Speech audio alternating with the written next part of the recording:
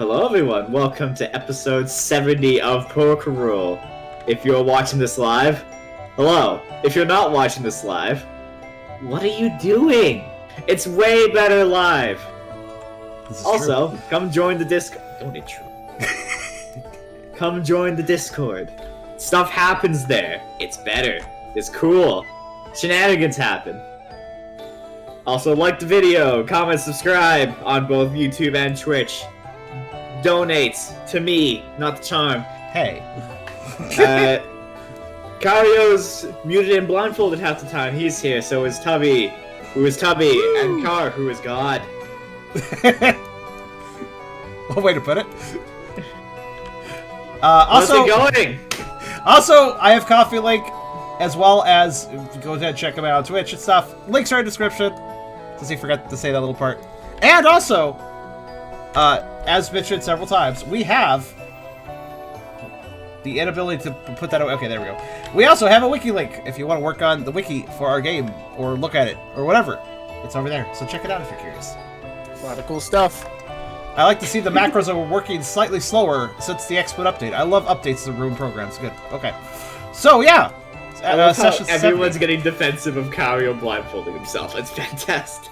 Yeah, I was gonna say he hasn't. I was like looking over. I'm like, he hasn't blindfolded himself. Why are you mentioning this? Charem, think you can link me the snowbird picture? I'm able to find the source. Yeah, sure. Because I found like 3 different places for it, but none of them had sources. I'll just send it your way. God requires a promotion, by the way. It's like the perfect picture for this, but.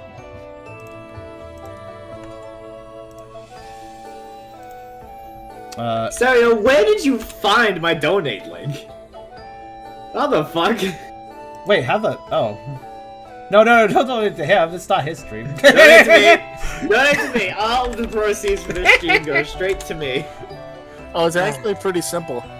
You just click on someone else's donation link and switch out the Twitch name. It's in my about section. Yeah, well, okay, but you have to keep in mind that that might create an issue if the person is not set up for Streamlabs, though. So careful of that. Well, you can tell because it'll like when you go to the page, it'll either be work or it won't. Oh, I see. Okay. Yeah. Fair enough. Or if they use the other one, because there's Streamlabs and Stream Elements, you know, if they use one or the other, you just find a streamer that has one or the other and switch out the name. I've done it to people.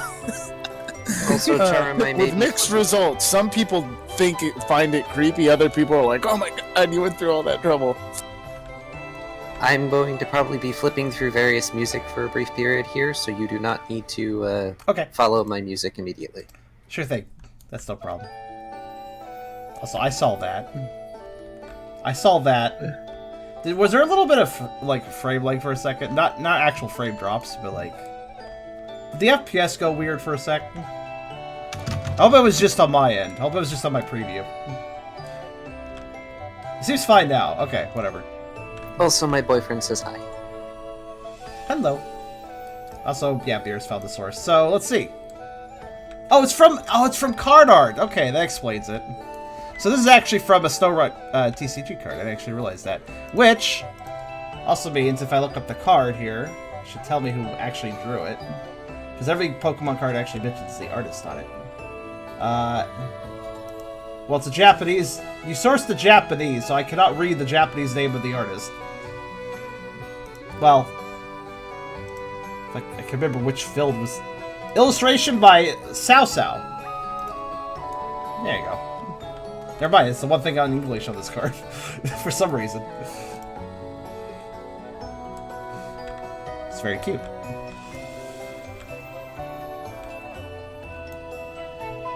Also, I like how nobody responded to my questions, so I guess I was wrong? Interesting. Yeah. I hope I was wrong, but I was waiting to see if other people noticed it. I didn't notice anything.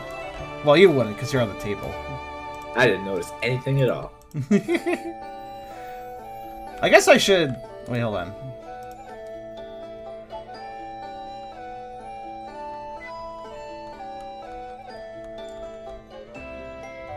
I wasn't paying attention. It doesn't look... Yeah, it seems like that was the case. It's okay. Oh, hey there, Blue. Yummy sandwich.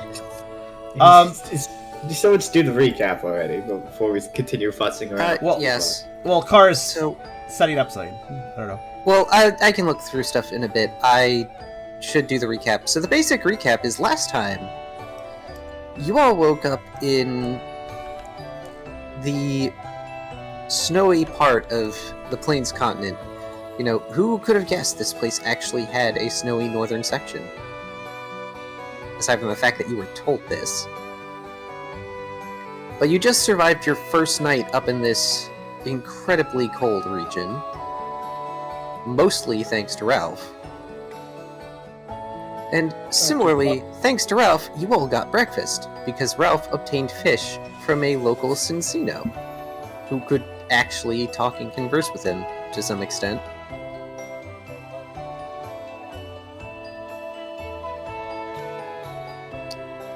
And... oh, I frickin' removed the map. I didn't realize that would have been useful for me. Sad. Oh well. It doesn't what?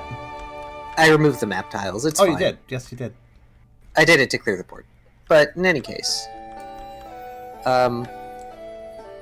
you began to make your way sort of through the snowy area as you all woke up and had some form of breakfast. And feel free to correct me, everyone. I'm sure I'm missing things, but I'm trying to keep the summary relatively short. You came back across the Cincino, who had moved from one frozen lake to another to resume fishing. And deemed Riley, for one reason or another, the person fit to ask them to be your guide to the Snowrunt village.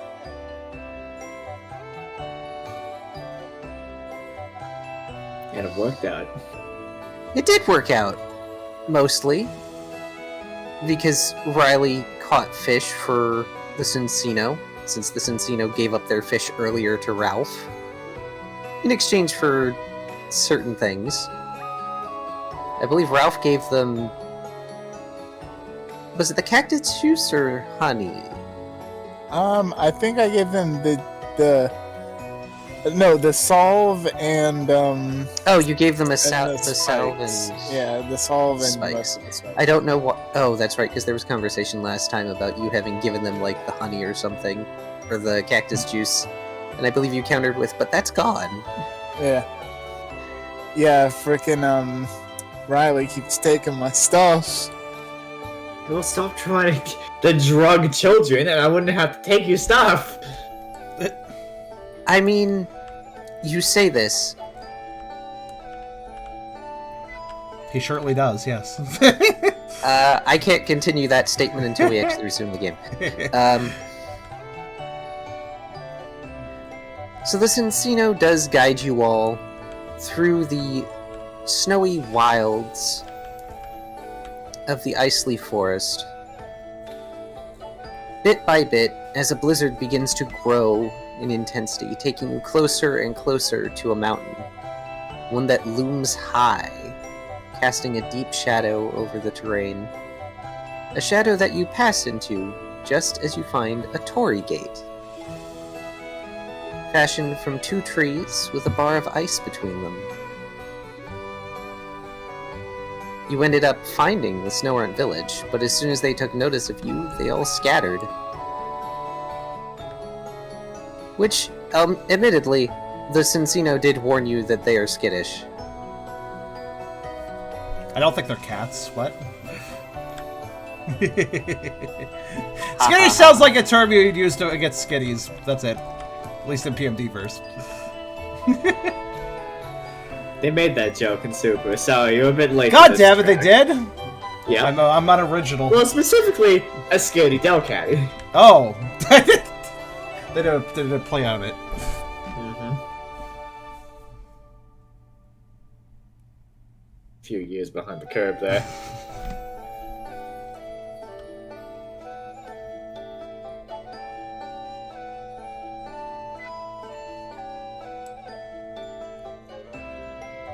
And Brooke and Tucker made a torch. That is true. That is a thing that happened. Yes, you did make a torch. To stave off hypothermia a little bit longer. This is correct, because Travel is cold. Yes, you made a dark fire torch. Mhm. It is very cold. Which I think we elected that dark torch still produces a little bit of light, but it's very dim. Yes, it produces very dim light, but it still produces heat. Yeah. Does not prevent creepers spawning. Look, if y'all want Minecraft mechanics, I can make this even more horror than I planned. Minecraft's not a horror game. You say that. Depends on I how mean, you play if it. that. the graphics were better, it would be almost. Gestures to Tubby. Yeah, he is a horror thing, indeed. Rude. I'm not horrible.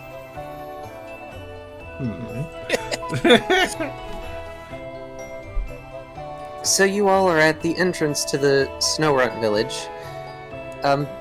And for those who did not catch the obvious, at some point they encountered a snom, which Riley has effectively adopted because the snom has not let him go. It is an inventory. Yeah. Yes. Which, by the way, now that we've started, speaking of trying to drug children, the snom is currently in your pack, and it is, like, effectively the equivalent of gumming over the jar of prickly juice. It's, do not get into that. I mean, it can't. It does not have the capacity to, but it tries. It's good.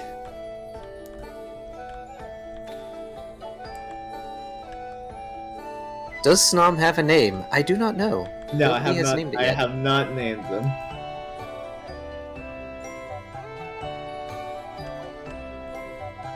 It's not adopted yet. Maybe Pinto? I'm not gonna call it Pinto. Garbanzo? I'm not gonna call it Garbanzo. Stop naming it after beans. It's a little bean! You gotta name it after a bean. Jelly. No, I'm not gonna name it Jelly. I like Pinto. I'm not calling it Pinto.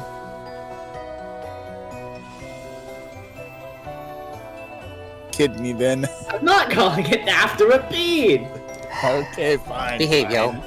y'all. So, to put things in mild perspective for you, now that the Snowrunt have scattered, you can see that they have a bunch of snow huts that they seem to live in. Though, of course, there isn't terribly much light given the shadow of the mountain overhang. Cincino seems utterly fine. The rest of you are still quite cold, and even Ralph can feel the chill, even though he's not adversely affected by it. The Snom is also fine. Clearly. I just got a private recommendation to call it Poff, and I think I'm gonna call it Poff. Poff. Poff. P-O-F-F. Yes. My goodness. Like short for Poffin at that point. Poffin. This is Poff now. Adorable. You can come up with that name in-game at some point. Cool. Without the Snowrunt there, the deep shadows cast by the mountain overhang make the town kind of eerie. True, you know that there were plenty of Pokemon here just a moment ago, but they're either very effective at hiding, or they fled entirely. Can I do an aura sense to see where they all went off to? You may attempt. I'm really good at this now, don't worry. Since you said that,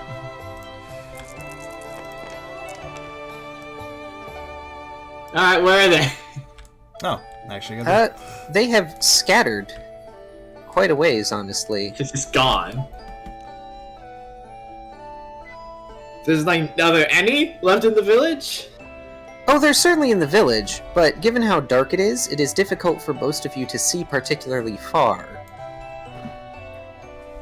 It also doesn't help that there's the blizzard going on as well. You can sense them, they're scattered around. But with the distractions, with the blizzard, it's kind of difficult. In fact, it's more difficult than it should be. You know you've got a decent hang of this whole radar sensing thing, and you're only looking for Snowrun. You've met them before. It shouldn't be this hard to find them, especially in their own village. It's kind of like... if you imagine your aura sense as a radar, it's kind of like the radar screen has been coated in something. It's been coated in jam, like in Spaceballs. It's been coated in a sort of condensation fog. Is it just because I'm really fucking cold, or is there something else going on? I don't know. Thanks, God, you're very helpful. You do not know. I cannot tell you. Can I, like, clear it up by, like, jabbing myself in the head repeatedly? Why would you do this? I don't know what else to do. Think they have a warm inn or hotel or something around here? Brooke wonders aloud, shivering.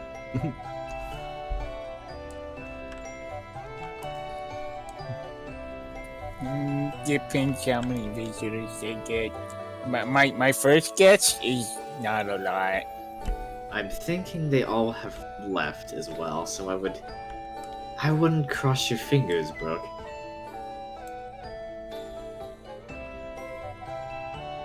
I'm starting to think we didn't really entirely think this through, because like we're here and now what?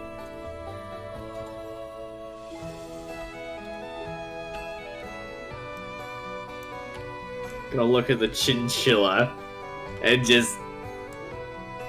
So you've been here before. Do they have, like, any place visitors usually go? Sorry, changing up the tile because...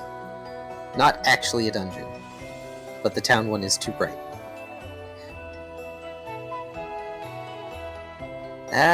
Well, they don't normally get visitors? This Encino shrugs. At least not ones that stay.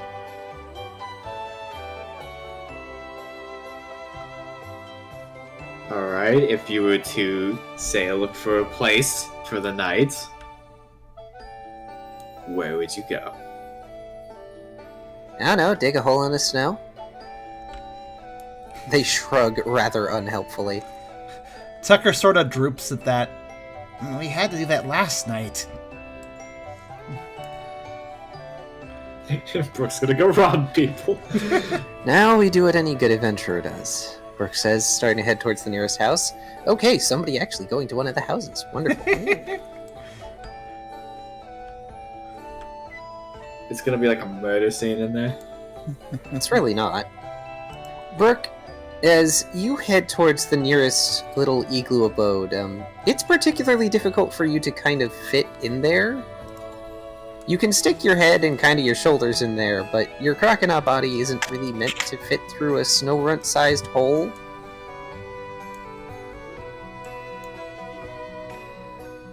You have to find two houses that are really close together, stick your head in one house and your tail in the other, and you'll mostly be warm.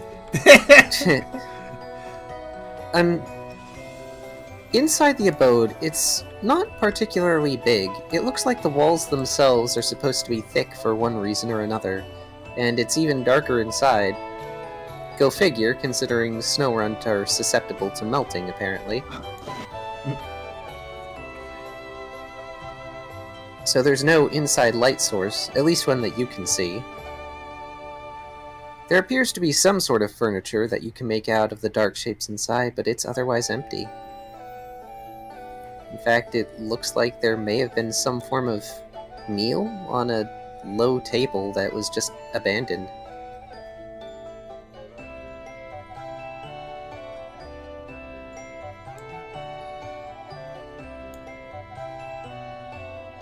I feel like the Snow and Village music is way too cheerful for this. Oh man, his food will get cold. That was terrible. Of course, that's terrible. Why am I smiling? Wow, they really just booked it, huh? Brooke says, backing out. Tucker will venture to poke his head into a different hut, since he probably fits a bit better than the Crocodon one. You guys are probably wasting your time if you're looking for anybody who lives here. They're all just kind of not nearby.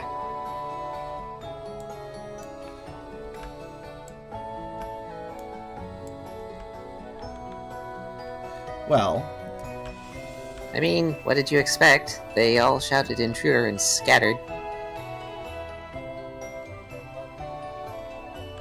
Hospitality, I guess. Look, when you're as fragile as these things are, you go running at the first sign of trouble. If they don't know you, they're probably gonna run away.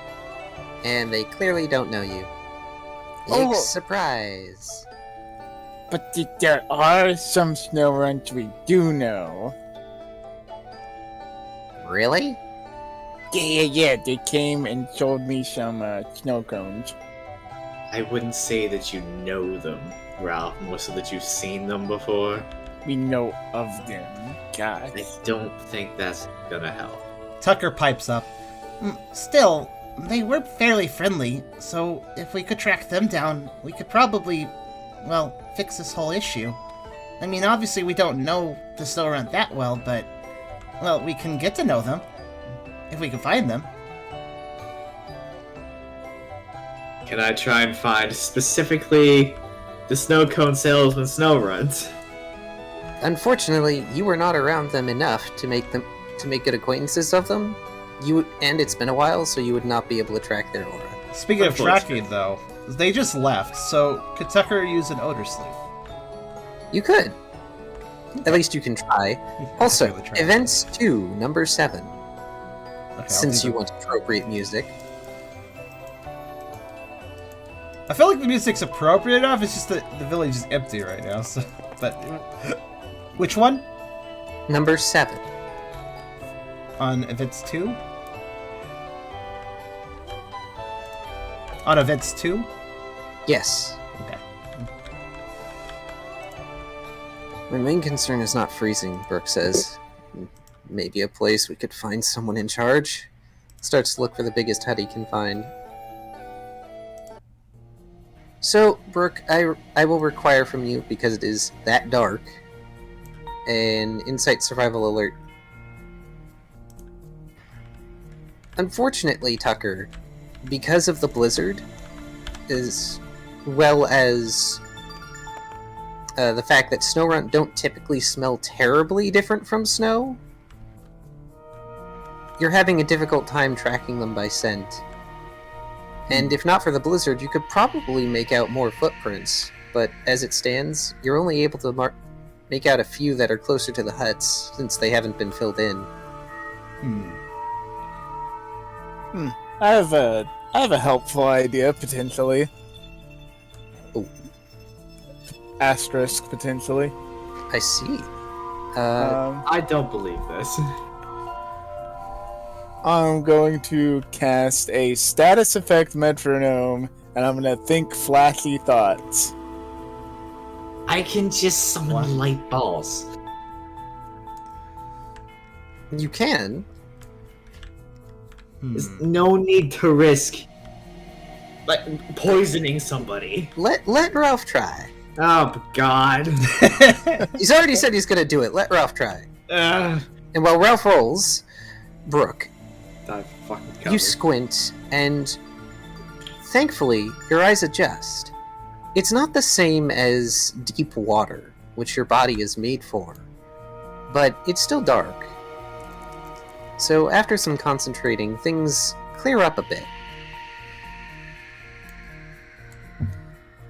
You notice that a lot of the huts have varying sizes, and you realize that different numbers of snowmen probably live in differently sized houses. It's like a bunch of mounds, hills, or, for those that know what they are, barrows. Interestingly, there is one building. It's far back, and at this distance, you're pretty sure it just looks small. but it looks as though it's up against the cliff facing of the overhang. It's far separated from the other sort of hut domes. But it looks more like an actual building.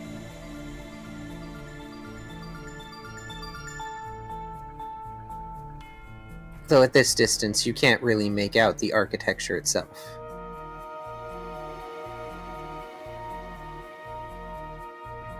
Okay, Ralph, you're trying to think flashy thoughts, right? Yes. Sparkles, stars, flashlights. Okay, roll me a d6. Alright, let's do this.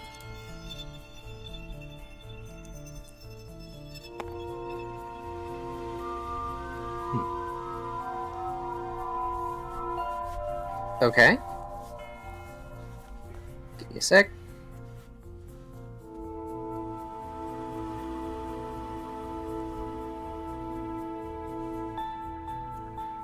Roll me 2 dice.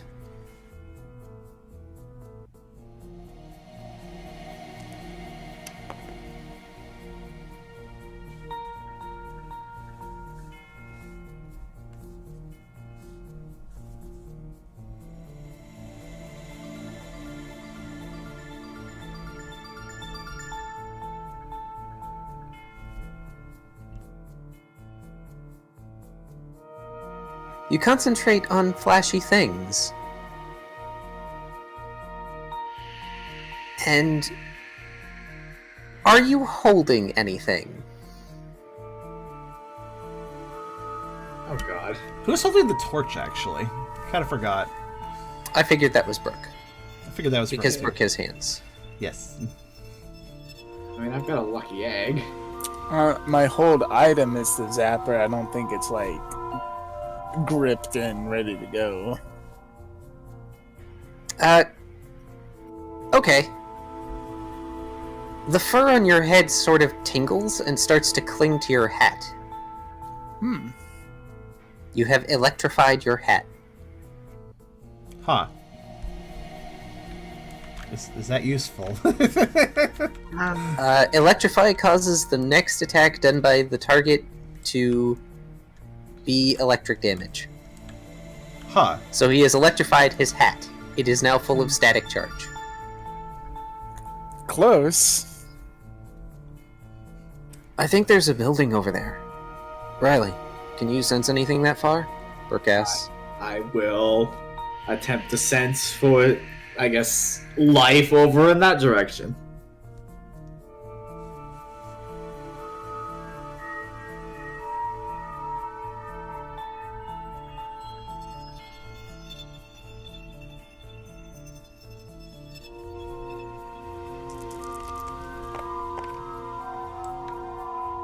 Get pretty good at this. Yeah, you are. You narrow down your field of search, trying to sense in that direction.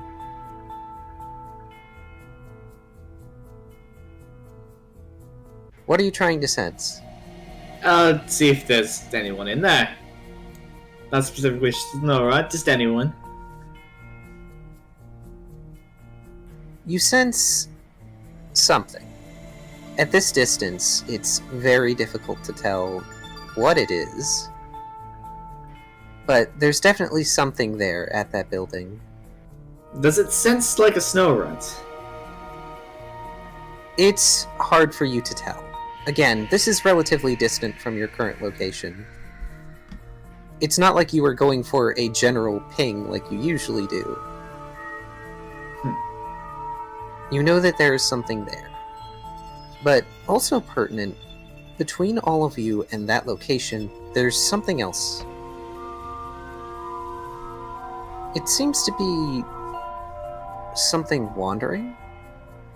Weirdly enough, this signature is clear to you. As if it's either particularly powerful or not something that's affected by the blizzard.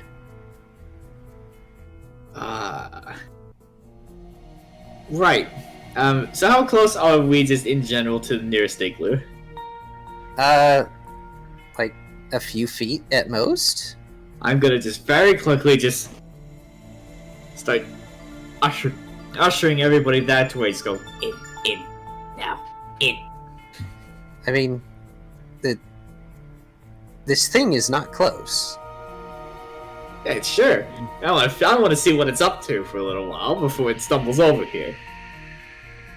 I ain't taking no chances. It's dark. It's cold.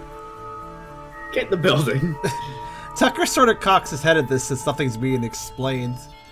Okay. And Zeal just walks into the igloo, heedless. He is not warm enough to melt this igloo at the moment. He's happy to be out of the cold. That's good. Unfortunately, again, Brooke is a little big to be squeezing in there. Shit. What are you doing? Brooke asks. At least find one I can fit into. Get everyone else in there first. Do I fit? You would barely fit. It would be squeeze in. That noise is accurate. Yeah. The Cincino watches this escapades and raises their eyebrow. Okay. Well, I'm not crowding in with all you civvies, so I guess I'll just take this one over here. Sure. Hey, Mr. Crack, Guys, this one has a bigger door. The Cincino walks over to one of the bigger igloos as if this is normal.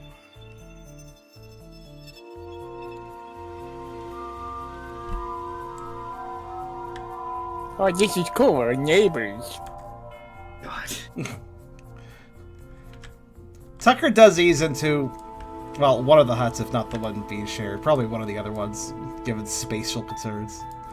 But he does give Riley that look of, like, I don't know why I'm doing this, but okay. Alright, I'm guessing you sent something, Burke says, and sighs as he heads into the bigger hut.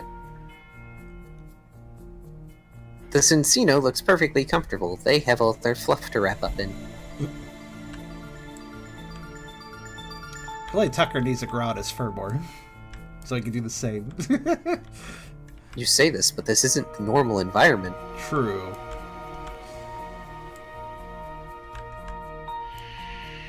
Okay. I wanna creep a bit closer to this big thing. Alright. Dex Survival Stealth. Mister, I have maxed out my attributes. I have no points in stealth. That is... I am not stealthy. You need to max that out. Hey, my 4 dex is carrying me on this one. It is. You begin to creep through the igloos. It's dark, and it's hard for you to see, so you're mostly using the position of the aura that you're tracking in order to keep, well, your direction in place. It is cold, so I require you now to make a vitality roll. Oh god, I didn't bring the fucking torch with me. That would have been smart. For now, you don't receive damage for being out in the cold. Cool. You creep closer and you realize that there aren't even snow runt hiding in any of these huts.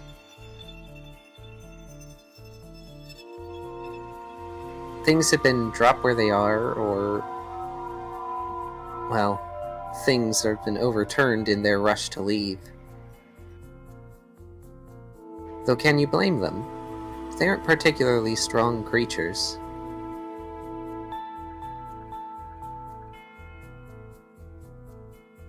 No, I can't particularly blame them. Let's see if there's a big fucker wandering around. As you creep closer, you feel something.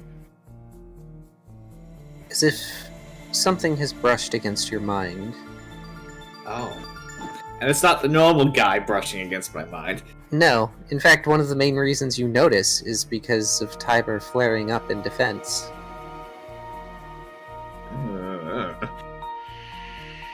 Man, someone's trying to have a house party in there. The last time I tried to have a house party in there, got a pretty bad migraine for his trouble.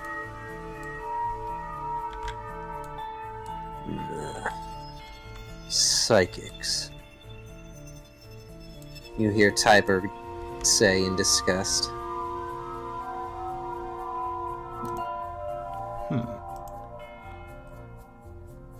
Can you tell where it's coming from?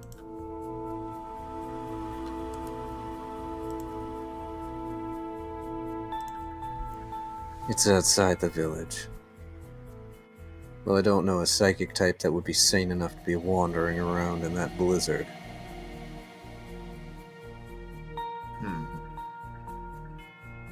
Do you think it's the thing I was sensing? Probably.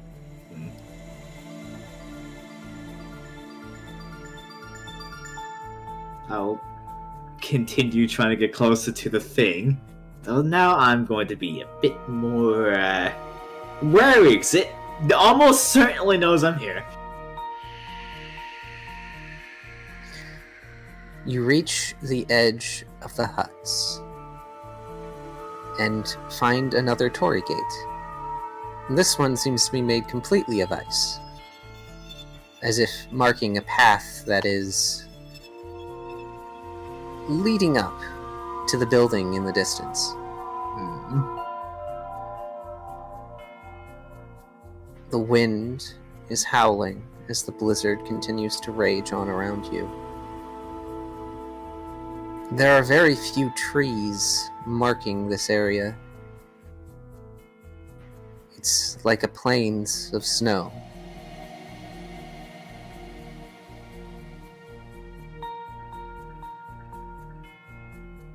So I can't see anything through the snow, it's just... Great. It's dark and there's a blizzard going on. It's a miracle you can see anything at all.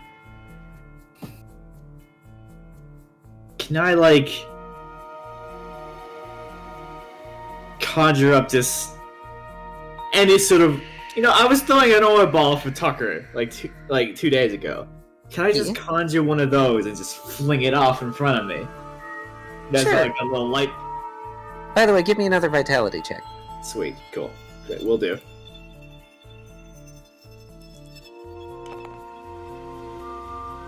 Oh. Alas, the cold begins to bite into you. You're starting to feel that creeping numbness.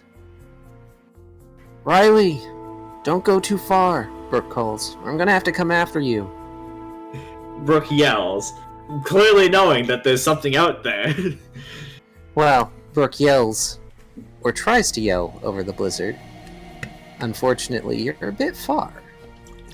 You can barely hear the fact that your team leader is yelling. I hear a whispering voice in the wind. Can Tucker do a thing? Sure. Tucker, since he was basically forced to go into one of the little snowrun igloos, he said it was dark, but he's got decent dark vision. Can he just investigate the hut to see if he can get any information about the snowruns, or Be a snow under the table. or look for one that might be hiding? Yes, perhaps. Sure.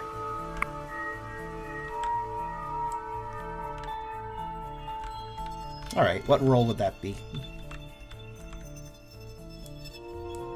Well, how do you intend to just search for the snow runs? Like, manually? Well, or... he's not necessarily looking for a snow run in the hut, though that would be a bonus if he did find one. He's more just trying to see, how they live here, what they have in their hut, in this particular hut at least. Oh. And basically he's trying to learn about them since he's got nothing better to do at the moment. Oh, well, you're fine. You're a dark type. You've got the dark vision thing going on. No roll needed. No roll Just needed. basically just poking around it. So, interestingly enough, there's a very low-set table. It looks like it was laid out with snowballs of some sort that have just been left behind on top of some sort of leaf. It also looks like there's something akin to a straw mat, similar to those straw coat things that SnowRun have. That's just sort of been laid across the ground in one section of the hut. There isn't terribly much inside for furniture. It's not like they need particularly much.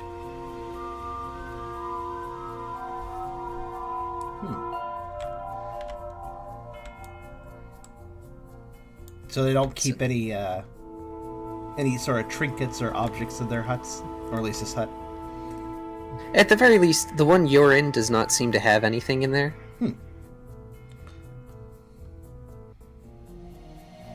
Fair enough. Simple Pokemon, simple lives. Meanwhile, in the hut that Brooke is in, the Cincino is just making themselves comfortable. They don't even seem to be looking around terribly much, though they have situated themselves beneath what looks to be a dream catcher.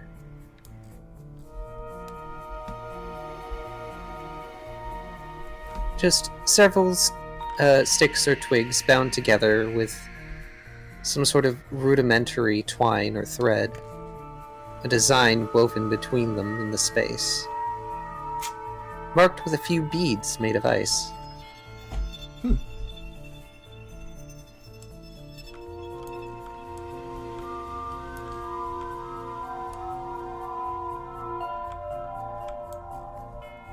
Brooke, you lost sight of Riley a while ago. The way that these huts are situated, they aren't situated in the same way as an orderly town. They are interspersed together. Riley had to weave through and around several huts in order to get to his current location.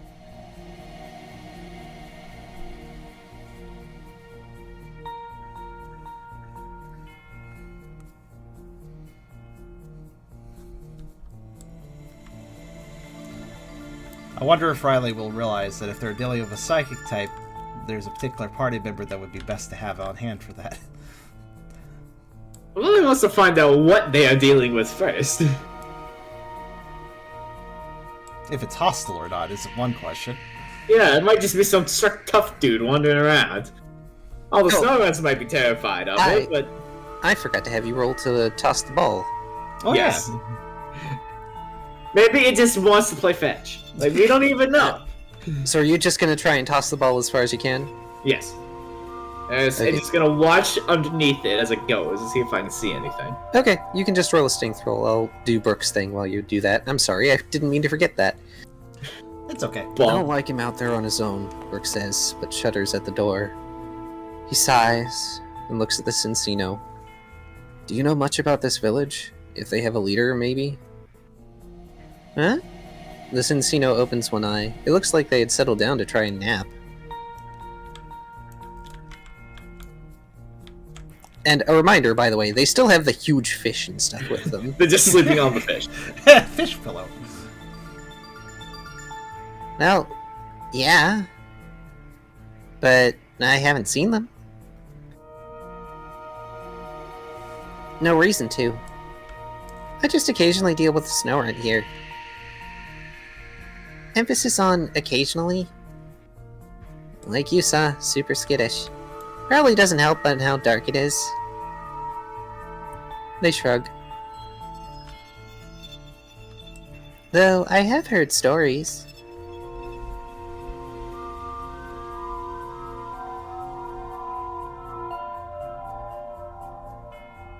And while Brooke responds to that,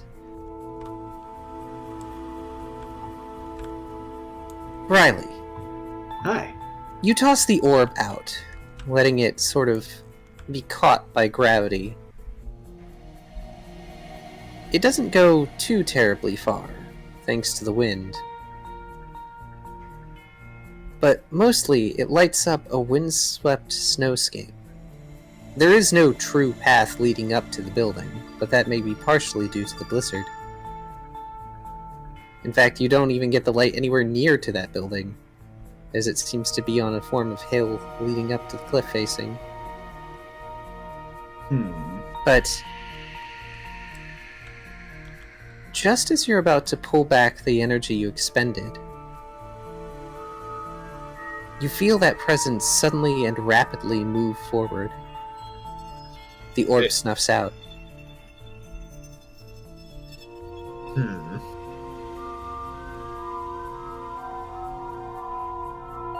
Fair enough, Burke says. He looks at the Dreamcatcher and remembers the Torii Gate. They seem like they're a bit superstitious. What sort of stories? Well, I've heard they've got statues of Pokemon frozen in front of their house. The Cincino holds up their arms with a grin as if they're trying to be spooky.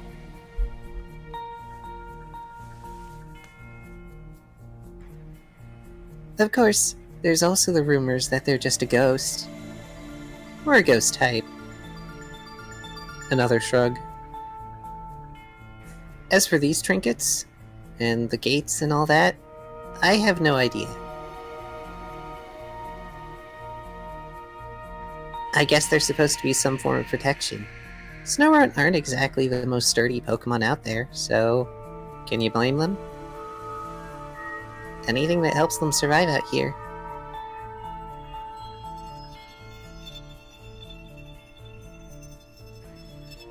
Besides, out here in the wild, you never know what's going to come after you in the dark.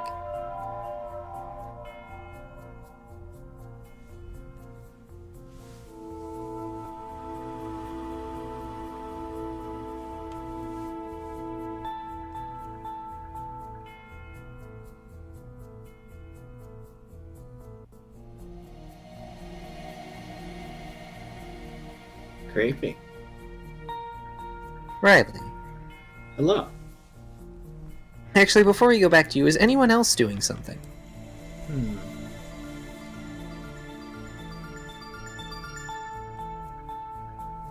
Is there anything Ralph would like to do?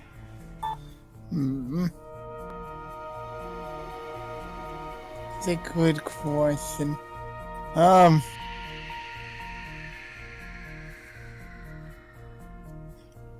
Well, if I may reuse the same joke, it'd be a shame for this food to get cold, so I'm gonna eat the snowball. Eat the snowball and leaf? Yeah. Wow. So, interesting point of note. It's not snow. Or at the very least, it's not just snow. It is a very Flavored? cold and chewy sort of doughy ball. It's mildly sweet. Oh, nice. If they talk to us, I'll have to ask for the recipe.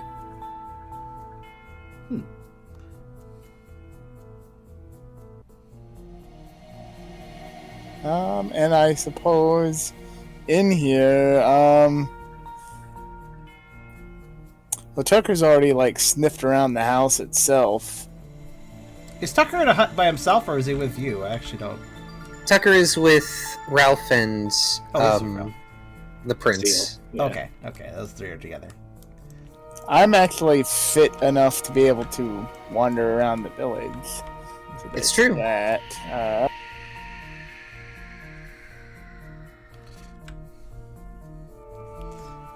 Well, I will say... And Oh, so whoops. Riley went the other way.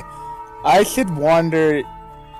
I forget, did Brooke alert people to the fact that there was a very big building in the way back of the village? Yes. Yes. I will just kind of start wandering towards it since I can brunt the cold better. I'm gonna eat the rest of the dough ball first, though.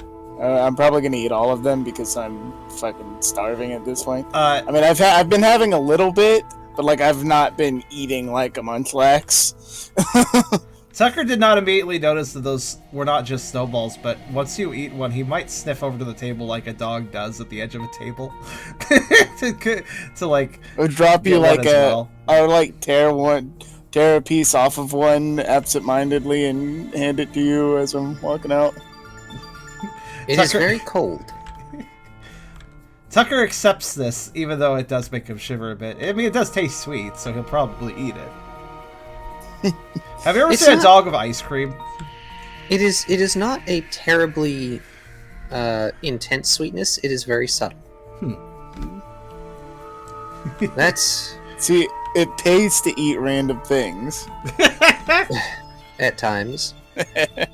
That's concerning, Brooke says. But the best way to not be afraid of the dark is to be the scariest thing in it. He grins. Yeah, you sure paint the picture of being the scariest thing in the dark, don't you? Shivering, your scales are covered in little icicles. I'm the scariest thing in the dark. We had a chart to prove it. You remember the chart? Party members by scariness. Well, my intimidation score has not gotten much better since then. Oh wow, I didn't notice the art. Yeah, that's very cool. Yes, unfortunately, it doesn't. For some reason, it doesn't present well on the table. It's perfectly. Its pixels are perfect on the actual Discord image, but I appreciate this. I also appreciate the snom on Riley's head. It is good. But yeah, I'll just like sort of march over. Just that sort of munchlax waddle towards the thing. I'm gonna tell Tucker to stay. Tucker does almost follow you out, kind of debating whether or not he should stay in, but he does poke his head back. He does poke his head back and would told that. Take care of the cat. I need no taking care of. I am the prince, and I am... And they lean against Tucker's. Okay, you're warm. Okay, take care of the dog too. Tucker does a bit of a noddle.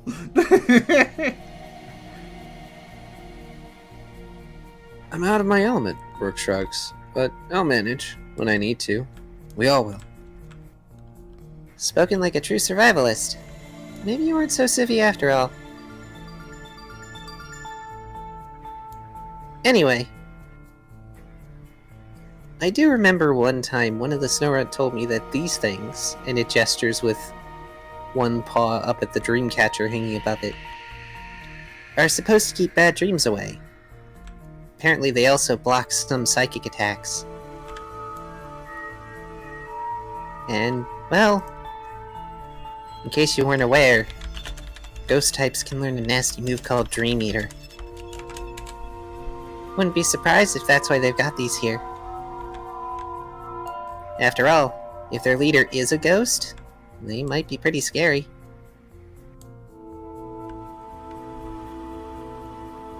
So, Ralph, what are you heading towards the exit of the village that Riley is at?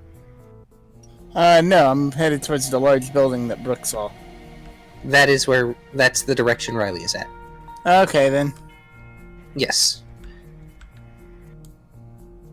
So, Riley. Hello. The orb snuffed out. You sense the presence is somewhere there in the dark.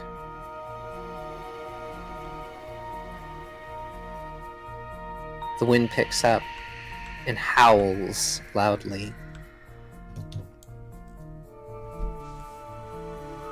Right. I will creep forward once again. Though I will also conjure a little light ball for myself. Because it is dark, and I need to see what this is. Do I have Cool. to, at the end of this year, we're gonna have to pull out the statue Riolu for you again. So, give me another vitality roll since you were actually heading outside the town limit.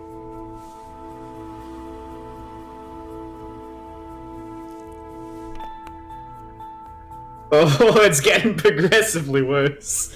It is. Take another damage. It's fine. Oh, You are starting to shiver violently from the cold.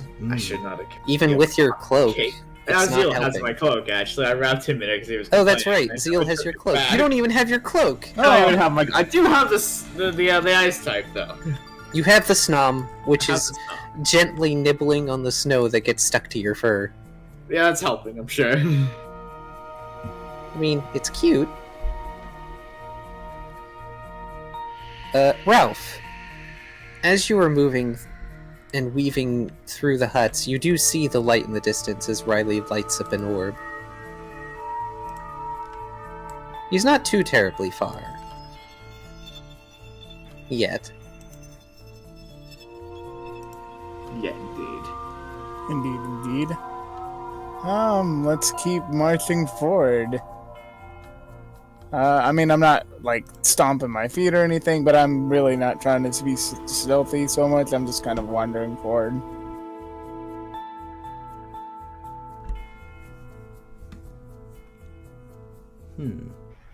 You hear something behind you briefly. It causes the fur on the back of your neck to stand on end. The very light pitter-patter, the shuffle-shuffle of snow being disturbed by feet. Pitter-patter? Shuffle, shuffle, shuffle, shuffle, shuffle.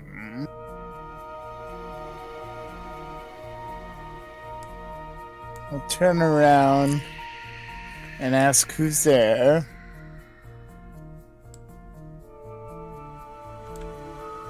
You don't get a response. But they must be going to the same place I am. So I'll just keep wandering. I'll just keep on the path. Could be that when I turn around, I don't move my feet. I just kind of lean to look, because I'm a little smidge scared of reorienting myself a different direction.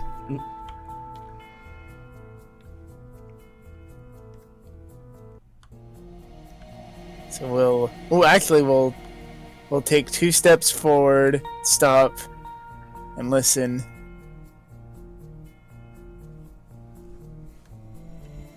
You don't hear anything. It's also mildly hard to hear over the sudden howling of the blizzard as it picks up. Alright. I'll keep walking forward. I'll keep my ears open for more shuffle stuff. You see Riley. As you finally turn a corner around a few clustered huts, you see him starting to walk up towards the building, just past the gate. Indeed. Riley. I'm gonna try to not be noticed. Okay. I don't think that'll be hard. I don't think Riley is looking for you. No, not really. I'm very focused on the Indian in front of me. Riley. Yeah. You see 2 violet circles in the dark ahead of you. Ah.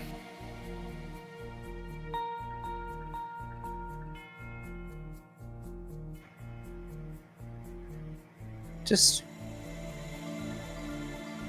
maybe 1.5 feet or so above the ground. Ah. They're a little shorter than me. Fantastic.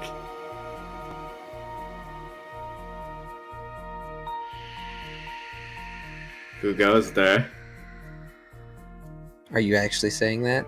Yes.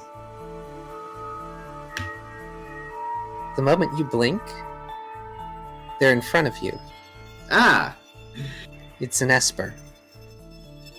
Oh. Okay. They put both hands on the orb. This is mine now. And suddenly, there's a sort of flickering cube around it. And it's gone. And the light is snuffed out.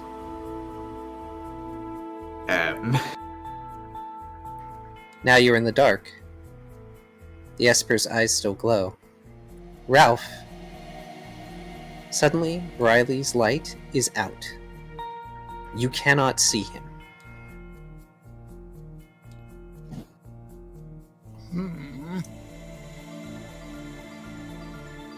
Burke will pull down the Dreamcatcher. Well, they're not using it now. Any port in a storm. He ties it around his neck and picks up the torch. It's been a bit too long. If anyone asks, I'm going after Riley. Okay, your funeral. Do they even know which one of us Riley is? 'Cause I don't think he ever introduced himself. This Encino probably also doesn't care. Ah. Can also probably guess, but, you know, they're content to stay in the building. They got their fish, they're happy.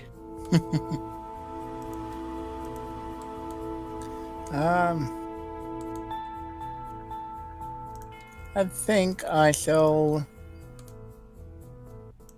Let's see. So it'll be extraordinarily dark for me. I'm gonna try again to cast Flash. Come on. Come on, Ralph. You gotta do this. It's up to you.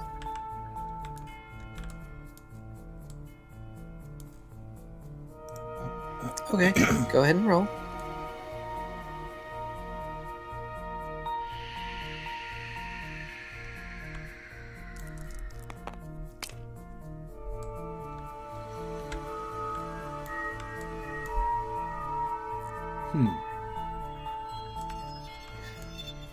Roll me 3 dice.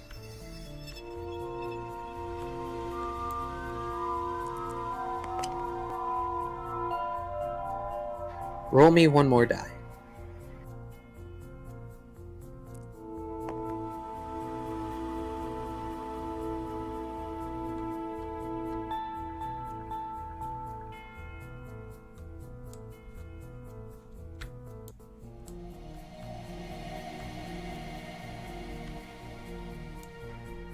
So you're going for support moves again, yes? Yeah.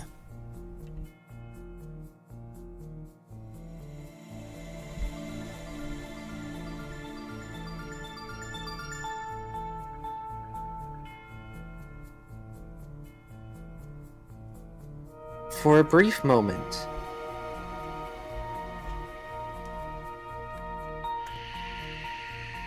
the blizzard ceases in the area around you, as if the area around you, Riley, and the Esper is surrounded by a barrier. There isn't even clouds, as moonlight filters down. Riley, heal. Oh. I heal up to full. Yes, this is moonlight at night. Oh. At night. Yes.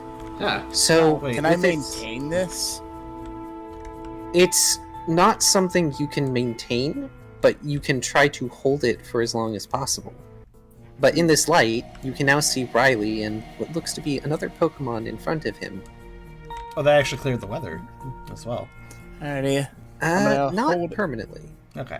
I'm gonna hold it as long as I can, and I'm gonna close as much distance in that time as I can. Cool. Give me a dex check. Alright, here we go. Wonderful. Okay. Now, we're gonna go back to Brooke. Brooke, it's cold out. The torch is only kind of helping. You have to partially shelter it in order to prevent it from guttering out in the blizzard. But as you're starting to make your way through the huts, you see a sudden calm out there in the blizzard. A shaft of moonlight that has formed a sort of cylinder the wind has to go around, creating a very specific whirling effect that makes it very noticeable, aside from the light.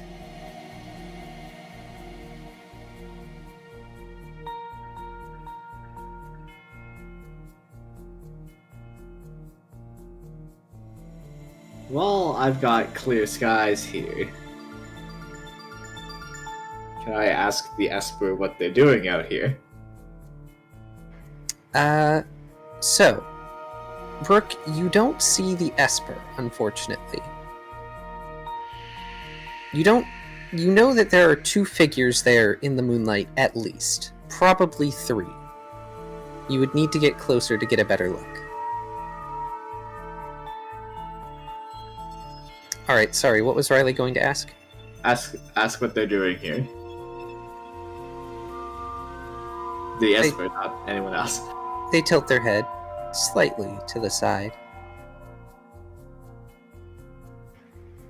What are you doing here? We're looking for someone.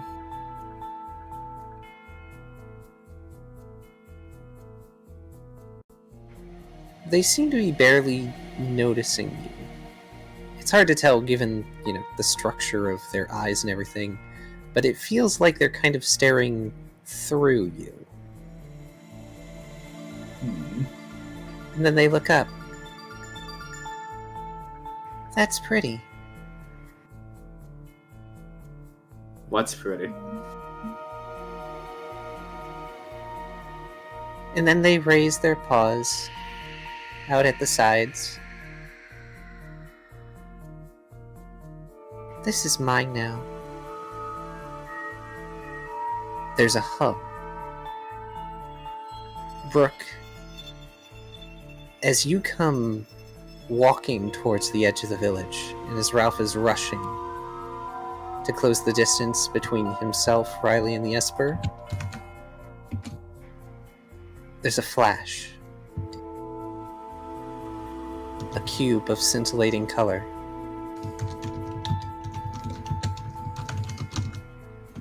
And then suddenly, the sound of air filling a vacuous space. Ralph and Riley are gone. Oh. Oh my. The moonlight is also gone. Yeah, you shouldn't have gone so close, Ralph. Well, then I'd miss the adventure.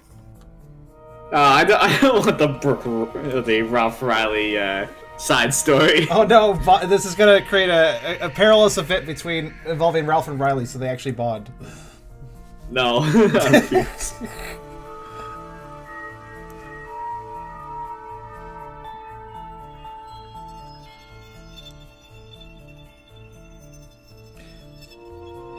So what can Brooke see out of that situation? From the distance they were at, Brooke could see this basically cube made of rainbows, a massive one, suddenly appear, and it effectively devoured the moonlight. And now there's just a flat space with the cube's dimension on the snowy plain as he arrives. And there's the Esper, just sort of walking along it. Their eyes glow in the dark.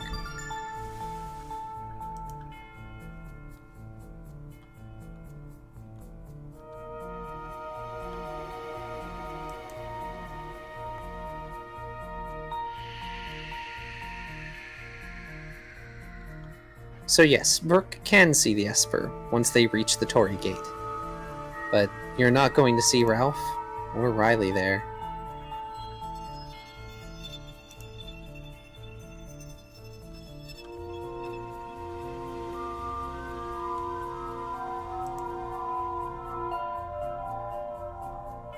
Brooke better not get caught too. Tucker will be on his own. We don't count Zeal, I guess. Zeal doesn't count.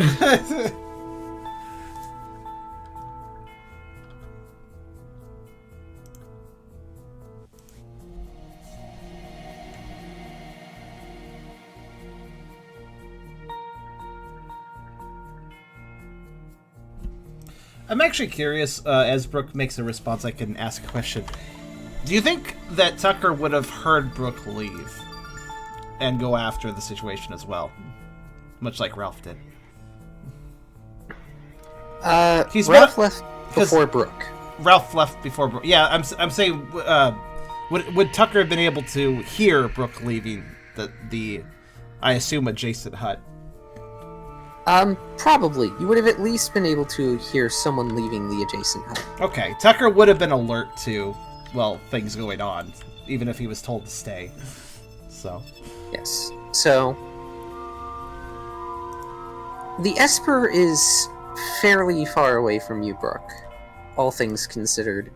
If you are standing at the Torii Gate at the edge of town, it's roughly 30 or 40 feet away from you.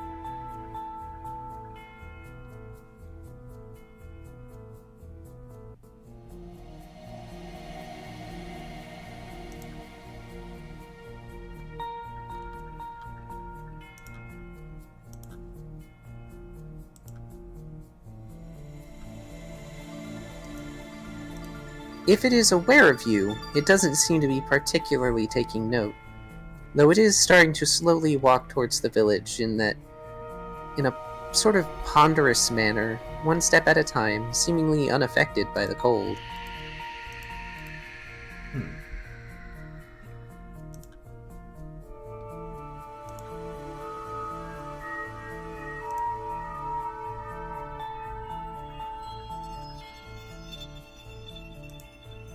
So, Tucker, would you say you would have been watching the door?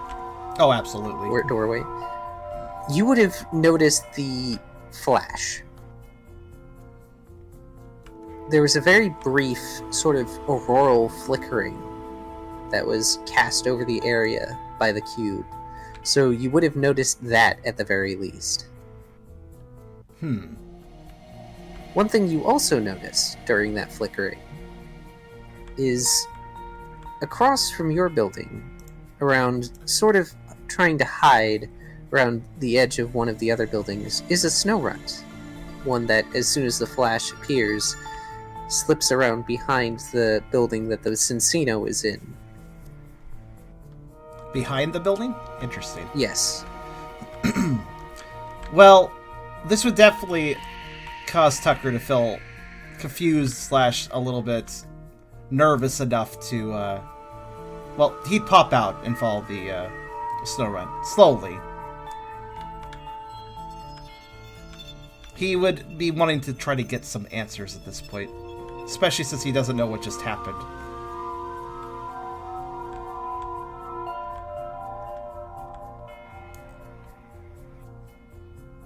You follow after the snow runt. It starts to dart around between huts. It seems to be going for another end of the village. But it eventually ducks into one of the further buildings. It's a smaller one. One that even you might have some trouble getting into.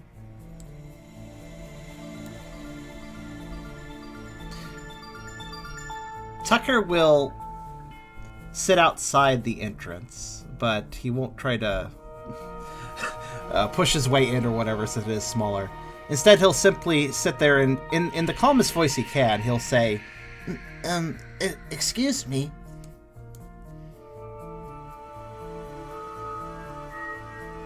You hear hushed chattering inside. Murmurs. And from what you can see when you peer in, there's at least 2 snow runt huddled and shivering within.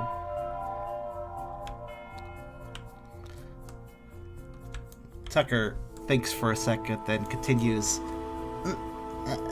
We don't mean to bother you, but we're travelers from the south, and, we were looking for a place to stay warm. At least for the night. Is everything alright here, though?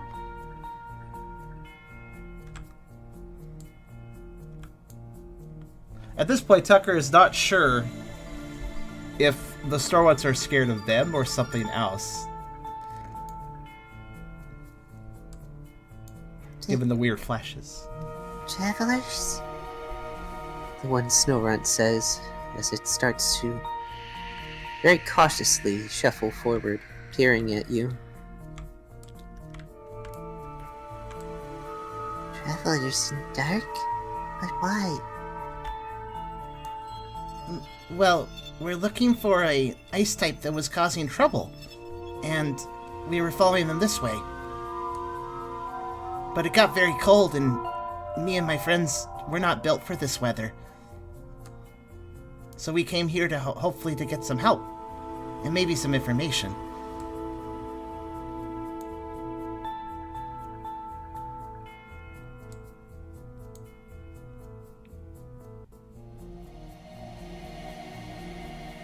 The snow runt exchange a brief look.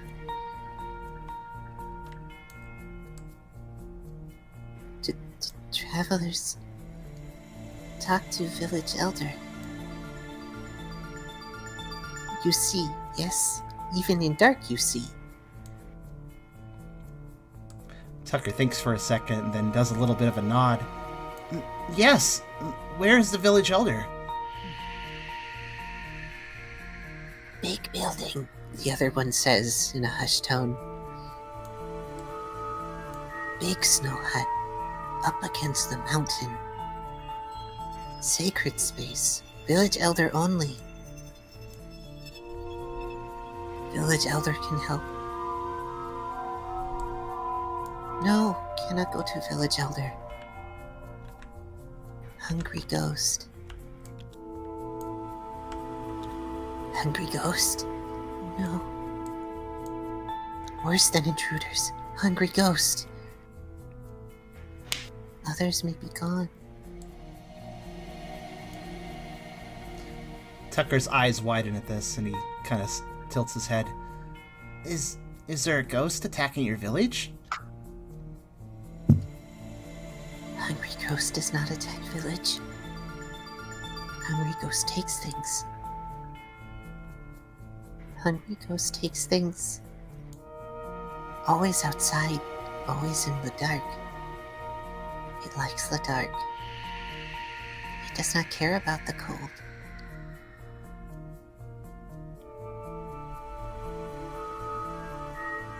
Brooke, the Esper is walking in your direction. The most striking feature is the two glowing eyes. Orbs, ever steady, moving in your direction bit by bit.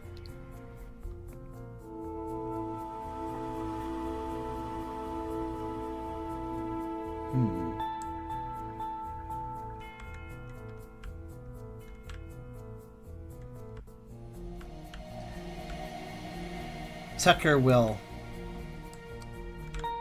think about this for a second, and it's pretty obvious to the Snow Rods if they observe him that he looks very concerned right now.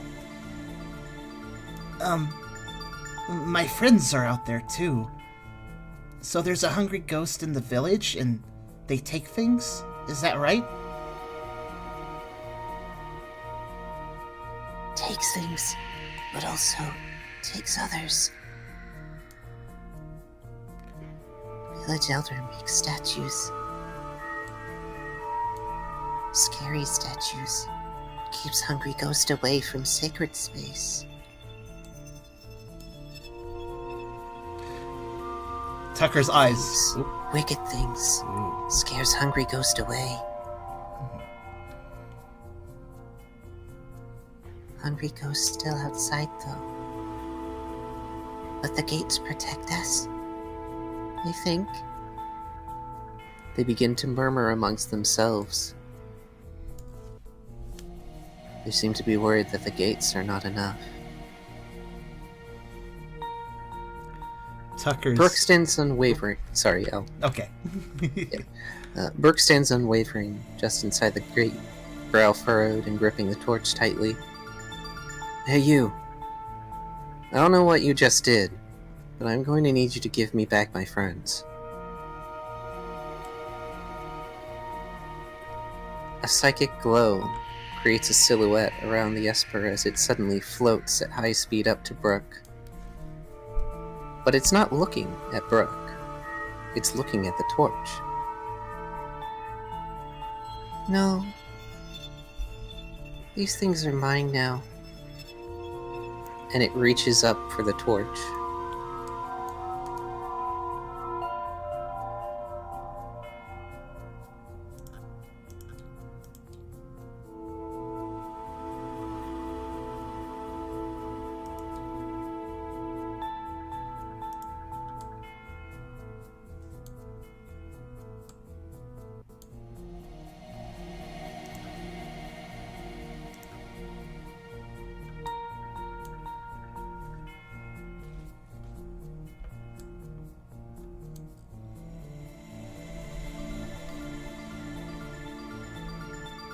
You may go ahead, Tucker. Sorry. I figured I'd just wait for a prompt. Well, I'd like to ask, first off, one thing. He didn't tell Zill to stay. He just kind of went out after the snow run. So what's Zill doing? Is Zill just staying in the hut where it feels a little... it's out of the blizzard, or is he going to follow Tucker? Well, Zeal was originally in the hut. Now they're in the hut with the Cincino and huddled up to them, much to the Cincino's chagrin. Because the Cincino is warm. So he just drifted over to the other inhabited hut for warmth. That's good. All right. I hope this teaches some bad habits. All right, in that case, just checking that for context. Tucker, to what the Snow Routes are mentioning, Tucker's eyes grow wide and he expresses, Thank you for the information. I think I need to go get my friends before anything bad happens. and he just kind of runs off, actually, because he's very concerned of the number of his friends that have left into the snowstorm. No, don't go. Hungry Ghost will take you too. Don't go, traveler. They call after you. He stops for a second to look behind him and express to them, I don't have a choice. I need to save my friends if they're in trouble. Thank you again. and he runs off. So, Brooke, I need you to make an attack roll. That would be Strength Fight Brawl. I'm sorry, Dex Fight Brawl, because it would be an accuracy roll.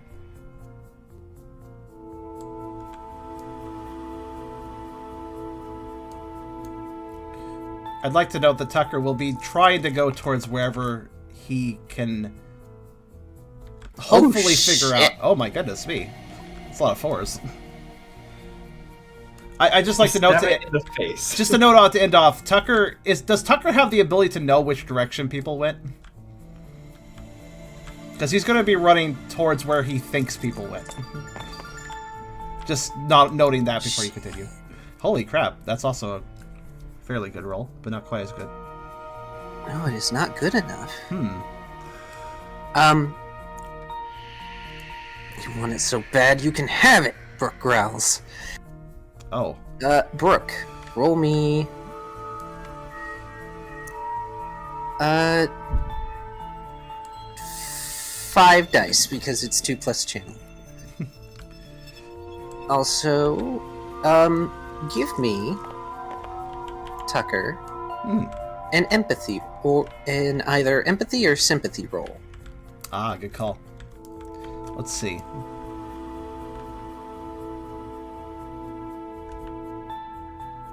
I'll do... I guess since you gave me the choice, which one's better? Etiquette Either one will do. Actually, yeah, they're equal. Okay.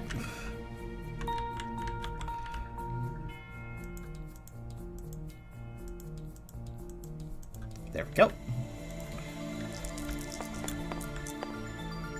Ah. Tucker with mediocrity as usual. Which one did you use? That was going to be empathy. You can feel Brooke. Brooke is towards the direction of the mountain overhang. And he feels angry.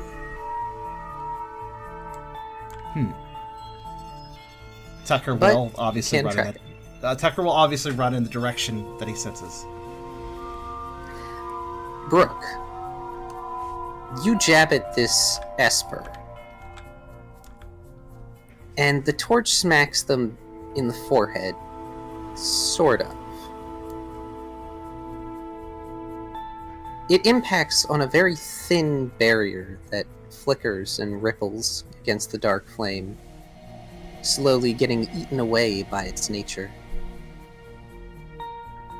Oh.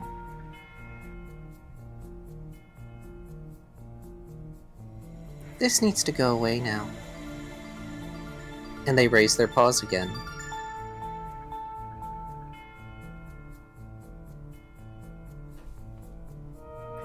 Tucker, as you are kicking up snow, even in the blizzard, running, you skid around the corner, just in time to see Brooke at the gate. And then there's a flash. Another cube.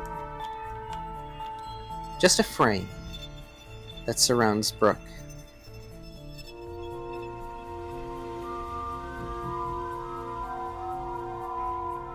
and then it flickers over and collapses in on itself. It almost makes a vague swoop noise. No, it's much more a low thump. Oof. Brooke, you are now gone. Was Tucker close enough to see the Esper at this point? Yes, you are. Interestingly enough, half the torch has been cut away. The burning half has dropped to the ground and gutters out.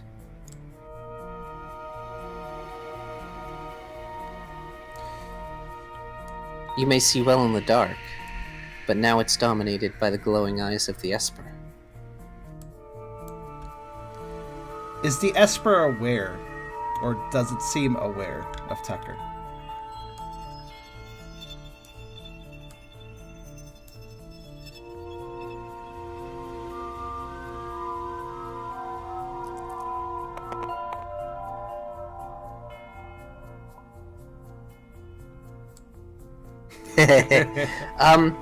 I'll tell you this, Kyrio, it couldn't dodge, so you did do damage to it. Oh. My original roll was an evasion roll.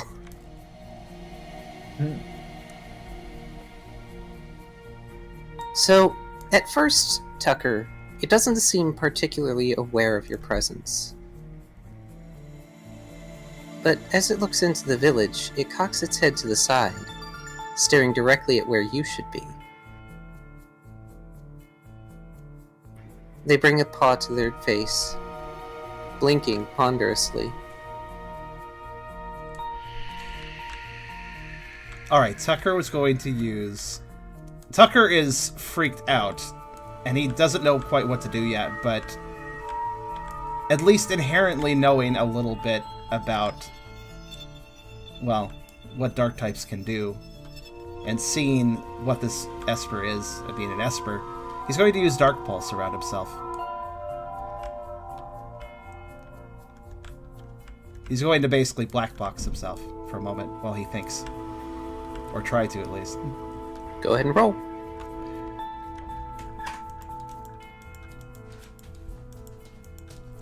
Thank you.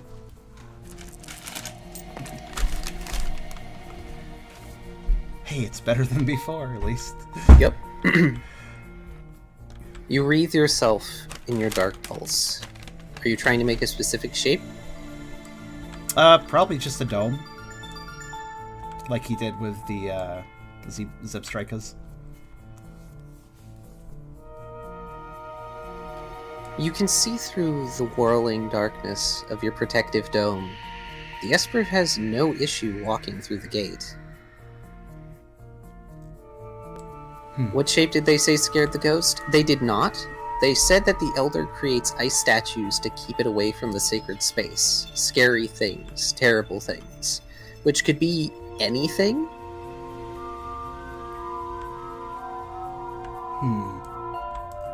And of course, there's the Cincino's story about how, you know, the village elder makes ice statues out of Pokemon. Go on, Charm?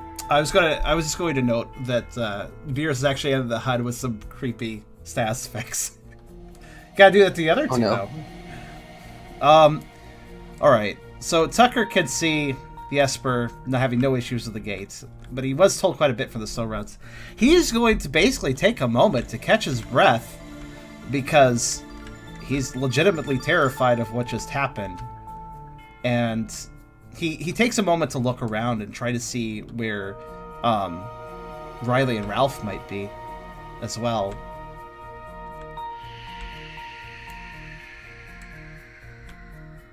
You can't see them. You do notice in the dark that there is a very large space that looks like it's been flattened out on the snow plain ahead that is currently behind the Esper. The Esper moves past the Torii Gate, completely unperturbed by it, and they put their paw on your barrier.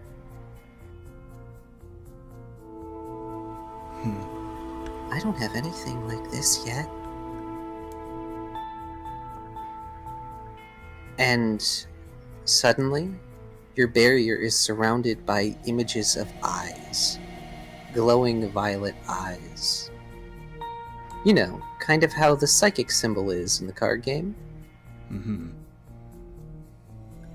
Huh.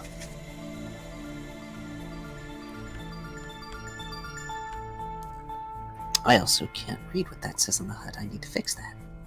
Says God. Oh. That is spooky. Bravo. Tucker takes... Tucker is right out of time to think. But he will, assuming that he can with the eyes around the dome, he's going to open a section of the dome. The opposite direction from the Esper. And dash out. Can he do this? You may. Tucker considered fighting, but given how the Esper just disappeared Brooke, and knowing what he knew from this, given the information he got from the snow runs, he is going to book it for what he hopes is the direction of the Elder's house. The direction of the Elder's house is past the Esper. Now, you can weave around. You don't have to go through the Torii Gate. There's no, wall around this village. Then he's always going to get the heck out of there and do a wide berth around, avoiding the Esper a fair bit. Also, he's going to leave up his dome as long as he can, since the Esper seems to be focused on it. Alright. You book it. You end up rushing through one of the images of the eyes. But it doesn't seem to chase you or notice. As you go on a roundabout way, weaving around the snow huts in the dark, you notice more and more that there are snow runt that are huddled in the outskirt buildings. Groups of them together. Some even apparently have made little holes in the snow, places to hide, apparently, when intruders are around.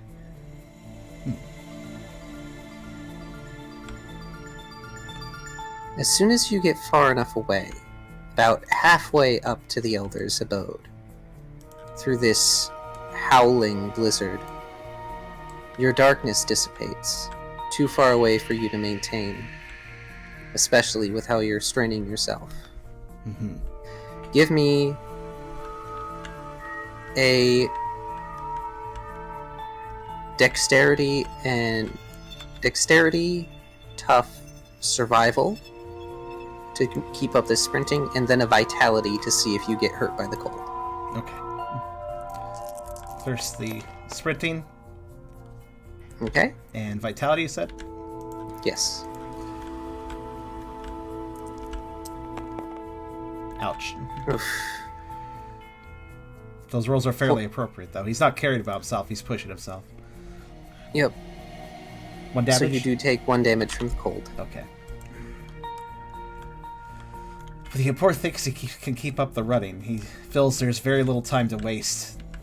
He does almost feel guilty that he didn't just attack, but without knowing what happened, the best choice of action is to try to find the Elder. Clumps of snow whirl in the blizzard, half obscuring your vision as you move closer and closer to this big building. It looks like something that was actually constructed from material. Not just snow, but also pillars of wood and jagged ice. You wouldn't know this, even as a human, but it's designed similar to an Edo period shrine.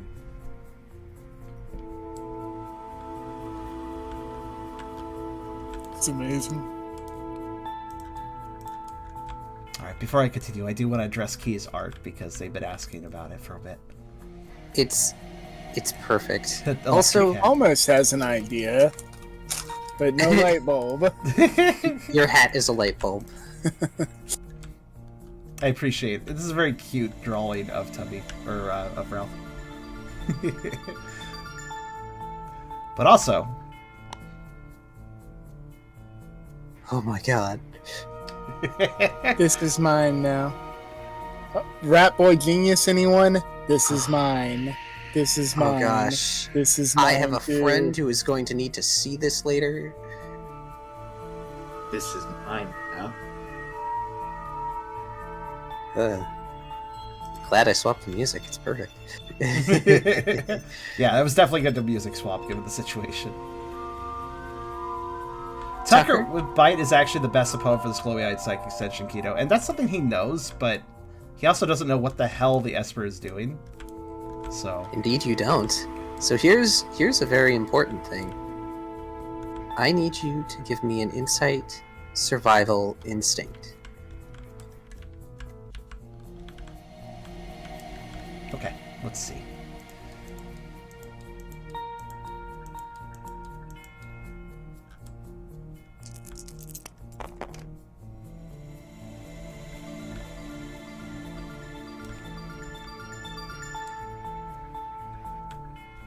At the last minute, you get this intense feeling.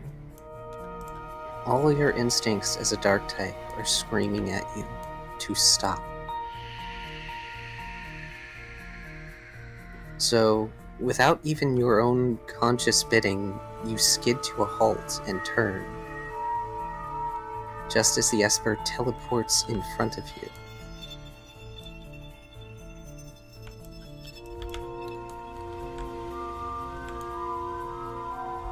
I don't have one of you. If I have you, you can make it again. And it raises its paw towards you.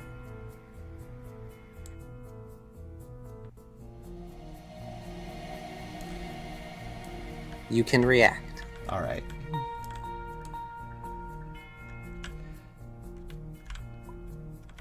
Make something scary. Go Make boo. something scary? Unfortunately, Tucker doesn't have scary face. Baby doll eyes. That's not scary. My mom's actually terrified of dolls. So wait, is the Esper blocking the building? Is in the way of the building, basically? The Esper is currently in the way. Yes. Okay. You are not terribly far off. You can even see the vague shapes of what look to be Pokemon, all standing in front like some sort of guarding force.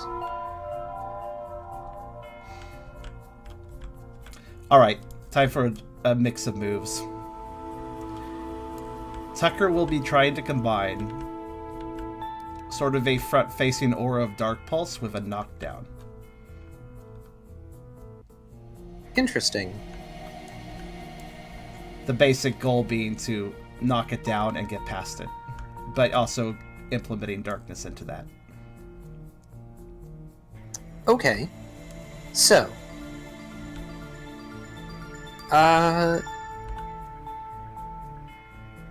Let's see.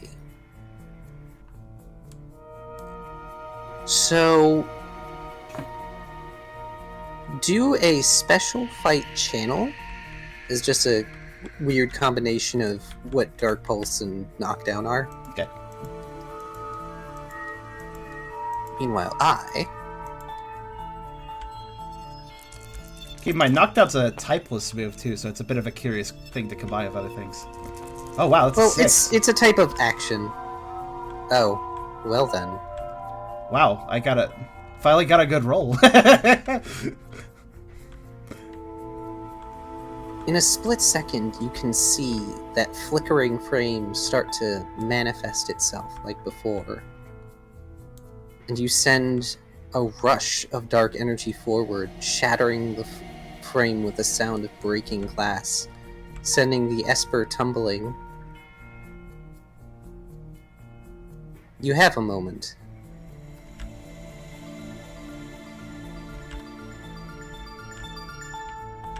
It's not far, and it's picking itself up. But you've managed to, at least for now, stop it. Tucker wishes to rush into the shrine / village elder building. If he's going to receive any support, it'd be in there.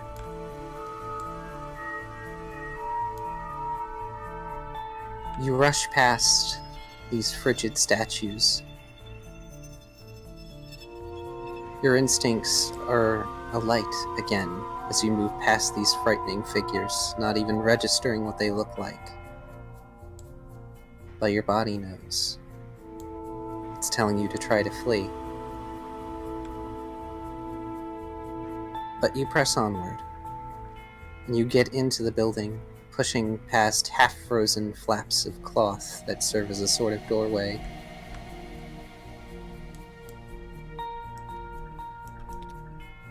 And feel free to make a question to me in private, Kyrio, either through Discord or Telegram if you need to. Tucker, you find yourself in a dark room that, surprisingly, isn't as cold as you would think here at the foot of the mountain in the dark, in a blizzard. It's enclosed, and this building seems to, at least in part, move into a cave system.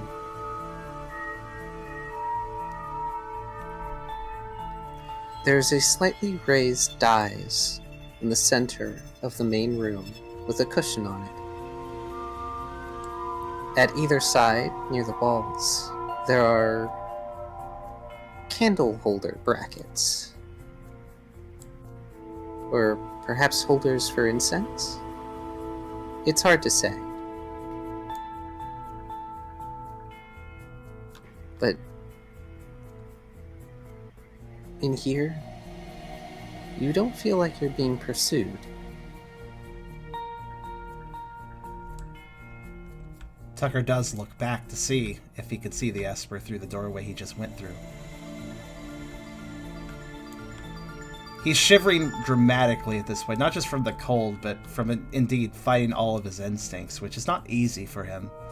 His instincts being well ingrained into him. Indeed, this place doesn't feel at all safe, but he knows logically that it has to be safer than whatever the Esper is doing. And if he's to get any hope, he has to fight that instinct.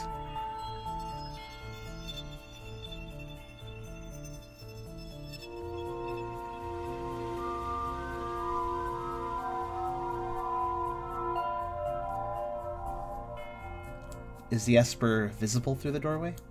What have they done? They're further out, but you can see their eyes glowing somewhat distantly, staring at you. And you know they are staring at you. But they're keeping their distance. The statues, whatever they are doing their work. Seeing the Esper, emotionless as it always is, yet not advancing, he does calm down just a little bit and turns his focus to the building within. So there is incense and a raised area of a cushion, as well as a deeper cave system? Correct. The back of the building seems to move deeper into some form of cave. Though it is very dark.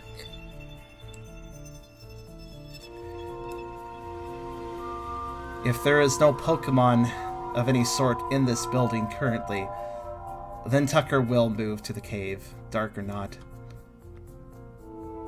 If only to break, if partially just to break line of sight with that Esper stare. But also to try to find, hopefully, the village elder in the back. The moment you step off the manufactured floor, you hear a crinkling sound, and you feel a very thin layer of ice crunching beneath your paw.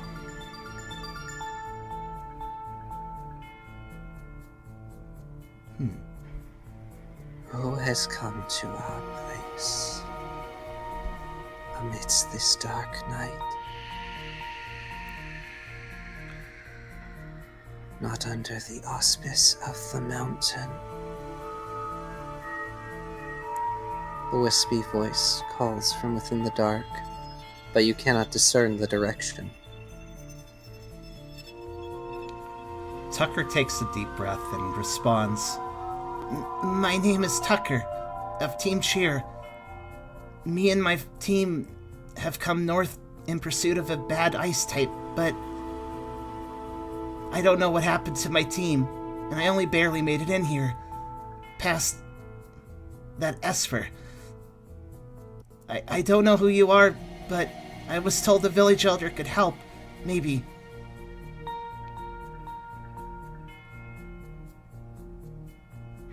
I do not believe I can help your friends, but you are safe here. You may stay here. I am sorry if one of our own has aggrieved you. Tucker sort of droops at this. Both a sigh of relief that this is indeed a safe area, but when he hears that nothing can be done to help his friends, he questions that last statement, asking, Where did that Esper come from? What are they doing, and how long have they been here? We do not know. They arrived some time ago. At first, it was harmless. They take things, collect them in their box, like a treasure chest. But it was not to last. We cannot say why they act as they do, only that they do. Now they only come out at night. A hungry ghost, taking everything that catches their fancy.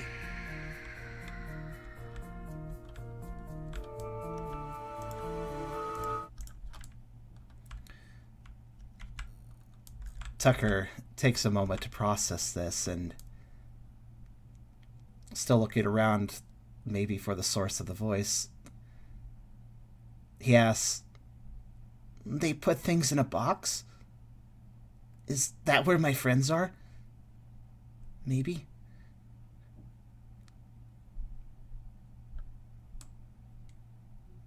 Yes, the voice sounds closer. It almost feels as if it is behind you. Frosting breath, wafting over your nape.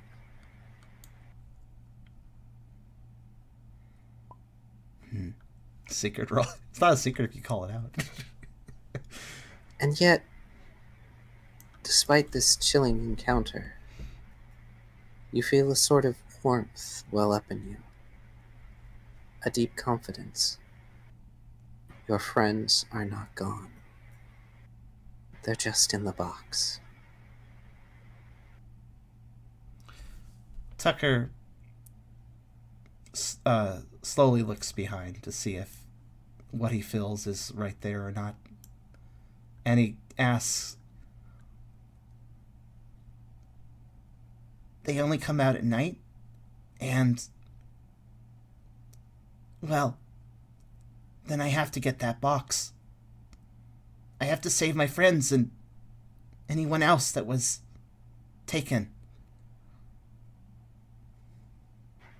You do not see something, but there's a sort of frigid haze that's drifting in the main room. The box is not something you can take. If you would retrieve them, you would need treaties with the ghost. Or perhaps open it up from inside.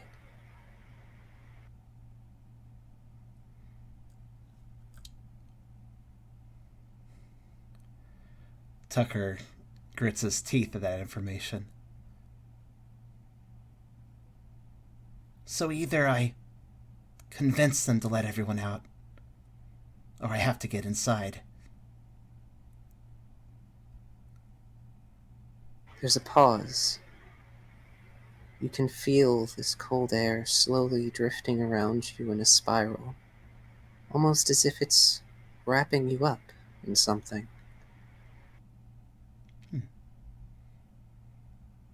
Perhaps a trade.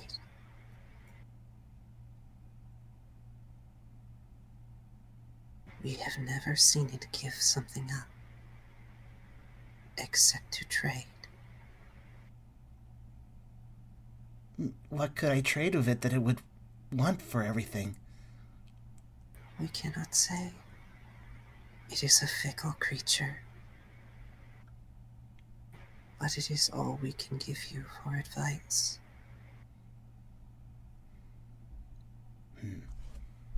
It fears the statues.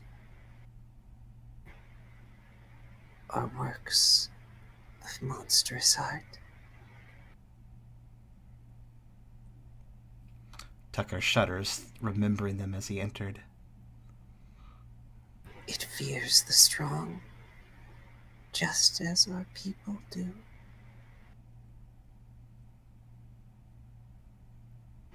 Perhaps it did not see your friends as strong enough to fear.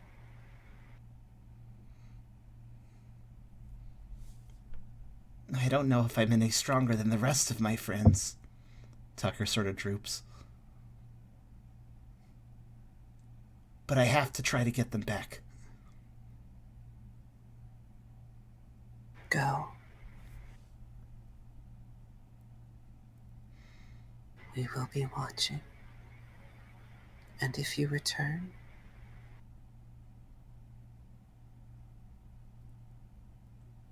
then we will speak on the matter for which you came. When the sun has risen, and the mountain's shadow is not so deep. Tucker takes a deep breath, and he nods. He doesn't find any more words, but his expression gets more steely. Though he does lastly express, Thank you. I hope to see you again soon. and he slowly leaves the building. Farewell, shadow of woven thread.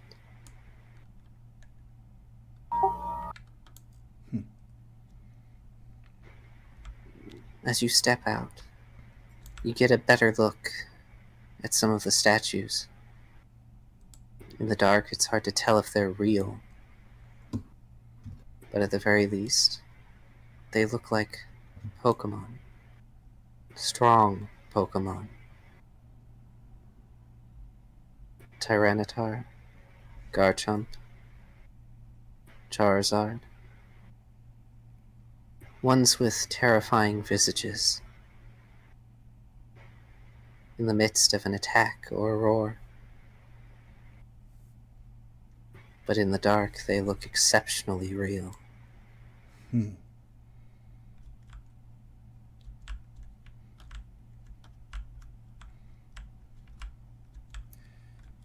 The Esper is still there. It's watching you. It's not approaching within any close distance of the statues.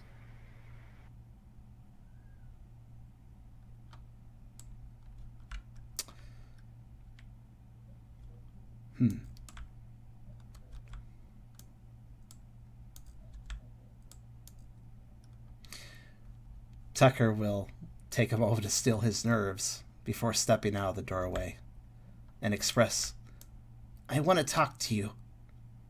I want to do a trade. Trade? Their head tilts from one side to the other, slowly. You took my friends without asking. and they aren't something for you to keep.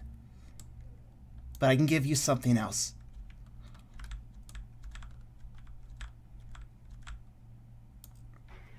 They seem to step closer, just the once.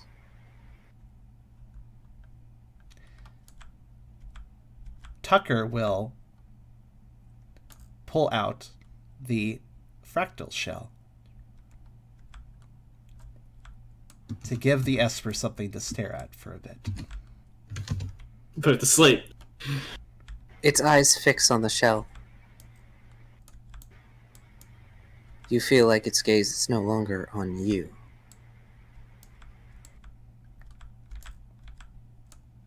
Please give me back my friends and anyone else you took from this village. And you can have this instead. It came from space. You can't find this anywhere else. Tucker's eyes dart a little nervously between the Esper and the shell, hoping that what he saw from the shell before might affect the Esper. But if it doesn't, that perhaps the Esper would find this shell worth its time. I can't see that far. Bring it closer. Tucker consents and walks closer with the shell. How much closer do you walk? A foot or two. I can't see that far. Bring it closer. Tucker pauses.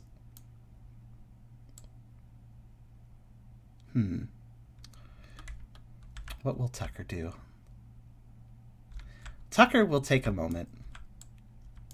To roll empathy towards the Esper.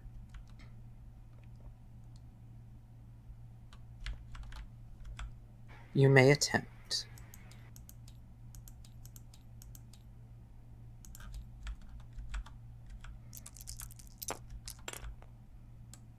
Ooh.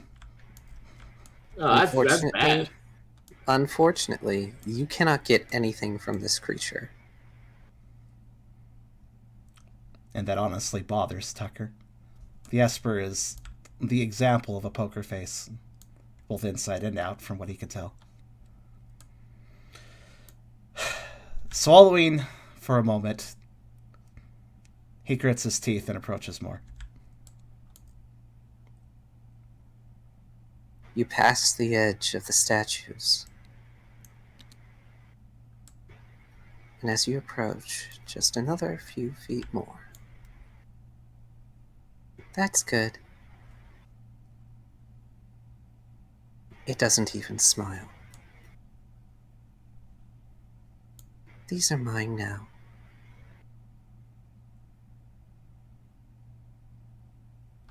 And there is a flash. And we're going to take a pause for bathroom break and water, everyone. This is fair. Son of a bitch. I am doing this on purpose. Fantastic.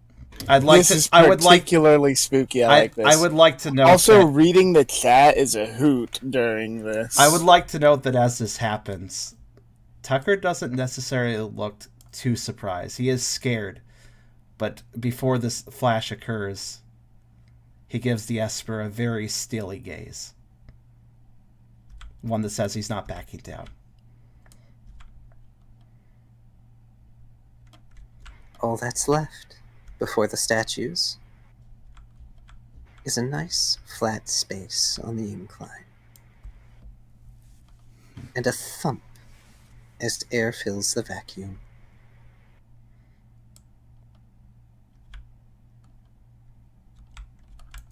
Anyway, everybody take a bathroom break, like 5 minutes for water and stuff, because everyone needs it. Hydrate. Zeal is alone. Also, good time for a break, honestly. I turned the music off, by the way, just an FYI, when you did the whisper voice, because it was quiet, so I turned the sound off. So currently no music. If you want to replace the music once our break is done, or now, or whatever, let me know. You can just put it back on number 7 for now. Okay. Let people have that atmosphere. It's such a good spooky setting too, because we're isolated, we're at a disadvantage with the cold and the dark. The atmosphere with the snow we can't really see. Small Super Mystery Dungeon spoiler alert. So, if you don't want to hear it, pause for a second or such, or mute for a sec. But even like Nintendo / Chunsoft knew that Esper was very, very creepy, because at one point in the story I recall that the Esper character that you knew at the beginning of the game actually seems to do a heel face turn and join the bad guys. But it turns out they were playing double agent. And it kind of makes sense with just how unreadable Espers are that they could do such a thing. Weren't they playing like triple agents? Yeah, effectively, actually. And I can't imagine a Pokemon better suited for doing something that, well, 4D chess, honestly, than an Esper. It just makes me think of that Indiana Jones line. Oh, what are you, a triple agent? No, I was just lying about being a double agent.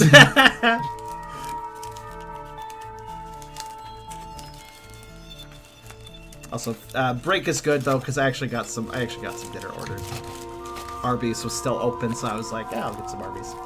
But due to the investment of Tucker's being the focus, I didn't have time to bite into it until now. So now I do. Well, sorry I got myself and Ralph vaporized within the first, 45 minutes. No, honestly, it's great. I enjoy doing Tucker-focused scenes now and then. I feel sometimes that I don't quip enough when in the group. I don't know. Maybe it's fine, but performance anxiety sometimes about whether or not I'm doing enough with Tucker. But that was a cool scene, honestly. Just make your character sound dead inside. This is how I've been getting by. That's not Tucker. But yeah, it was cool to see. Tucker has to be the hero. Everyone else is dead. I am curious though.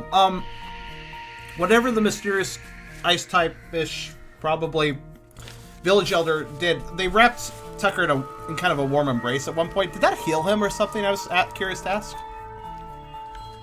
I think God is pissing. Oh, that's a way to put it. I'll have to ask God when he's back, because Tucker is at 4 health, but if that was like a heal, I should check on that. Hey, you think God will look at the video clip I posted and get ideas from it?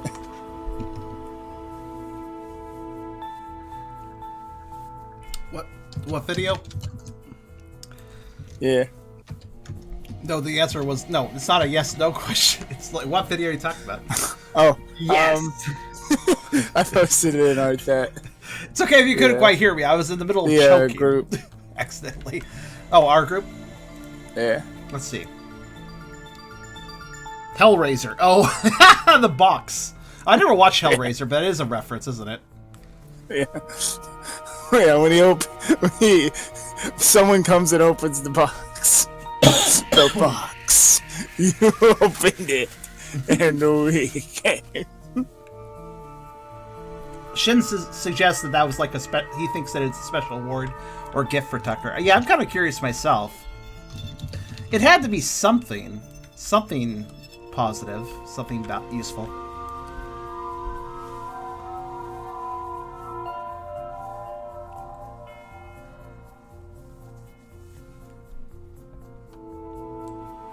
There you go, back to gone.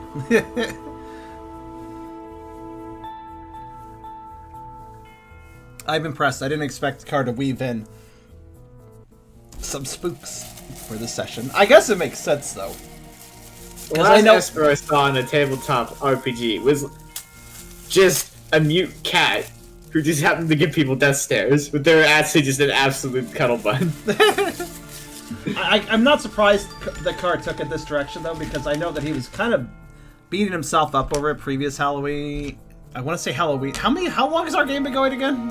Halloween? This is like our 3rd Halloween. Yeah, he's not... The fact that he has never done anything for Halloween season, I think was starting to bother him.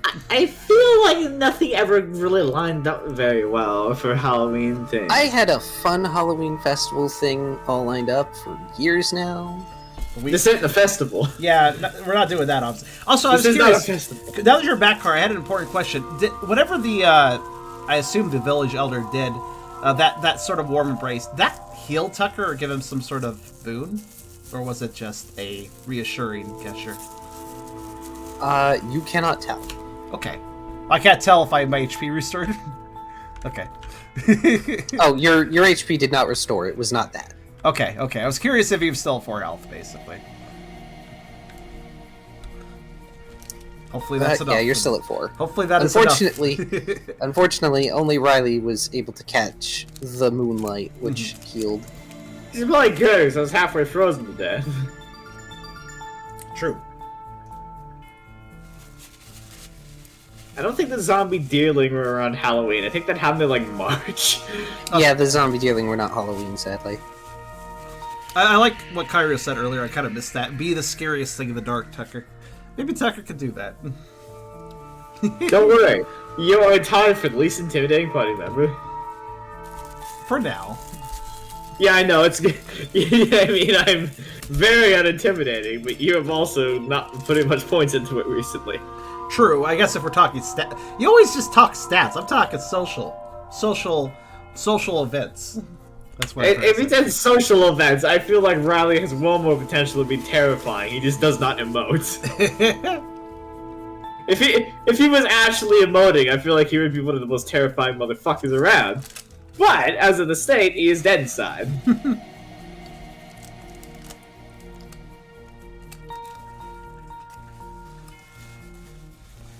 So, let me know when everyone is back. I am still here. Well, I know you're here. I know Charem's here. I don't know if Ralph is here. I know Kyrio's here. Do we ever know if Ralph is here? I was taking this moment to shout out on the food that I had, actually, but Tucker was very heavily seen there, so I couldn't really eat.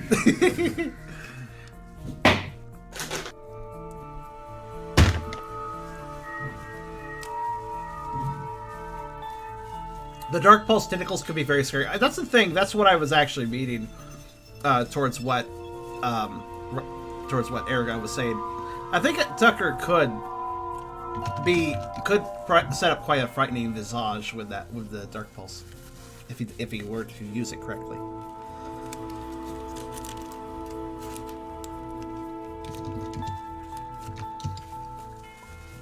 Also, there's another Esper. I'm glad you like the scariest thing in the dark comment. I'm sucker for callbacks. Was that a callback design? If so, I wasn't aware. I just like the line. Ooh, there isn't. Oh no! Oh no! Yeah, there's new art. There is new art. Hold on, let me. Holding a sandwich. This is hard. All right, there we go. I've got some coffee. Did God return yet? I have returned. God has I'm glad returned. you're back. Oh boy! Also new image, Tubby.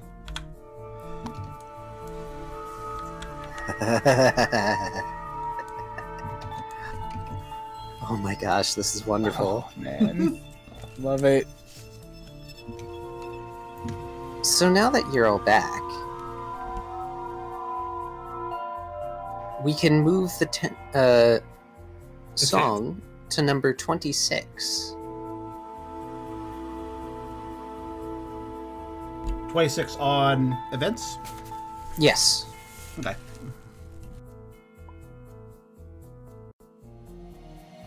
Bad end, game over. Oh no no no no no! I would not do y'all like that. This is how it ends, just like that. No. Oh, that song. Okay. If you insist. Yeah, it is good for this. It's terrible. Oh, dude, poor Zeal. We just fucking left him in the middle of. Yeah, poor Zeal if you guys don't come back. Let's see if I can adjust the volume good on this. I think that's good. I'll play of it if I need to. So, we need to rewind a little. Ralph and Riley. Oh, good. Hi. All right. I'll put my fucking handy down. There's a flash, and suddenly you find yourselves falling a fairly short distance onto some nondescript surface, along with a clump of snow that falls with you.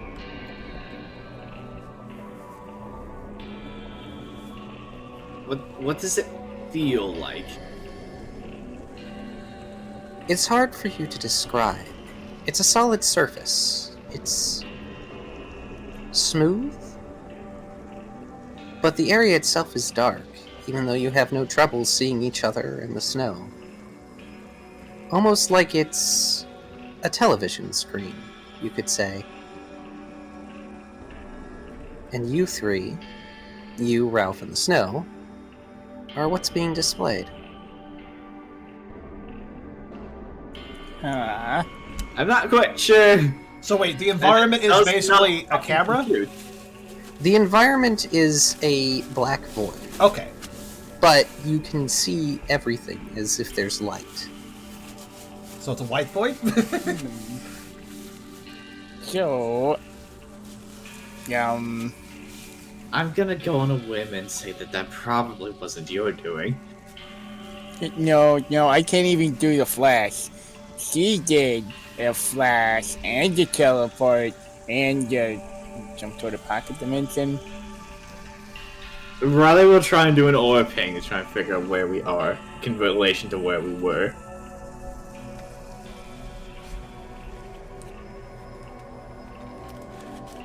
You have no idea. I have According to your mind and what you can register, you haven't moved. I'm gonna knock on the floor, haven't moved. see what sort of feedback I have knocking on the floor. Your knocks produce dull thuds that echo in the space, almost as if there's a high ceiling. What if it's just a shot in the dark? I'm going to imagine that I'm knocking on metal now. I'm gonna knock again.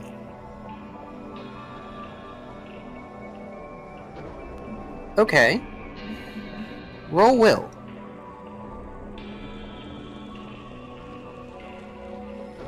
I might be onto something.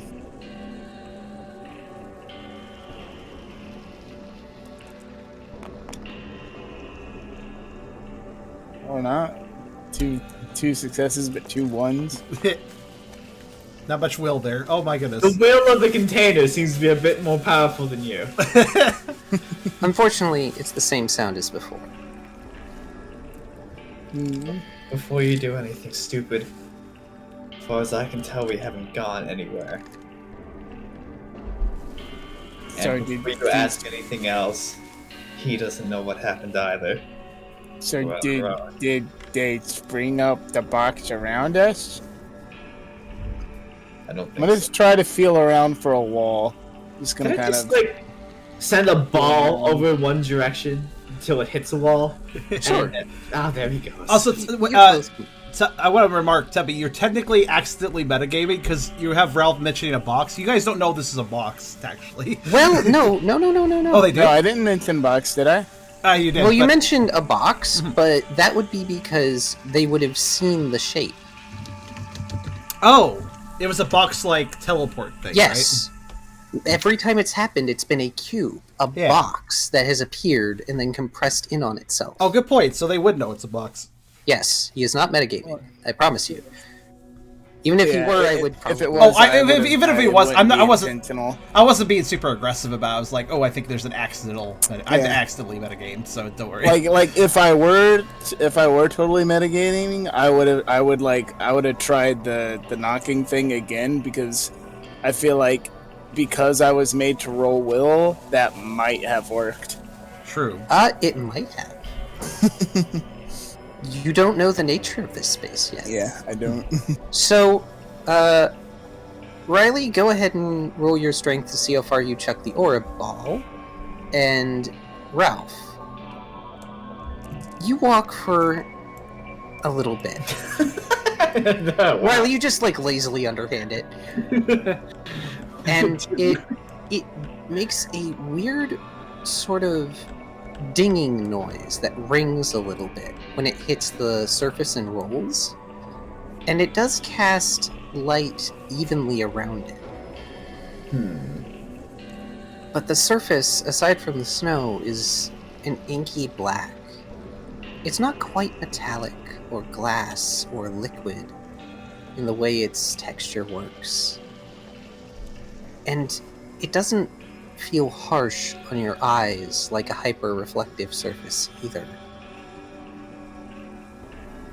Ralph, as you walk, eventually you do come to a wall. I would like you to make a logic roll. Alright. Looks like a wall.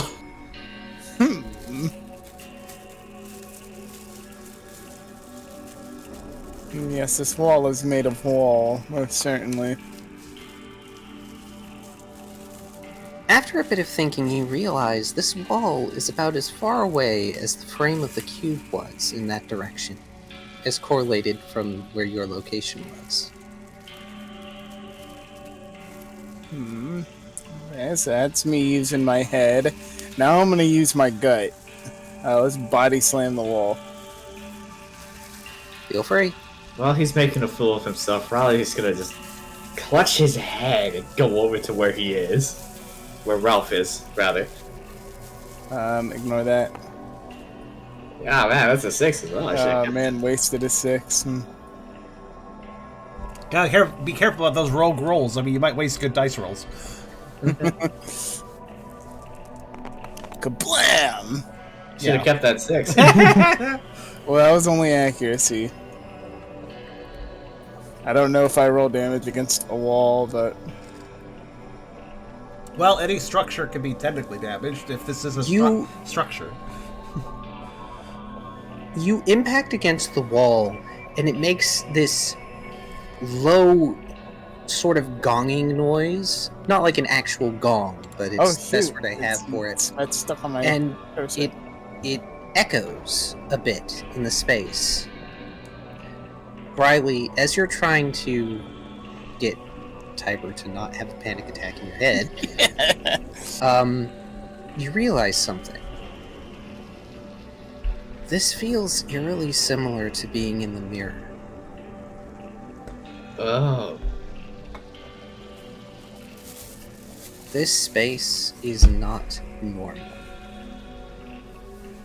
And it likely does not play by normal rules. Tiber is probably having a panic attack because he feels trapped again.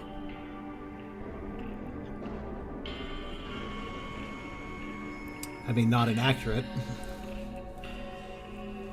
By the way, almost as if in response to the fact that Ralph decided to attack the wall, quote unquote, there's a brief rumbling noise. And then Brooke tumbles from above with another pile of snow. Oh.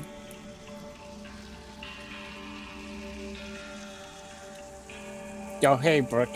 I fought the wall and, the wall won. By the way, Shut up, Ralph. I'm imagining in my head there's a very brief thump. Of course, this may not be what happened, but that's what happened in my head.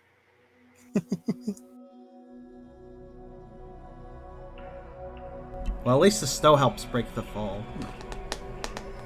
Might also break a tooth. He likes that when that happens, so I thought.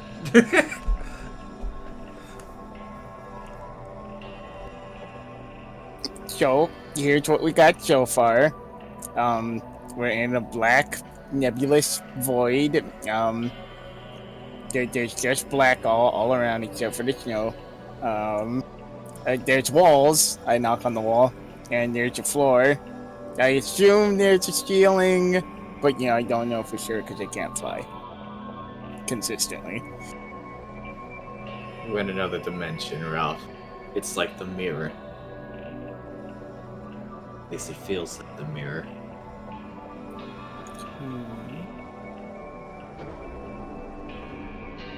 Well, if it's like the mirror, then there must be a door somewhere. We just gotta find it. I'm gonna feel along the wall for like a door or a doorknob. I don't think that's what that means, Ralph. Well, I'll do this until you come up with something better. But I'm gonna feel along the edge of the wall. Oh no! Brooke should See if it changes. Brooke should have a moment for a line. Could you please? Oh, yeah, sorry. please give Brooke a moment. Oh, sorry. I forget about that. It's okay. Me and Riley get into the banter, and it's like, Banter is fine. Let's just give Kyrio a chance to respond. Especially to the fact that they just got dropped in here. Yeah, banter's fine. Just try not to advance actions about him. That's all.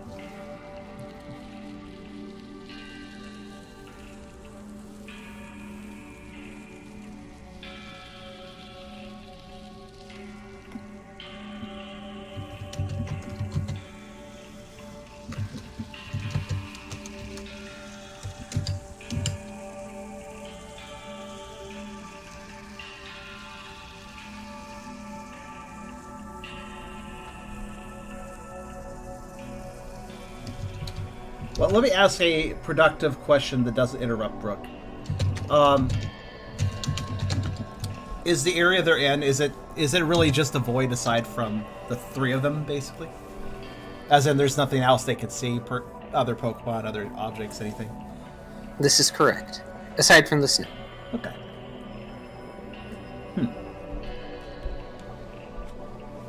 There appears to be a box with partitions.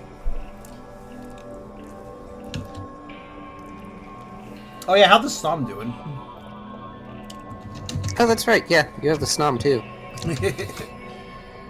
They're gonna be able to take it out of here.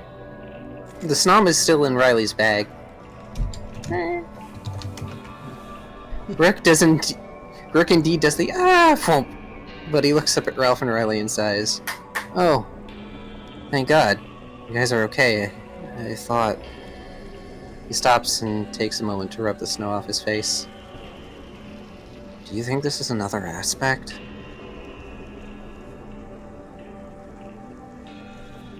No, I don't think so. as I'm like kind of feeling along the aspect. Oh, like a special. I'm gonna turn. Even like the special, like. Oh, crud. While you attempt to collect your thoughts, Ralph, I don't think this is an aspect. Everyone we've seen with an aspect was more manic than anything else. This is different. Manic? Okay. Yeah, that's fair, that's fair. Yeah, I think this is just a creepy ghost freak. And I'm gonna give Brooke a response window for that.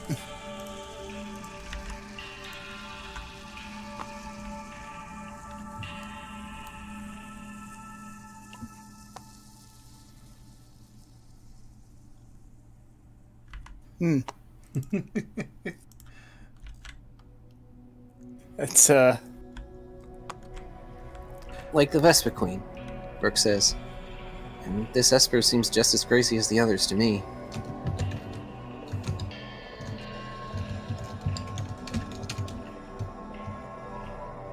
Oh gosh, that new art.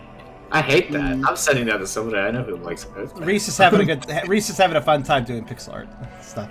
Yeah, I like it. yeah, that was so bad that like I flipped it over. Like, that's nice to flip back. I noticed that.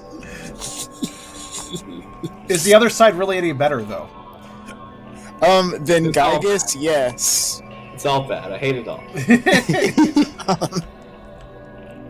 Like, that may have been the 16-bit era, but Gygus is legit scarier than anything you guys faced in that game last night. Like, Gygus is fucking scary. Oh, I quite agree.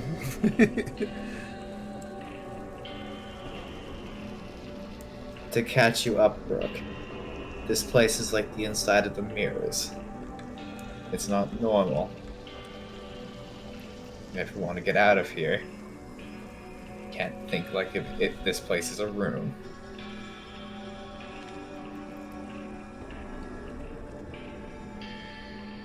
So, Ralph, you're going around the perimeter, correct? Yeah. I'm sort of expecting to feel something and sort of not.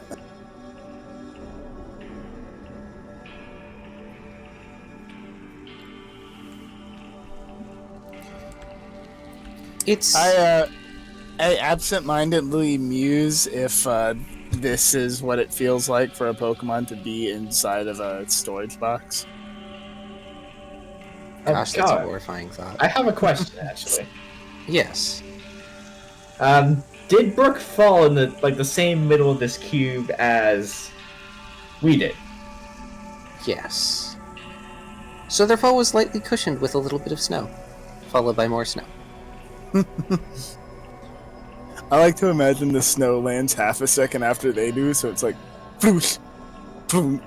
I mean, the snow is lighter, technically. Brooke, Maybe. this may sound like a stupid question, but were you standing in the same spots that Ralph and I were before you ended up in here?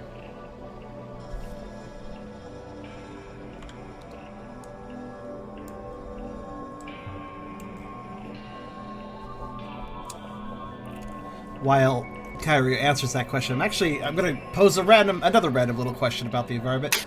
Is it as cold in the box as it was outside in the blizzard? I ain't rolling vitality checks, so I imagine it's warm in here. One would hope. It but is I'm not curious. warm, but it is not cold. It just is. Yes.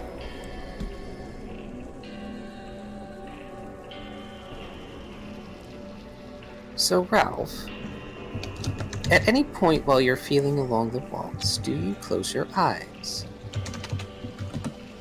I would imagine I do at some point. Like, trying to decide whether or not I want to focus on things. Okay. Let me do Burke's things first. I was at the gate to town, Burke says. I thought I might help ward it off. Guess not. Ralph, as Brooke is saying that, you get the brief image of the Torii Gate in your head.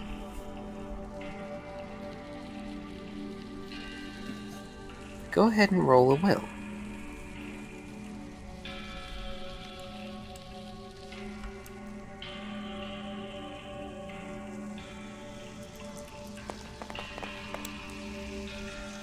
Shit.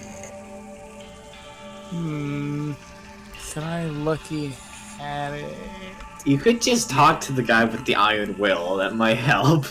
It's true, you could. Your lucky hat's electric right now. Maybe it'll do better if you... It's true, your lucky hat is kind of zappy. It's actually casting a little bit of light in here. Right. Interesting point of note.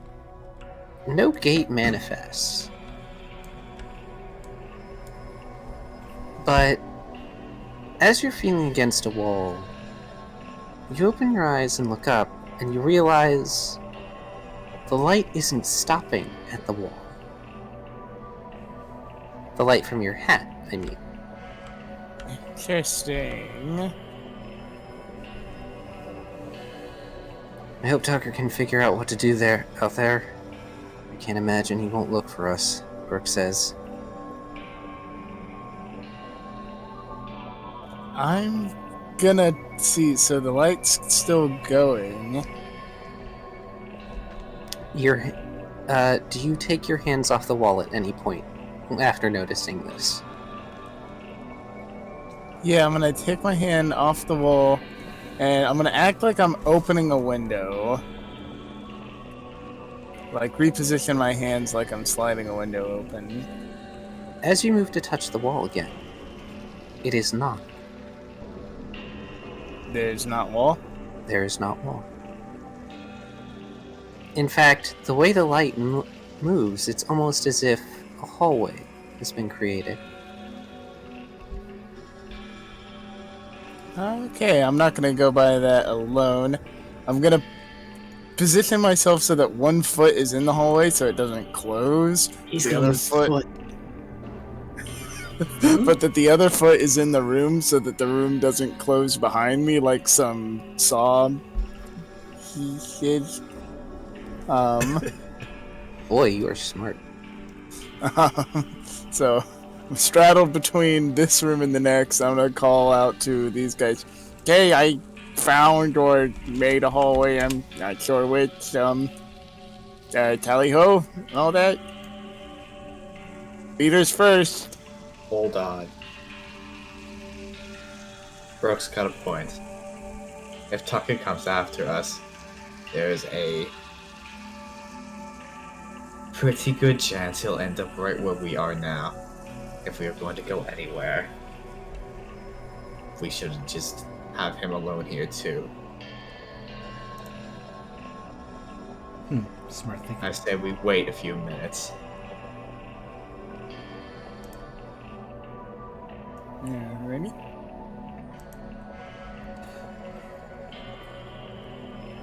I am half tempted to fuck with the colors of the stream broadcast during this section. No. I mean, you're free to.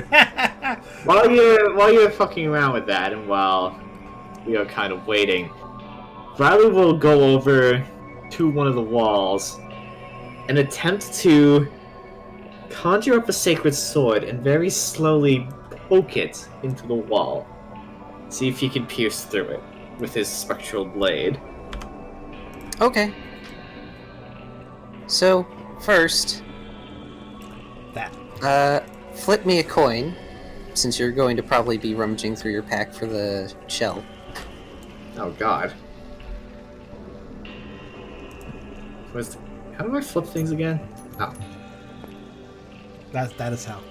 So you go to pull out the shell, and you pull out the Snom, who is wearing the shell as a hat. Oh, damn.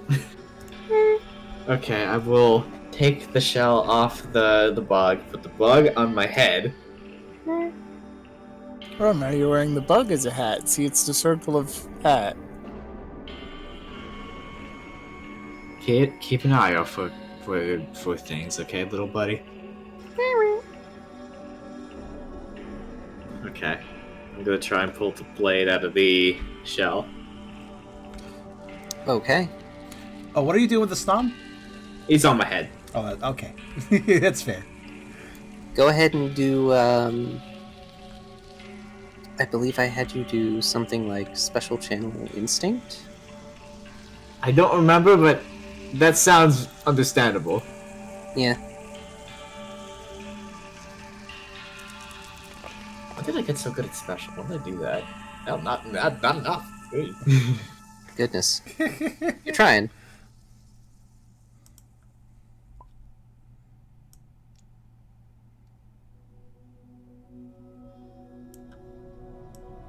There you go, another tick. You pull out the sword, and you're going to try and slowly insert it into the wall? Yes. Because, it's an energy sword. How it's an energy sword can pierce an energy dimension. Or at least I assume this is an energy dimension. I don't really know. Where are you poking it through the wall? I'll just, go over to a wall, and like head height. Just gonna slowly jam it in there. You poke it in, and there's a very slight resistance before it slides in, and I'm going to do Brooks' thing now. You said this place is like the mirror, so it's kind of affected by our thoughts? Brooks says, standing up. He's going to close his eyes and try to imagine a piece of chalk or something to write with.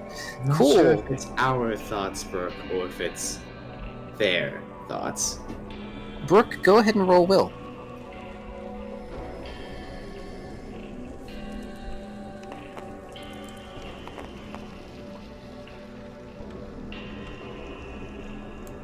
Y'all really gotta start telling Riley these things. The guy with big will. It's okay. You're trying something different. I chose violence. So, Brooke, you have a fairly solid concept of chalk, and you try to materialize it in this room. You don't materialize it, but you feel like something else has happened instead. Riley, your sword is stuck in the wall. Currently, what are you doing with it? I'm gonna attempt to force it down. And just cut a line down. And if that works, then I'm gonna go to the side. I'm gonna start trying to cut like a cube. Okay, give me a will check. I too have watched Star Wars. Wonderful. The dice Star are Wars. working with me today. Star Wars. So you cut a cube out of the wall. And you create something that's sort of like a window. And inside is what looks like a classroom. It's as if it's been lit by moonlight. This blue light casting a sort of eerie pall upon the place. There's even a chalkboard and chalk there, Nice. as well as several haphazard student desks and windows through which the moonlight comes. So we got Brooks Chalk, Ralph's Moonlight, and Ralph's ideal living location. Got it. So these are actually created environments? So There- basically, we're in the back rooms now. You are in an environment.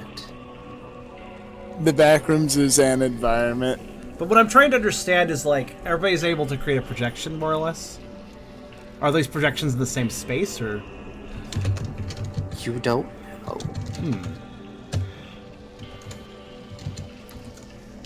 Or I guess the definitive question is, can one of the parties see the other party's projections? Is what I'm I mean, No. I'm pretty sure.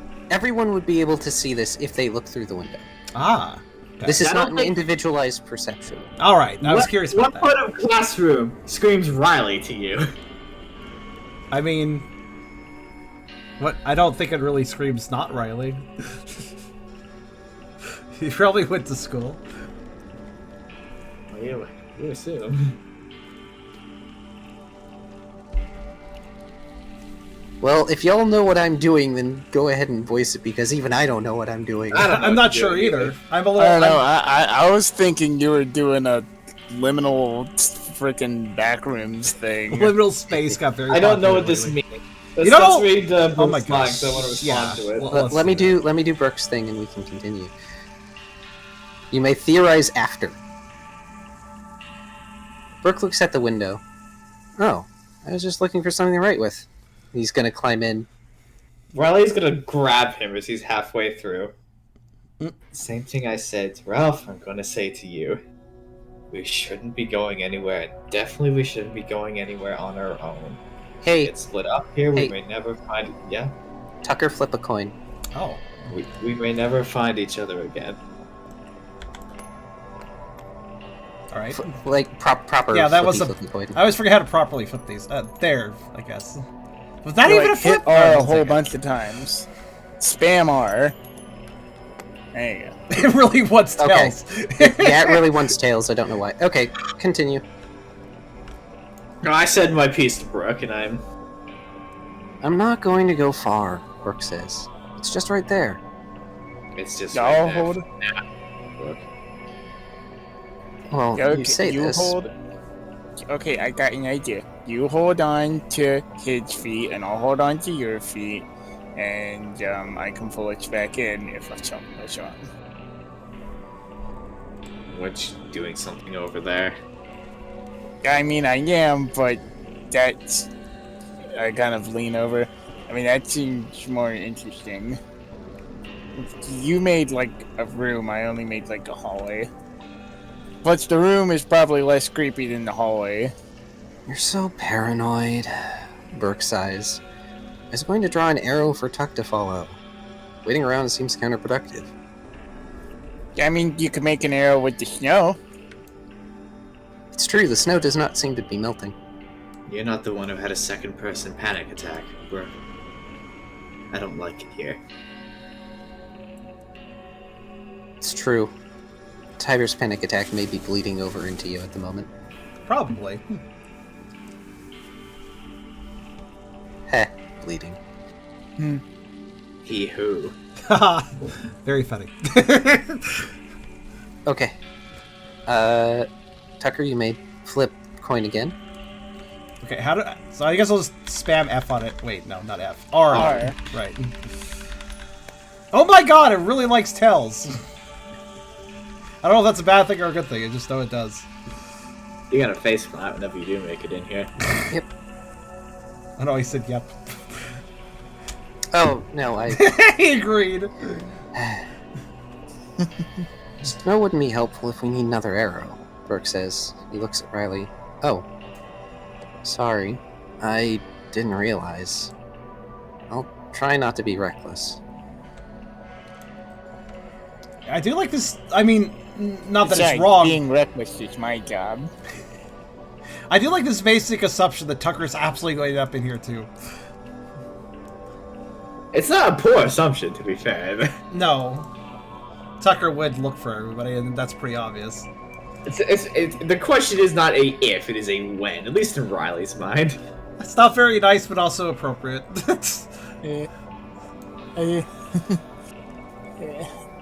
Alright, Brooke, if you want to go in there and grab something, I will make sure this window stays open. As far as you've seen, there's no indicator that the window is, like, slurping shut or anything. Yeah, but I don't trust shits around here. Things ain't normal. I'll blink and it will be gone. I mean, that may not be inaccurate.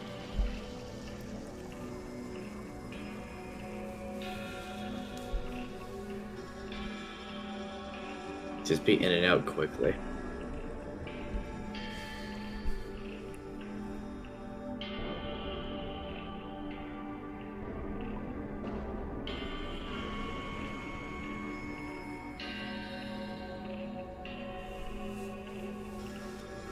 Rope, Brooke says, taking out some and tying it to himself. We'll keep tethered, and we can look around together. Okay, that's a very good idea, actually. Yeah, that sounds good. Yeah, I'll... Okay, I guess you're the anchor, Mr. 200 pounds.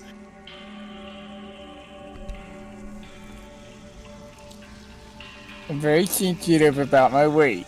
Nah, I'm just kidding. I'm 200. I'm closer to 300. I'm not gonna ask how you know that. I mean, you just guessed I was 200. But it's a rough estimate. Because, I know about how much stuff weighs. I'm smart. Brooke hands one end of the rope to Riley and resumes his infenestration. Right, at about the halfway point of the rope, Riley is gonna wrap it around himself and just ask Ralph, alright, could you tie me to this thing and then hold on to the end? Yeah, I'll tie it in such a way that when it's tied around Riley, there's a whole lot left, which at the end I tie to myself.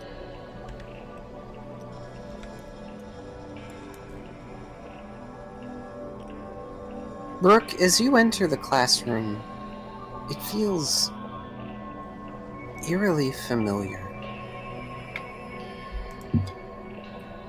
Your memory is fuzzy, like it's a memory you had so long ago you only half remember it. So it's like that.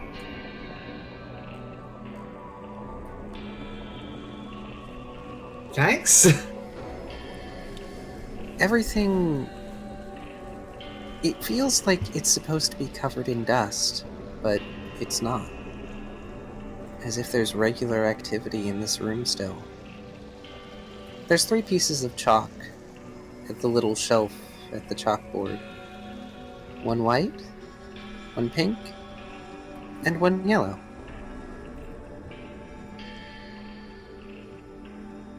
You notice that there are some other furnishings in here too. Low cubbies and shelves that have books, utensils, things necessary for school-like projects. But they aren't the human kind. despite how eerily familiar this place feels to you. It's all Pokemon. You feel as though you even recognize some of the books on the shelf, like they were from the daycare section back at the Pioneering Club. But they never had a space like this. The little daycare center didn't have it.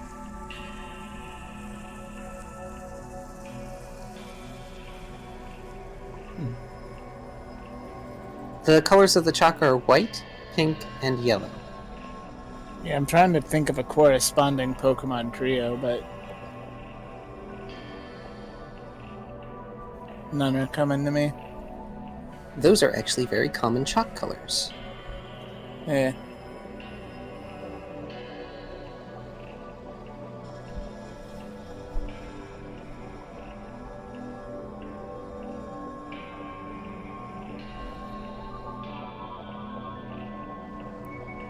Brooke will pick up a white one.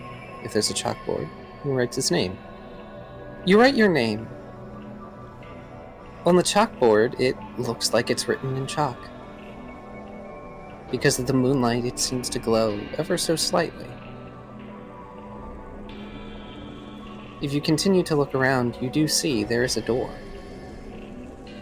It's on the far end away from the chalkboard, on the wall that you crawled in through. Hi, Mr. Brooke. Are you our substitute teacher today? You're in oddly good spirits, Ralph. Oh no, I'm terrified. Tucker, go ahead and flip me the coin again. Okay. It just makes me feel better to pretend I'm not. I hope Okay. so much that Tucker falls on Ralph's head, please. No. Damn it. So while this all is happening with Brooke and the others, Tucker, you appear somewhere else.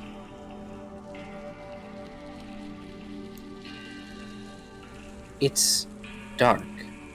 There is no sky. There's no sun or clouds, but you feel it. A field of grass underneath your feet, and you can see it. It's a field. A familiar field.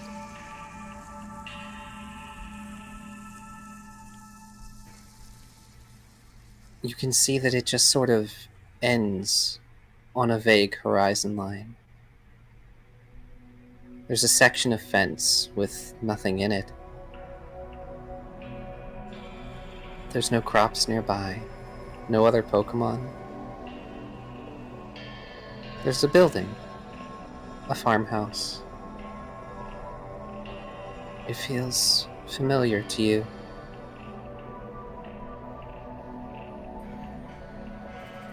There are some wooden steps that lead up to the door of that farmhouse.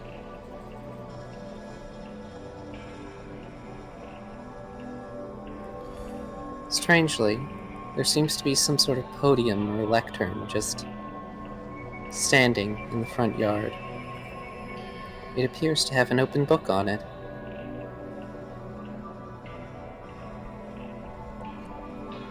Huh. Did Tucker fall here?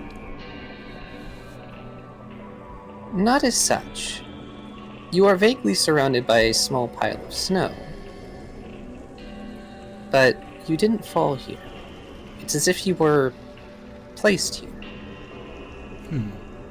Like someone might place a figurine. And what does the sky look like you said at the beginning? It's a void. A void.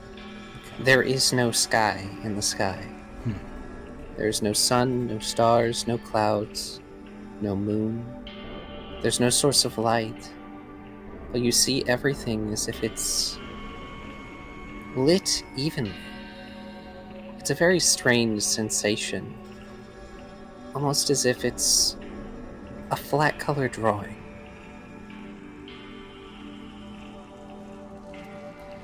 This is weirdly familiar, Brooke says. Chalk works, though. He looks back at Ralph. Professor seems more like your speed. He says, He looks around at the cubbies, wondering if they're labeled, idly wondering if his name would appear too.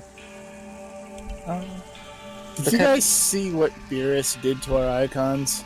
Yeah. Yeah, I've got a sum on my head. That too. I Actually, didn't see that. snowman in the frickin' Esper. So, Tucker's going to take a moment to collect himself, and he is going to peer along the horizon line in every direction, trying to see if he is indeed alone. You are.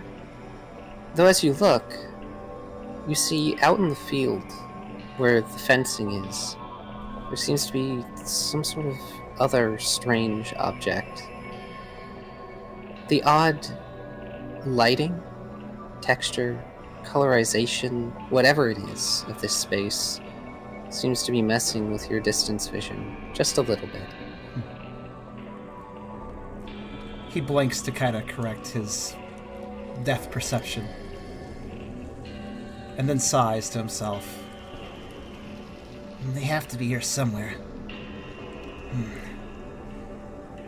He decides to go over to that odd podium and check out this book, since it seems the most interesting object here.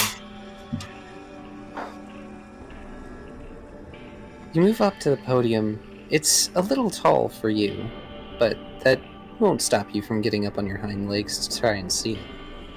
But you're close to the farmhouse now, and you realize you can't see through the windows. It's not even that the curtains are drawn. It's not that there's so much light that it's reflecting off and preventing you from seeing in. You simply can't. Similarly, the door looks like it would normally be a screen door, but it's opaque. As if the screen were cross-hatched in a little too much.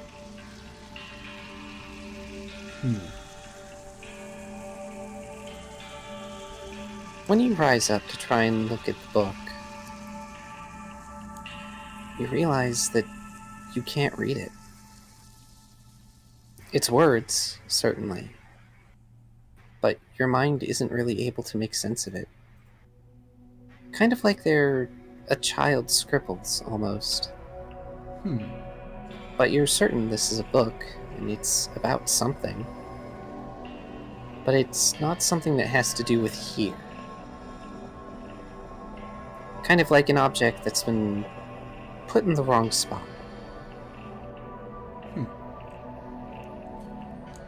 Tucker attempts to make sense of it for a bit, but kind of falls off trying. His ears twitch as he does notice details like the windows and the screen door, and just how things fell off. This isn't real. He kind of mutters under his breath.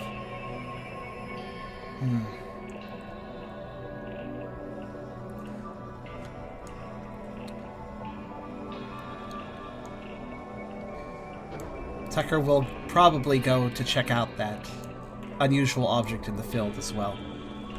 But I imagine the other three are having a see to. I was going to ask, so what are the other three doing? Well, Brooke's still looking around in cubicles and stuff. How'd that go? So, the cubbies aren't labeled, but they have little sliding spots that look like they should have labels in them. They have objects, almost like trophies. A little carved wooden statue in one. A pile of socks in another.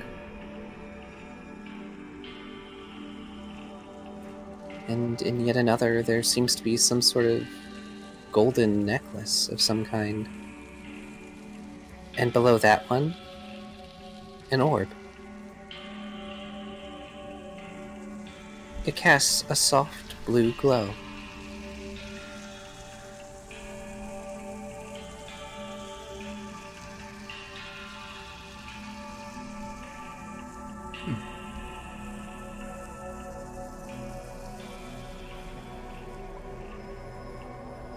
Oh god, he's touching the glowing orb. You pick up the orb. Sorry? Why? Why? The orb pops. It is no more. Its light no longer conflicts with that of the moonlight. Oh.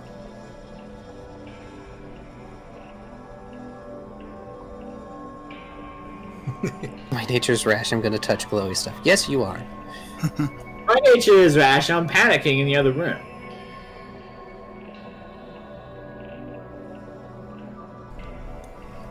Random whim, I'm gonna draw a circle on the chalkboard. With which chalk? I was actually thinking I'd draw a circle with each. Okay. No, we're trying for the chalk zone method, I see. I saw this on a TV show. Do you overlap Brooke's name at any point? I'm gonna try not to. Okay. Big, medium, or small circles? Medium. You draw a circle with the white chalk, and it seems to function exactly the same as when Brooke used it to write his name. You draw with the pink chalk. You look at it, and it feels warm.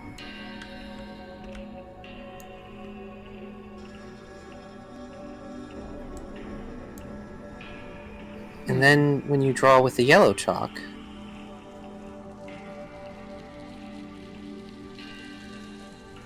there's light that comes through the circle.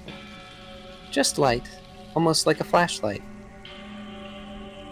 Nice. I'm gonna take the pink and yellow chalk with me then.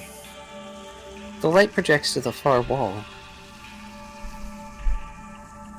You see a shadow puppet show acting itself out silently.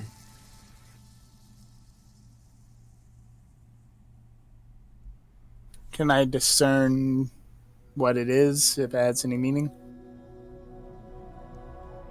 It looks like a Pokemon that is walking along, and then it's ambushed by a predator, and it's running. And then it gets caught. And then it repeats. Cool, we're gonna erase that. You erase the circle. The light stops.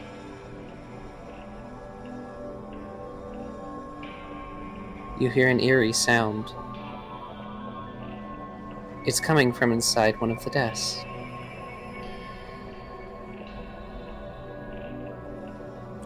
Can I tell which Oh. one? It's from the center desk, since it's a 3x3 set. It sounds like a wet, gnashing, crunching noise. Burke hands the white chalk to Brian. Draw an arrow pointing to the window. Then let's look deeper inside. We'll be okay. I'm sure of it.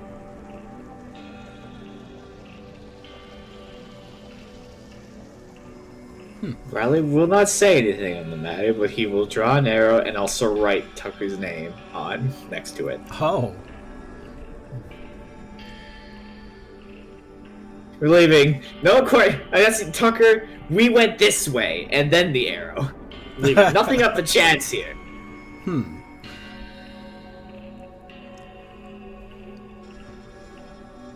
And then he will go into the room with these other two idiots. So are you going through the door? I'm going through the window into the classroom. I've been on the other side this whole time. Ah, okay. So, when you write on the wall of the space that's outside the classroom, you don't write on the walls so much as the air, and it leaves luminescent white lines. This is somehow even more disturbing, but I suppose it works.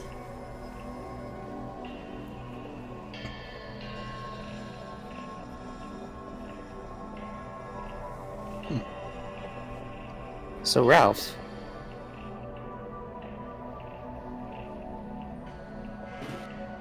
Oh, I think Tubby got aggroed. I was gonna ask, are you going to go to the desk that's making the noise? Yeah, I had to untangle my thing real quick. Yeah, I will slowly approach the desk, making the noise. It is a wet, crunching, gnashing sound.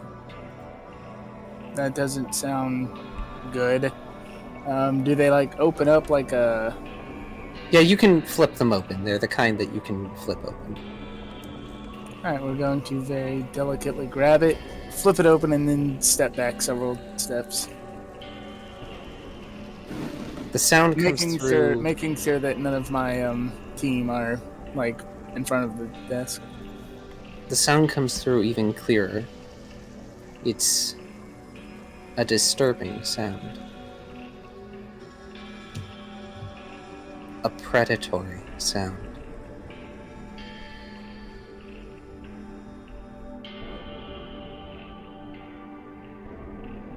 A visceral sound.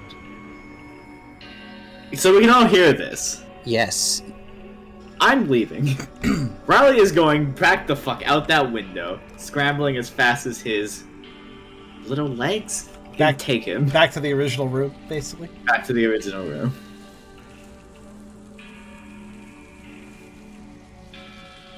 I want to see what Brooke's reaction is and if Ralph has a thing, and then we'll go right back to Tucker. Okay.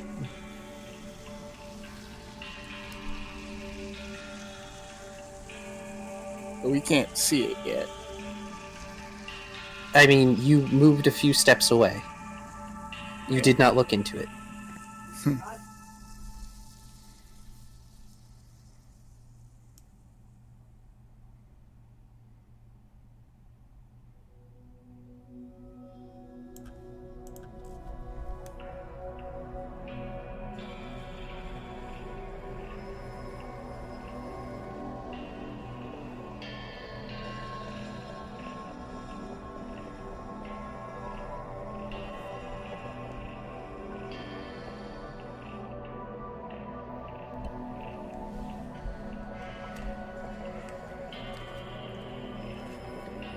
Close it! Brooke shouts. Whatever's in there, got Brooke.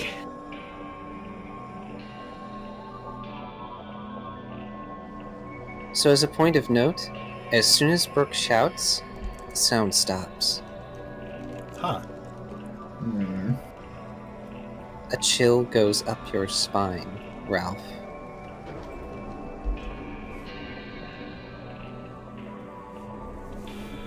Are you going to comply with your leader's order?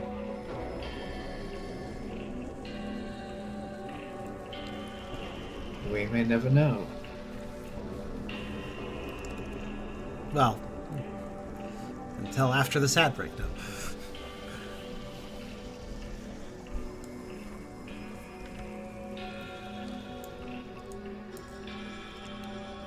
Apparently after this ad break, what's going on? Hey, Tub, you still there, dude? Again, I think you got aggroed. It's fine. I like how you're calling it aggroed. Yeah, probably. Want to go back to Tucker? Yeah, for now. Okay. I would like to note that while Tucker approaches that object that's out in the field, he's already very critical of the environment.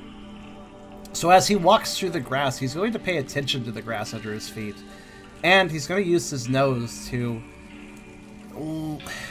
try to detect the scents that he would expect here. The smell of grass, of the farmlands, as such. You feel like you know what this should smell like. In your mind, you can remember what kind of smells that these sights should have, the kind of sounds they should have. But there's nothing. Even when you look down at the grass, there's something off about it.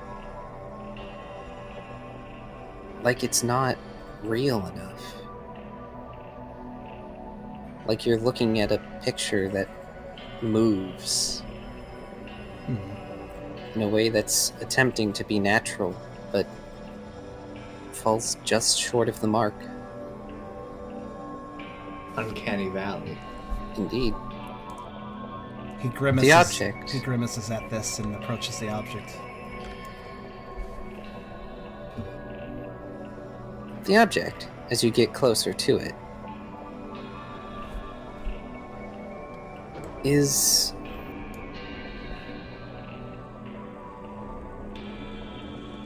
the remains of what was probably some sort of brick oven.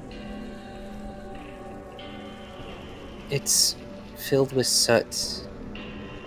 A portion of it is caved in, and the metal door is swung wide open. It's dark inside, in spite of the light that should be filtering in.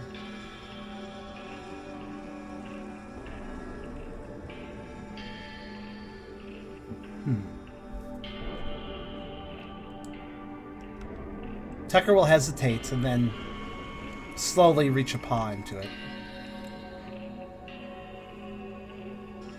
You can feel the grit of soot and dust and debris, but it is not warm.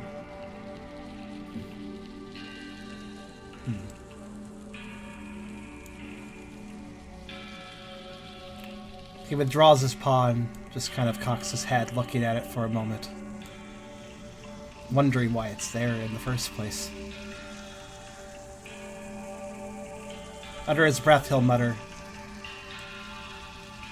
"I don't think any of this is real. But something in here must be real. Things added to the box. That's what's real. I just need to figure out." And he kind of trails off as he thinks.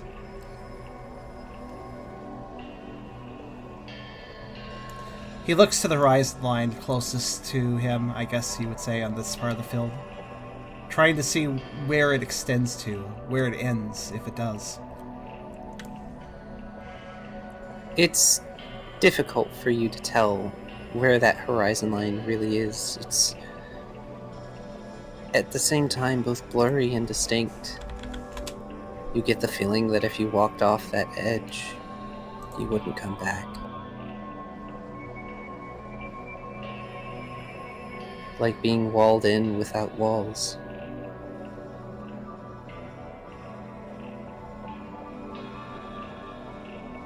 A snow globe, almost.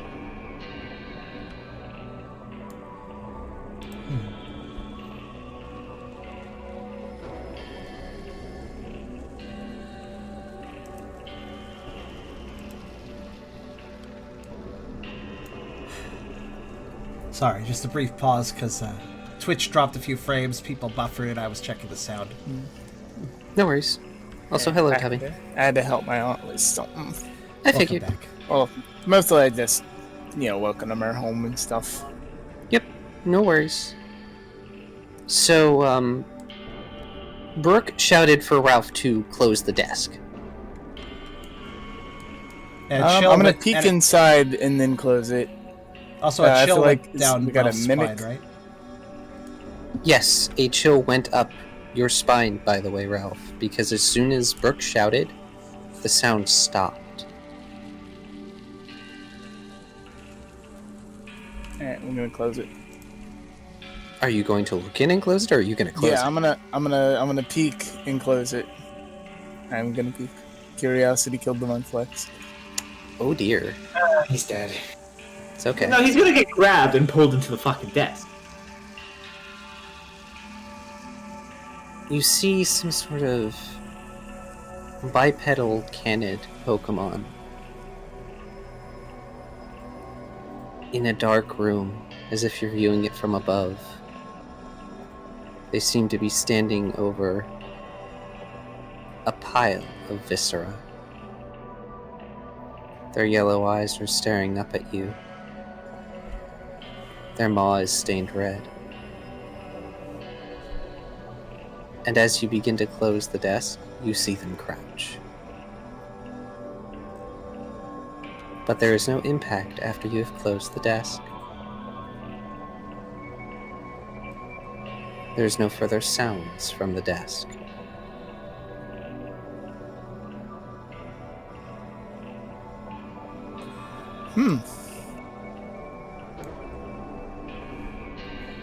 I feel like these two are worried enough. I will not share what I saw in there. Was he able to tell what kind of Pokemon it was? It was bipedal and canid, that is all Ralph was able to tell. That does narrow it down significantly. No, it doesn't. Yeah. It probably was not a Lucario. Lycanroc is spooky. Was it bigger, smaller, roughly the same size? I mean, you couldn't tell. It wasn't above you. Perspectives and death are kind of not something you could trust in a place like this, I feel.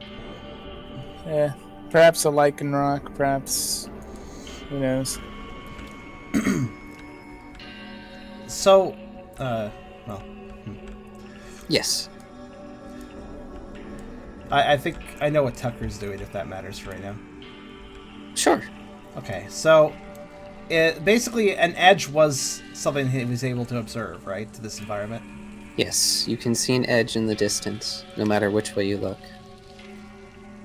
You get a distinct feeling that if you cross that horizon line, you won't come back.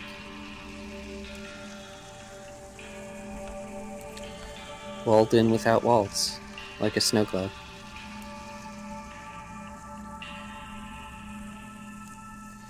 Tucker meditates on this for a moment before expressing to himself, if this was all made by a psychic type, then what's fake is psychic, and what's real is everything else.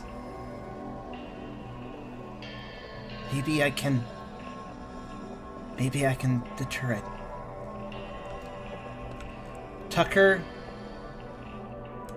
would like to focus however long it takes and generate a dark pulse, but instead of it emanating out of him, he'd like it to be welled within him so that he can store and maintain for as long a period of time as possible without exerting too much energy. So basically kind of a dark aura, I suppose. You will need to roll for Dark Pulse, and then I will need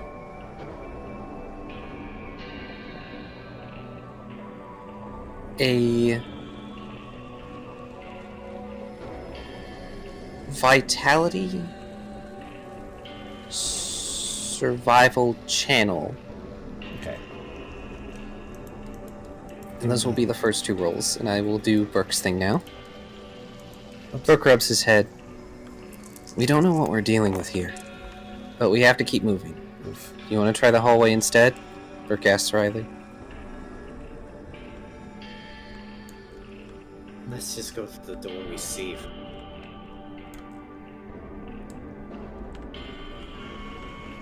It's closer.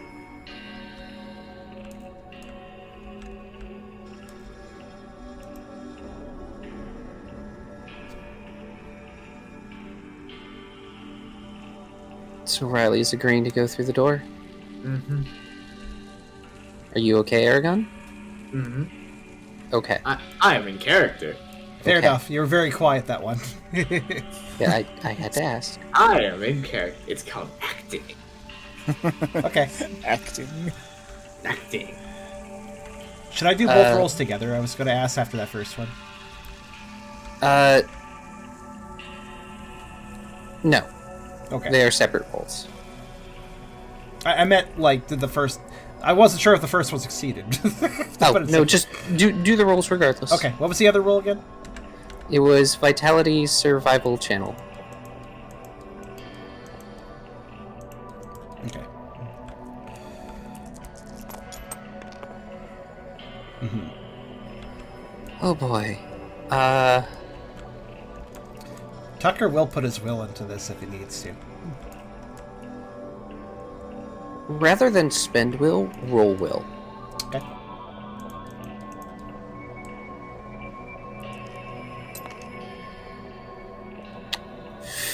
than what I expected, actually. Okay. So you try to conjure a dark pulse, to internalize it in yourself, and impose your own energy on what you believe to be a psychic landscape. And you try, but something about this place, it's leaving you confused, numb. It's an array of strange things you're not used to feeling. And it disrupts your ability to generate a dark pulse. And trying to internalize those negative feelings only results in frustration and long-gone anxiety and fear.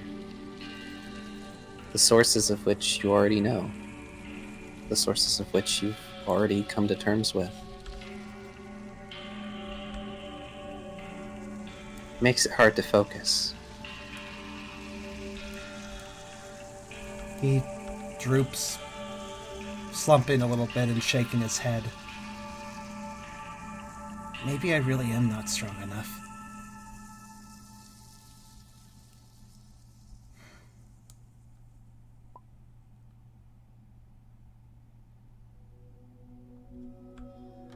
Brook nods.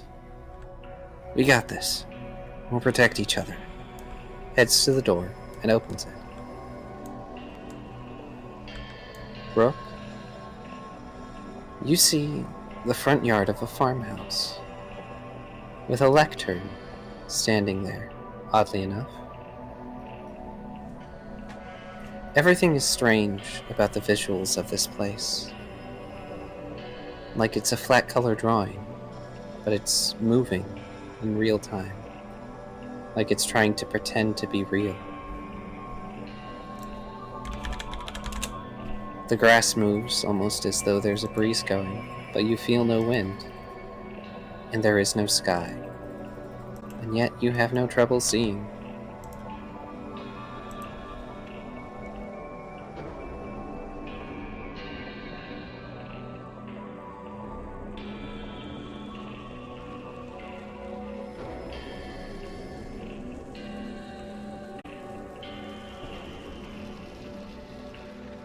Darn it, Twitch.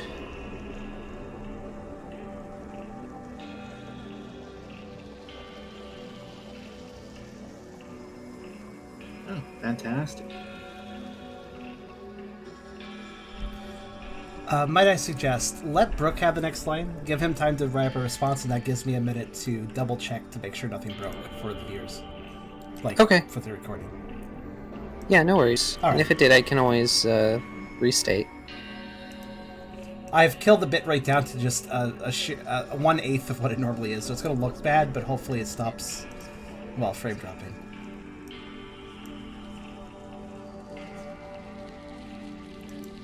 Also, one moment, everyone. I'm going to actually mute the audio for you so I can check back the audio without it being, like, a mess of sound. So, 1 second. Yep, no worries.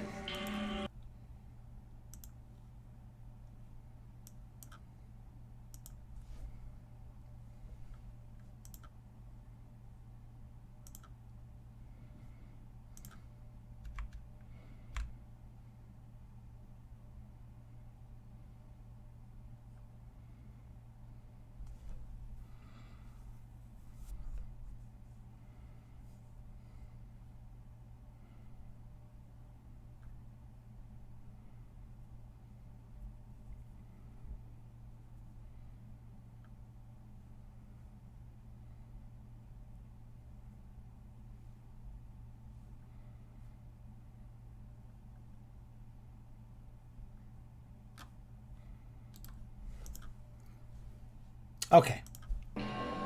Thank you for that, Wade. I just checked back. Yes, huge video loss, but no sound loss. Okay, then it should be fine.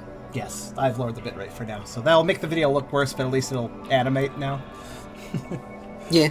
It doesn't matter too Thankfully, there isn't terribly much to animate. I have not prepared like any spooky maps for this or anything. This is true. Also, basically, lower bitrate will look really bad if there's a lot of animation going on the screen, but with something like this, it's not actually going to make too huge of a difference. Yeah, it's not a big deal. Looks like outside, Burke says. Not as familiar as the classroom. Do you two recognize it? He walks up to the lectern to see if he can read the book. Brooke, the book is strange. It's not like the books in the classroom that you seem to recognize from the Pioneering Club. The more you stare at it, the more you're sure it says something, but you can't quite read it. Like, as if someone had hastily scribbled a note in a terrible hand, or a child's scribbles.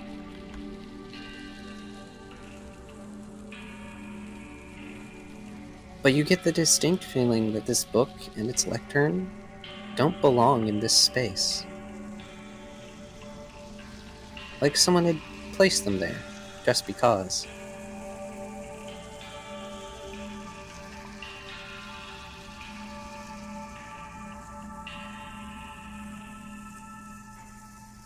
On the cover of the book,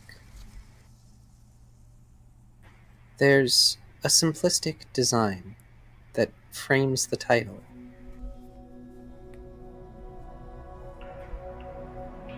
And the title, written in gold ink, is Answers.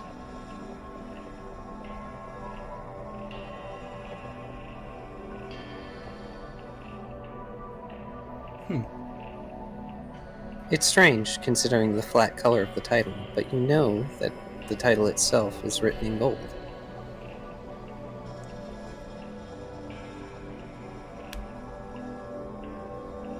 Well, that would be useful, Burke says, and he takes it.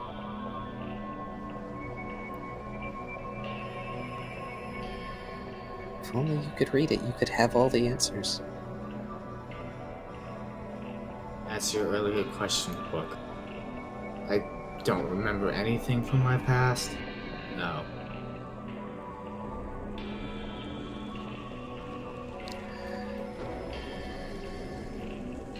So are Ralph and Riley going to step out of... Yeah, I'm gonna go with Brooke. Yeah, I'm gonna follow because we're all tethered together. They can't go anywhere unless I walk. We are tethered together. Well, I can still drag you, but not really in spirit. He'll actually try something. He's going to close his eyes and ask the book, "Where are we?" Burke asks this when you open the book again. The pages are blank, except for one word. Somewhere.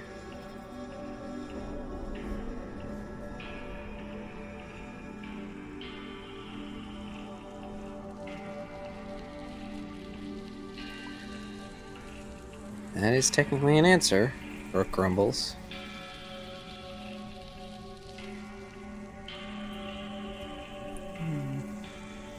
Sure, the book is like a magic 8-ball.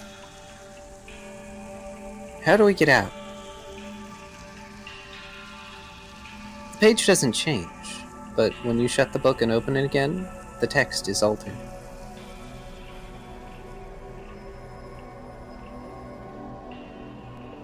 It says, "Why should I give up my things?"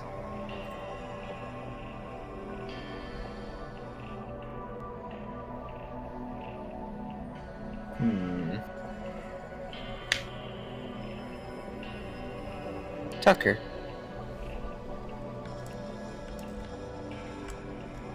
Yes. Okay. Is everything okay? Yes, I Okay. was just adjusting bitrate a little further.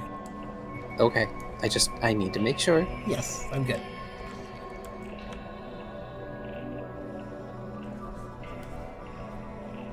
Though for all we know, some of the video problems may be because of the altered color, but it's so good for this. No, that's not creating issues, I know. But it is. Okay. Yeah, it's just I do like the altered colors, so it's fun. Yes. I like how little it changes Tucker. Yeah. Well, that's what happens with monochrome. You're slumped on the ground, but you hear something. You hear voices in the distance. You hear their movements. You realize now that this place is eerily silent without them. The grass doesn't crunch beneath your paws, doesn't even shift. There wasn't even a sound when you placed your paw against the gravel, soot, and dust inside the kiln.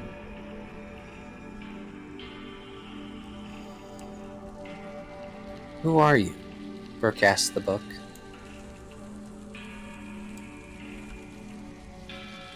When you shut the book and open it again, the pages are full of scribbles.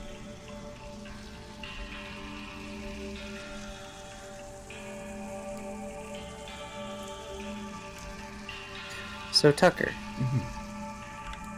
what are you doing now that you actually hear something? Well, kind of pulling himself out of a moment of depression, Tucker will kind of cautiously approach back towards where he hears the noises, towards the farmhouse, he would presume. It doesn't take long as you start to crest the hill. You see your friends. You hear Brooke thinking, weirdly enough as that sounds, who am I?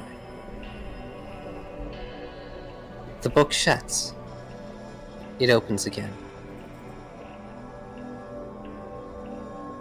There's a series of ink pictures.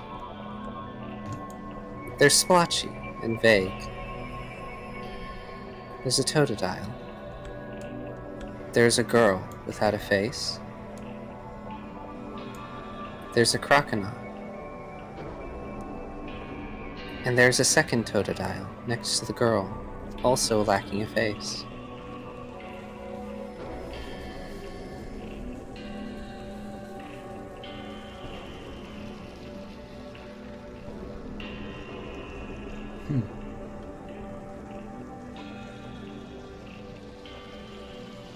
Burke stares at the image, probably a little too long. Riley will tap Brooke. A couple times on the arm.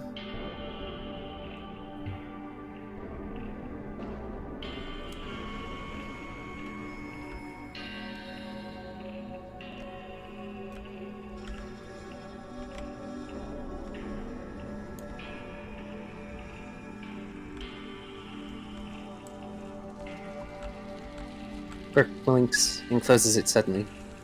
Oh, sorry. Did you want to ask it something? I'm not really in a habit of asking questions to a book. But sure, I guess.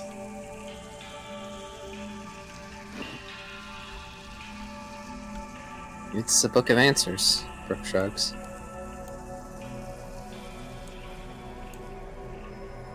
You all will notice, after a bit, Tucker approaching. The dog's uncharacteristically quiet at first, though. It is clear he's breathing a sigh of relief to see them. Is that the real Tucker? You will ask the book. The book opens of its own accord, almost forcing Brooke's hands to allow it to do so. The text inside the page. You tell me. Cool, it's a book of answers with a sense of humor. And on the second page, what is real? Real in quotations.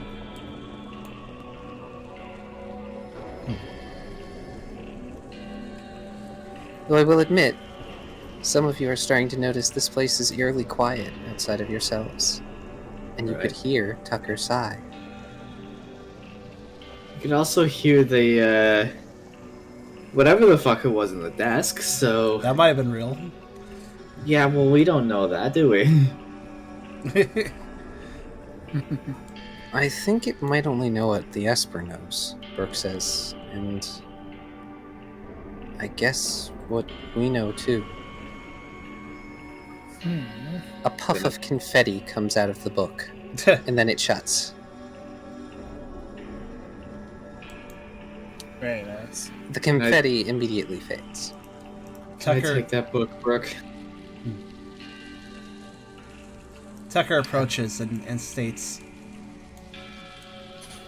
You know, okay, I guess not. made up a phrase for us way back in the bath and said, like, okay, if we ever suspect any of us is a ditto, we say this phrase, but I totally don't remember what it I don't was. think any of us remember. That was over 2 years ago. Anyway, what were you gonna say? Yeah, thanks for the derail. Anyways, Tucker is going to approach, and responding off of Brooke's line, he's going to express, I wonder how much it can know about us, Brooke. I'm glad you guys are okay. He looks particularly depressed right now, but he does look a little bit better seeing the group.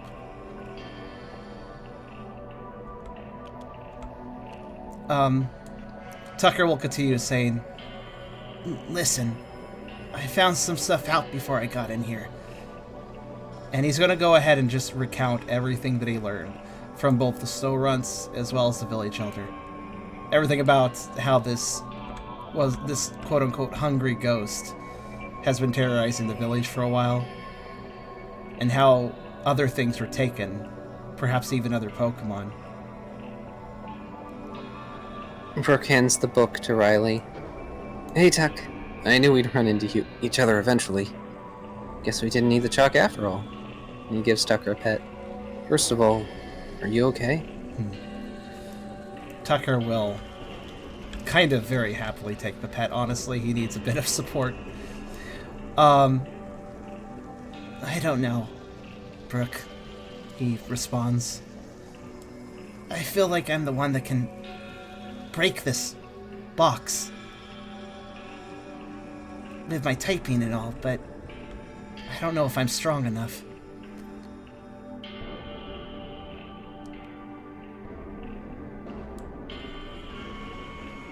We have to break this box.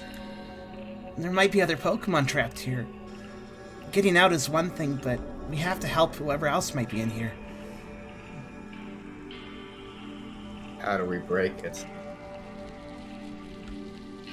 I don't know. I know it's possible to get out, but I don't know that either. Not what it means.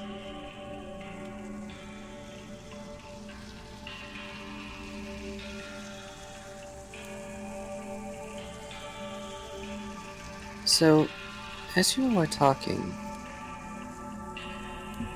you hear a child's giggling. It comes from the direction of the field.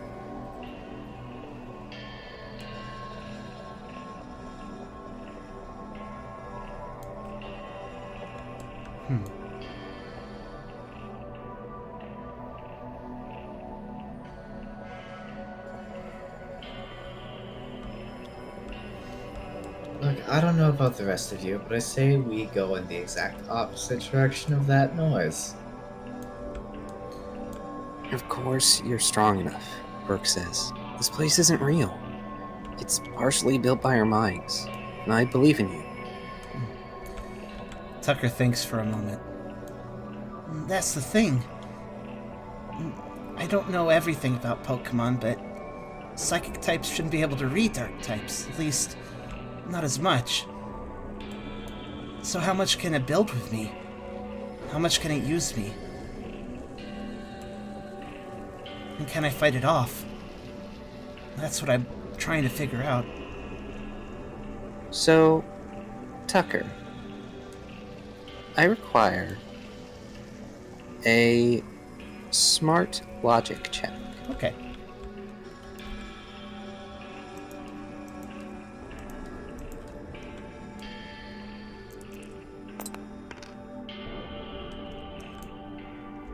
You remember something as you're speaking this. The eyes. There is a move that allows psychic types to affect dark types.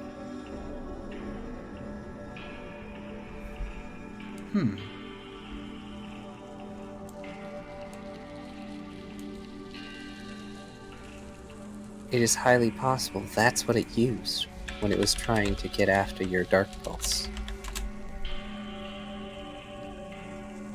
And you passed straight through one of the eyes. Oh.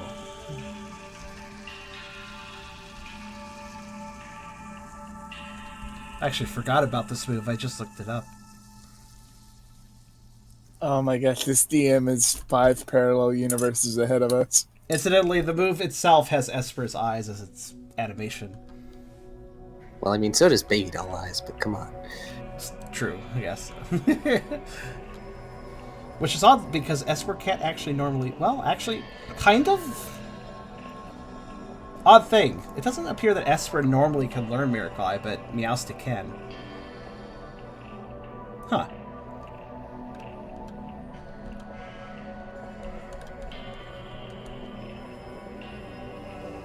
Does Tucker explain this?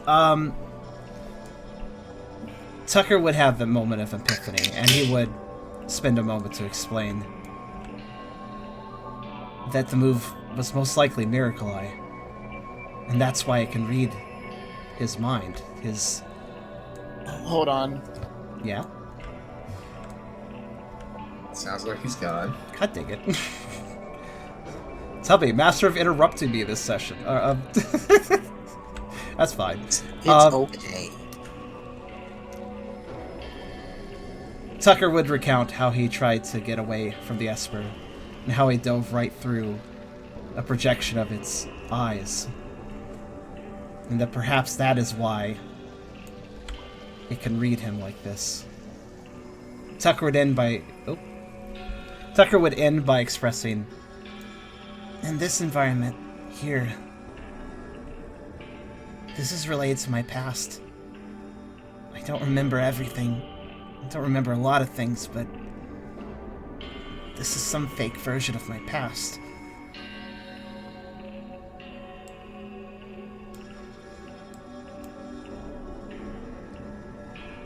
I'm going to wait for Tubby to return for this. Fair. Here comes the boss fight.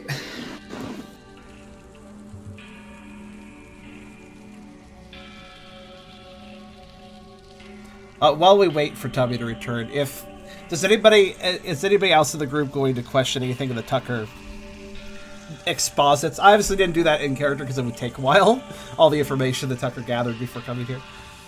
But does anybody pose a question to Tucker about anything of the things that he exposited, basically?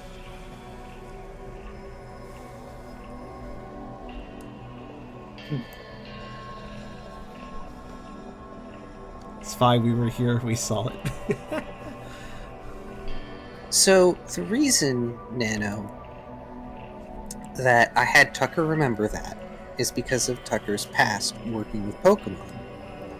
The reason I did not have Brooke do it is because I do not know that Brooke had to encounter any psychic types that had this move. I do not have that information. Some of the information that Tucker has may simply be because of his innate typing. Dark types are based on their instinct, and Tucker has quite a bit of instinct going on. You do. However, if it were just instinct, you wouldn't have known the name of the move. Of course. But you know the name of the move, and there are reasons for that. Yes, indeed there is.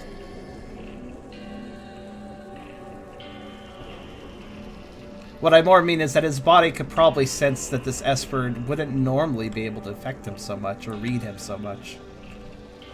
So by that there was an obvious, like, what is going on here? There's a puzzle here, you know. And that puzzle is, of course, Miracle Eye.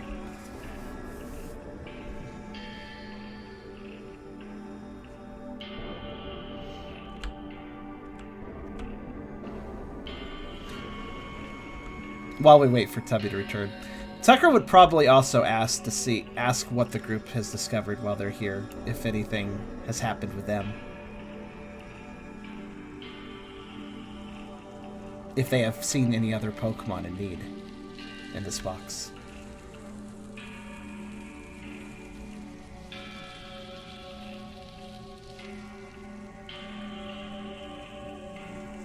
I don't think it was ever explicitly stated that other Pokemon were kidnapped, but given how scared the Snow-Red are, I think it's a very likely possibility.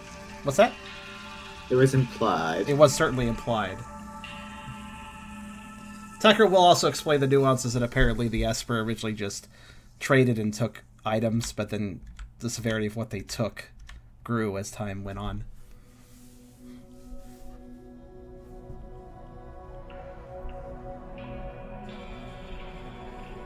That's true.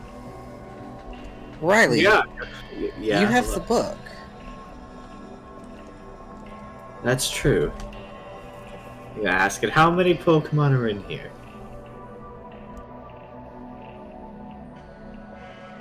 When you open it up, the page is filled almost black with question marks.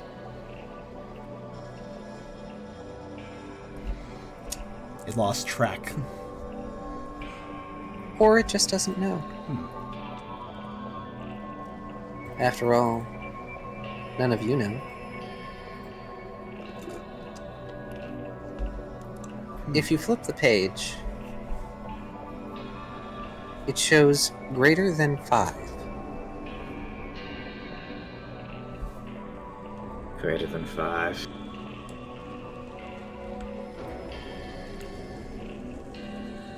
Great.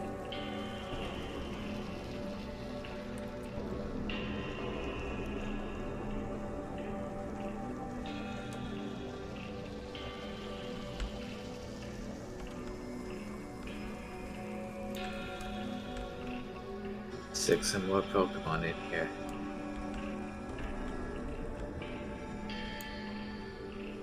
Well, I mean, there's Tucker, Brooke, Riley, Ralph, and Snob. And the thing in the desk, I assume. You assume. And whomever the fuck else.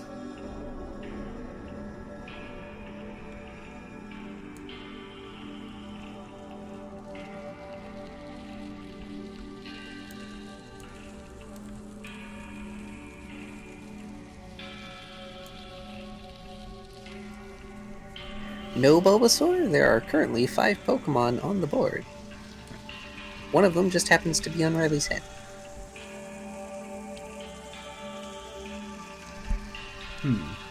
Depending on how you count Tiber, that could count for 6 or no, but...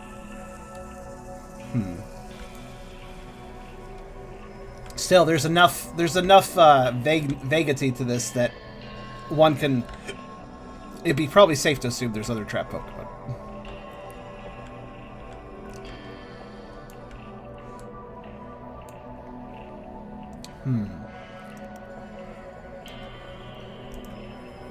Let's see.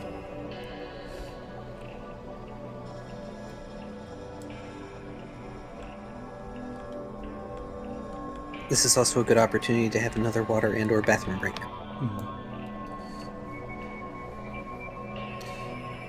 If you don't mind me putting a pin on Brooke's suggestion to Ralph, who isn't able to answer it yet, Tucker also has a suggestion of his own.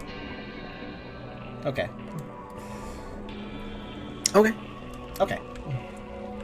Let me just double check. So yeah, that's what I thought. I had one thought, Tucker says, now looking a bit better since he got A bit of a confidence boost from Brooke. Riley, He motions to the Riolu. those shells Yeah. that we have, they also warp things, right? In a sense, I was able to use it to go from one room of this place to another. Oh, he actually used the shell to do that? I used it to conjure the sword to carve the window. Oh, neat. I can't do the sword thing on my own. That's true. Well, this box is some sort of psychic trick. Then maybe these shells could help counteract it.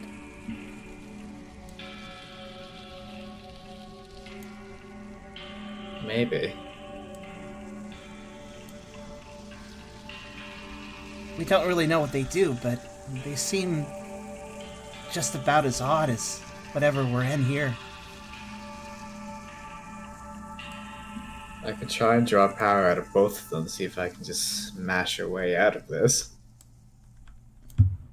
The dog nods and retrieves his part from the bag.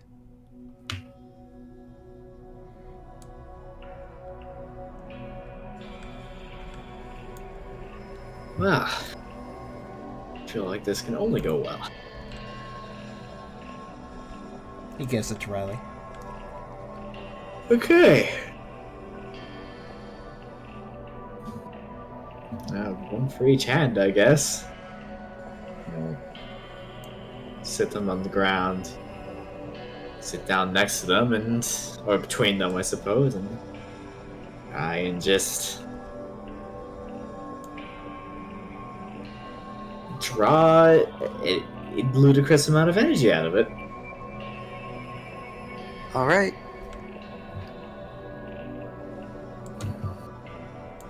Insight, instinct, and channel first.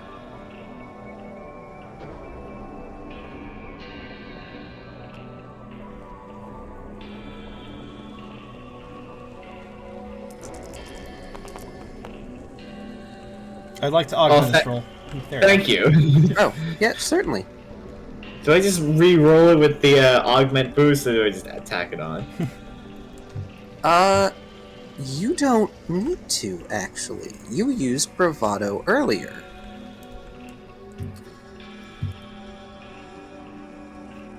So, you may roll an extra 2 dice, Riley.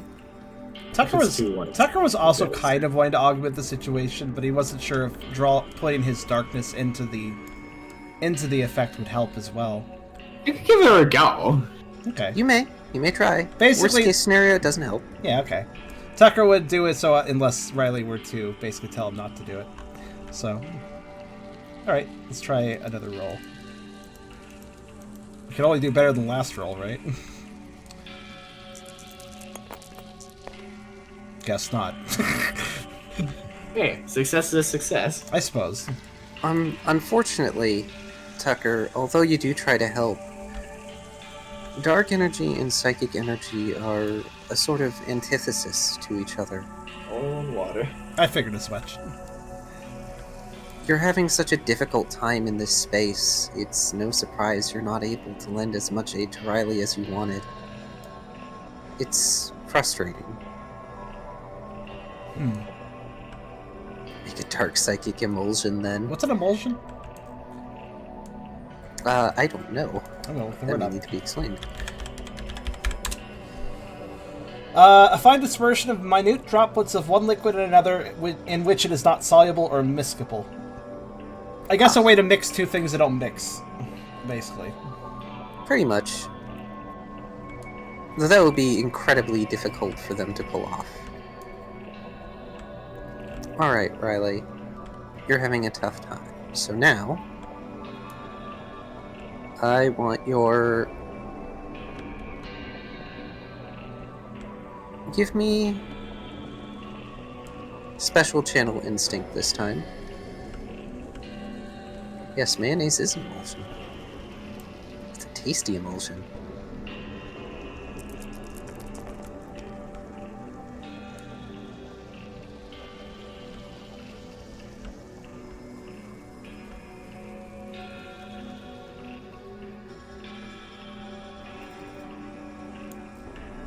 Give me a... Welcome back, Tubby. To fill you in... Oh gosh, my friend said dark psychic salad dressing. To fill you in, Tubby, Tucker had an epiphany that they stepped through Miracle Eye when the Esper was going after them previously and that's why they are able to be read in this space. Brooke had the idea for Ralph to snatch Miracle Eye off of them, see if that did anything. Currently, they are also trying another idea, which is letting Riley draw on the power of both halves of the mini-ore shell, and see if he can do anything with the sword, since he was able to carve through the wall before. So, Riley, I require...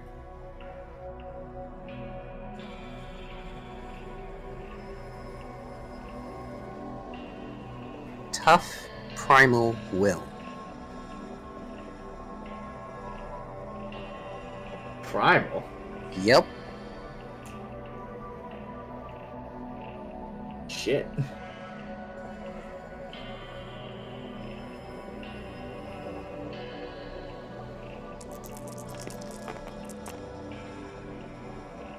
Oh.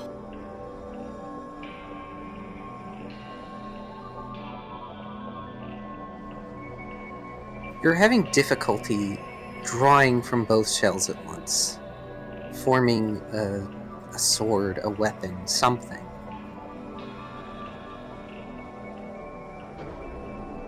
Almost without thinking, you call on Typer. He's supposed to be helping you. He is supposed to be your mentor. That was the deal.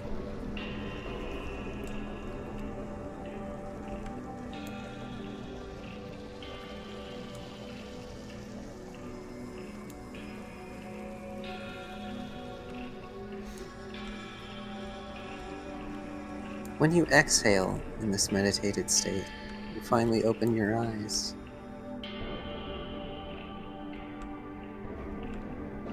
Gloopy tendrils of psychic energy are trying to coalesce in front of you. They have a vaguely bipedal shape to them, but they're disparate, blobby. Oh, I don't like that. It's not a weapon. It's not what you wanted. But it's there.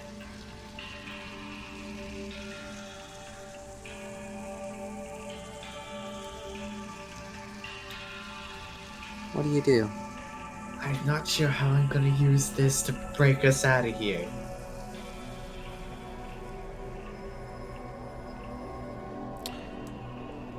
Make it just like destroy the fucking floor? Tucker kind of watches it, a little bit mesmerized by the effect. And he kind of utters under his breath, realizing that Riley is trying to make a proper weapon and this is not that. Maybe a weapon isn't what we need. At least, not like you think it might be. He's going to use, and this might sound strange, but given its psychic energy, he's going to use empathy on the energy that's being generated.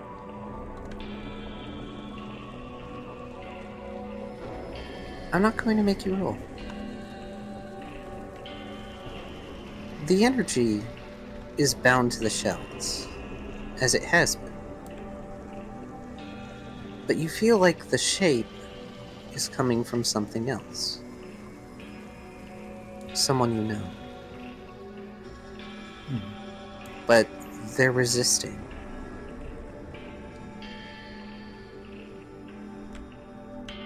They don't want to be called.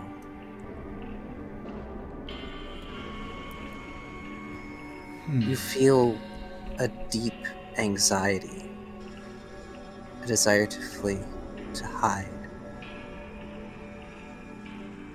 shame.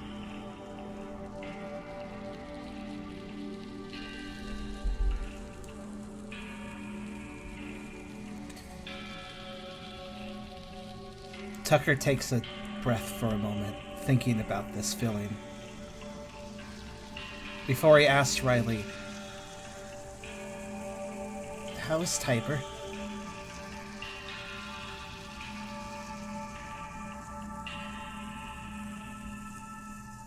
Worse than any of us. The name sends ripples through the blobs. The core of its torso, if you can call it that, whirls. It leaves a hole. Tucker grits his teeth for a moment.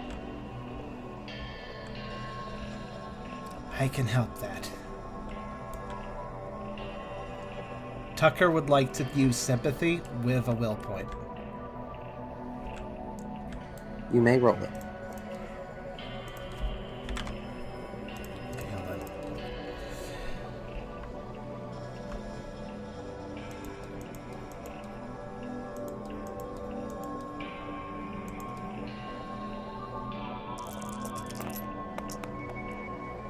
Does the will point add an extra die? I will allow it to add an extra success in this case. Okay.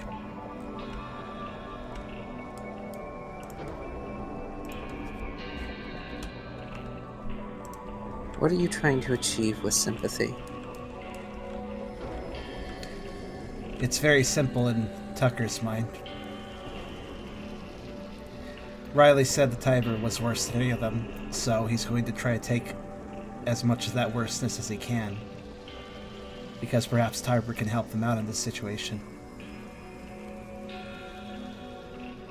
You reach for Tiber through this construct, through Riley, and he recoils. He does not want to share.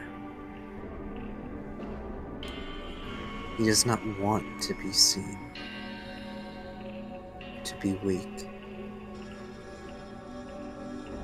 The anxiety isn't just the fear of being imprisoned, of being left in this sort of place.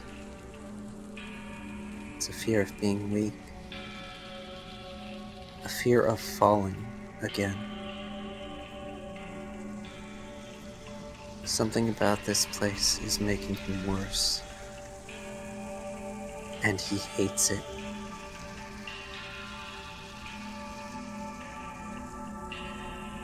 Tucker speaks. You're not weak. It's hard to tell if he's speaking to Tiber, himself, or both. You're not weak. We just have to try our best. He, as long as he can, he extends that sympathy.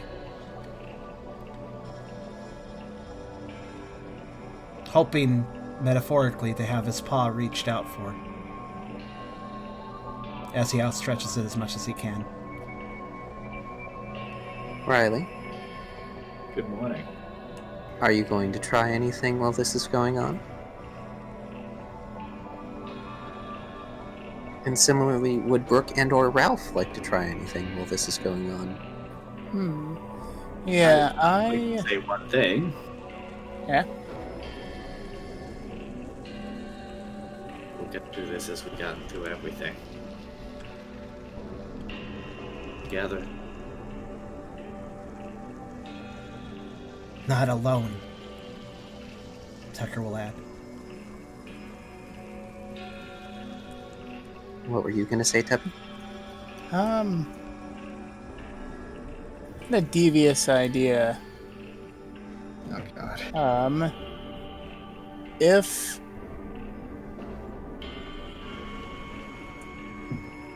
If I can, if the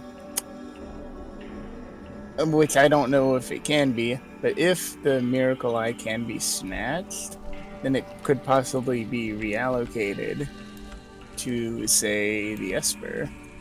Trap the Esper in his own box. It's not a bad idea. I actually was going to wait for the whole snatch thing to play out, but since you left, I engaged in Yeah, the the situation.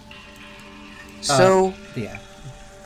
if you wish to snatch the Miracle Eye from Tucker, you may do so.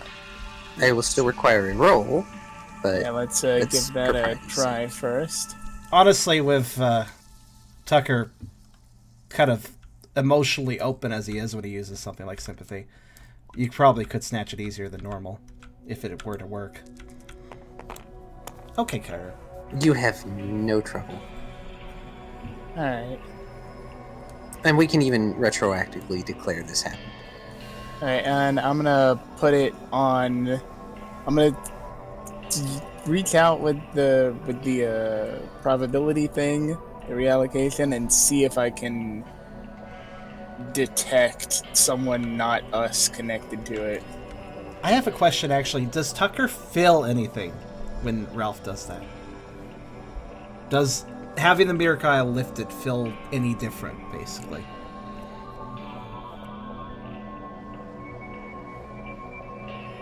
Now that you mention it, yes. In your panic, you didn't feel it before. But it makes sense. You felt watched. As if literal eyes were always on you. And it makes sense. Things hide in the dark. They go unseen. But it is the realm of knowledge, of psychics, to see the unseen, to reveal them. It would make sense that if they cannot see or reveal something, they could do no harm to it, or it is something they cannot know. It's perhaps an abstract concept, but one that you seem to innately understand. There's probably more to it, something that could even be scientifically explained by some human professor back in the human world. But it's what comes to mind.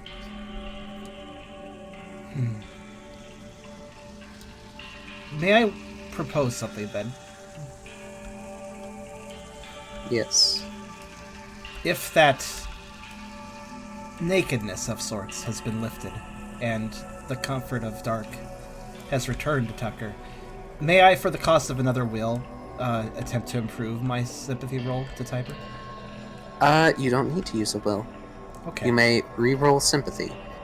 As for you, Ralph, please go ahead. It should be noted that as a Munchlax, I'm actually immune to ghost type moves. Yes. But that's more so like material, immaterial things. Yes, that's more like it. That is much better. Also, Ralph, you may go ahead and roll reallocation without spending a will point. Also, I'm really not trying to outrun you, Kyrie. I look forward to your message.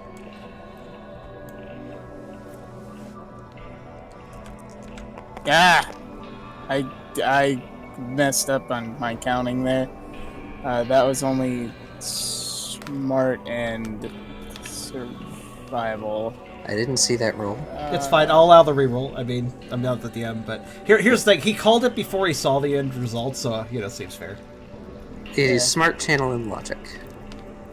Yeah, I tried to include fight, and I'm like, wait a minute.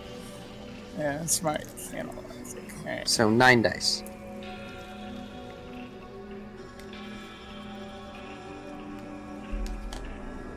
There you go.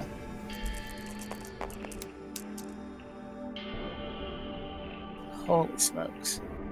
Goodness. Not exactly much better, considering the same numbers. I'm gonna hat that. You are free to hat that. I like that term. I'm gonna hat that.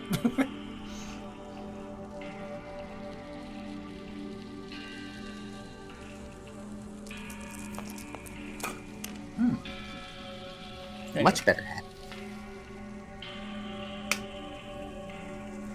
And this is a point where I will wait for Kyrio's response first, before I go any further. Yeah, I agree. Interesting thing about Miracle Eye, apparently in Diamond and Pearl, it allowed a user to hit a ghost type of a type of move, but then it got changed to dark type later on. Curious. Because there was already a ghost type What is that? Yeah, that's right. What is that move called? It's weird though that they Odor start. Sleuth. Odor Sleuth, yeah. It's weird though that Yeah. it started out as affecting ghosts and then they switched to dark. It's almost like I wonder if they made a mistake for the first generation it was in. I'm betting they did. Yeah. And they're the foresight thing, or not foresight, Oh, that's bizarre. Sword and Shield have a weird description for the move. I have a Brooke thing though. Oh, okay, there it is. Never mind. Brooke sees what Tucker is saying and adds, "Strength is exponential. No matter how hard he tries, a single person can only do so much. But the more people you have, the higher the limit. Whether you believe in me or not, it's my job to make sure our strengths work together."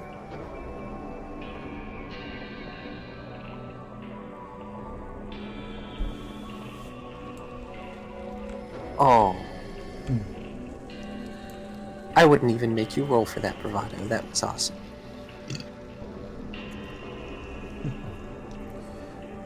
So, these events are happening simultaneously. I will describe them separately. Sure. So, Ralph, you snatch the Miracle Eye, and it sort of manifests itself as like a little floating eye symbol, kind of like an icon you might see in, say, a computer. At first, you try to use it to figure out where the Esper is and sort of give it a taste of its own medicine.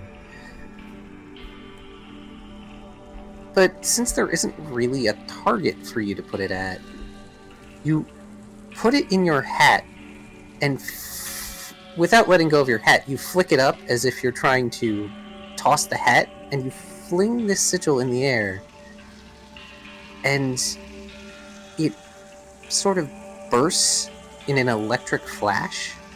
By the way, your Electrify is gone. No more glowy hat. And at the same time, the psychic energy finally coalesces into Tiber's form. He looks different.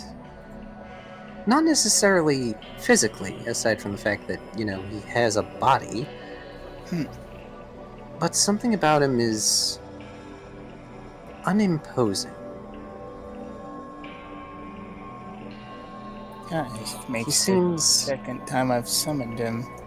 He mutters under his breath. He seems tired. Greetings, mortal. Greetings, immortal. But what's notable is it's subtle, but it looks like he's kind of hyperventilating. The hole in his chest looks ragged, bleeding. The scar around his neck is also bleeding.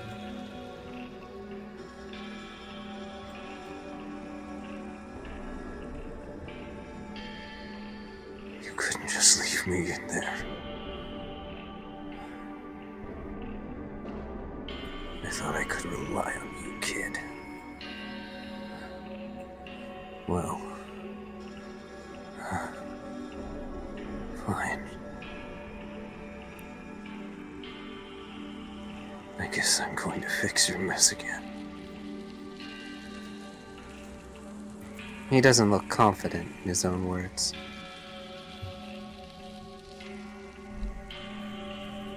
In fact, he can barely bring himself to look at any of you.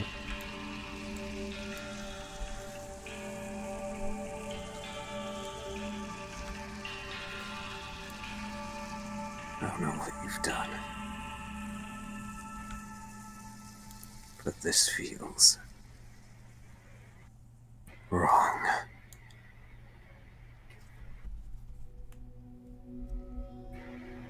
He stumbles away. Everywhere the blood from his wound drips, decays. The grass curls and browns and erodes.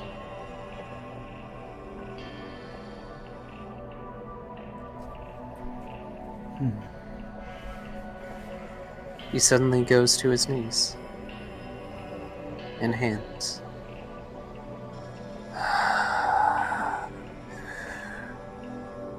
You want the Conqueror? I don't know what the heck you are.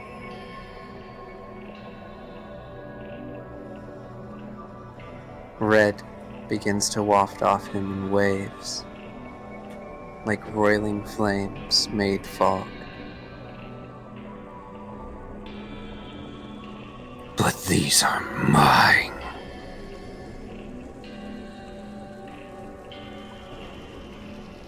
We should probably stand clear, Rook says.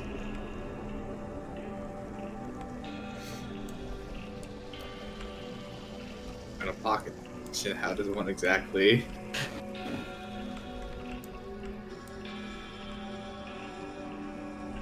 What's that? What's that, Eragon? We're in a pocket dimension. How does one exactly stand clear? Probably by standing away from him.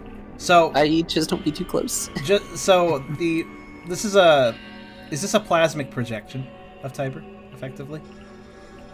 Via the sort energy of the, okay. It's an odd form, so. Normally, Tiber can project himself as a sort of phantasm, an image, at best.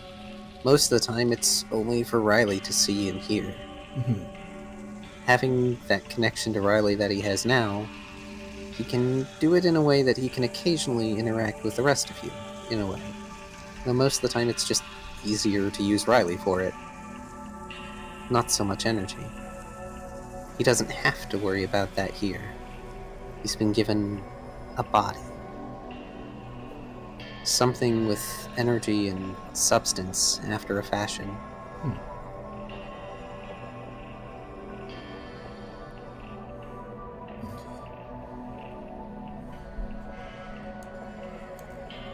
Tucker does back up with, presumably, the others.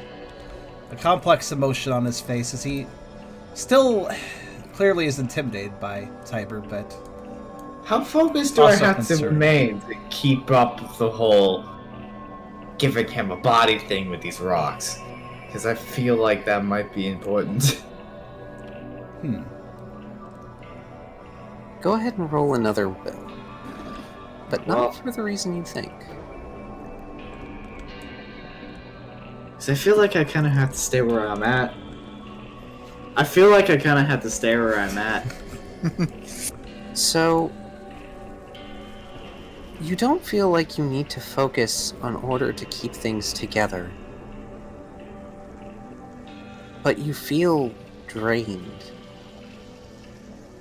You feel like the act of forcing Tiber to be here is hurting you. Take 1 damage. I've got the anime nosebleed. It's not a nosebleed, but your chest hurts, and so does your neck. They feel sore, as if you'd been running a mile and weren't a Riolu that could do that. I'm not bleeding from either of those spots, am I? No, but there is that iron taste in your mouth. Okay, I'm not Cool. exactly a huge fan of taking damage, but I have to ask, Tucker did engage as hard as he could with sympathy.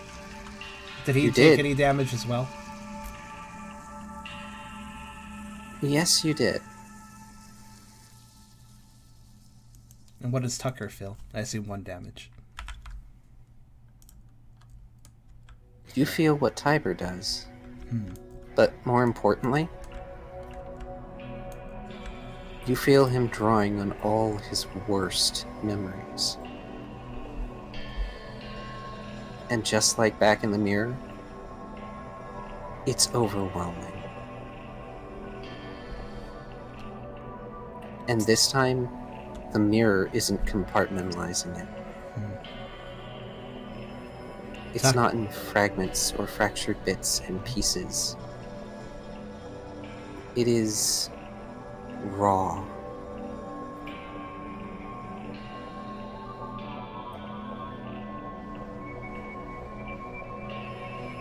Tucker doesn't say anything, but he has a clear shortness of breath as this goes on.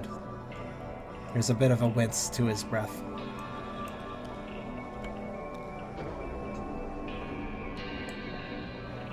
I give you to the count of 3. 1. Riley will try and grab the 2 rocks and get back, but he's not feeling too great. Red begins to spiral above Tiber. I'm going to position myself in between Tiber and the others. 2. Kyrio's typing something, so we can sit on that 1. Yep. I'm going to pause there so Kyrio can type.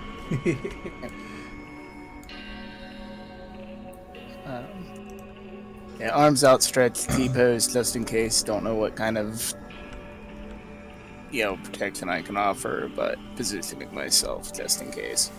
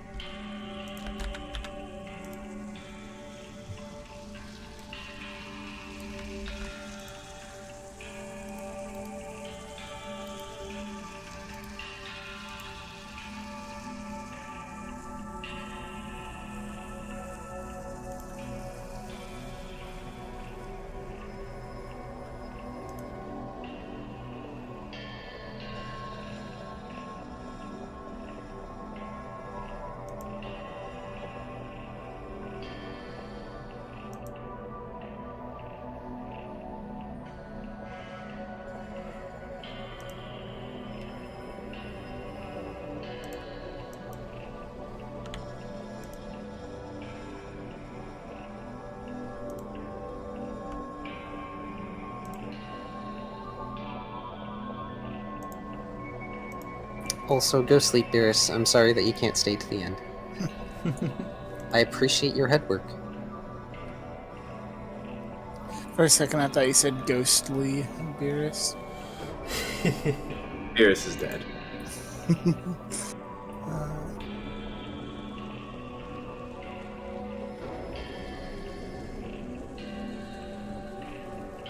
Hey, also, what's the approximate cast time of, never mind.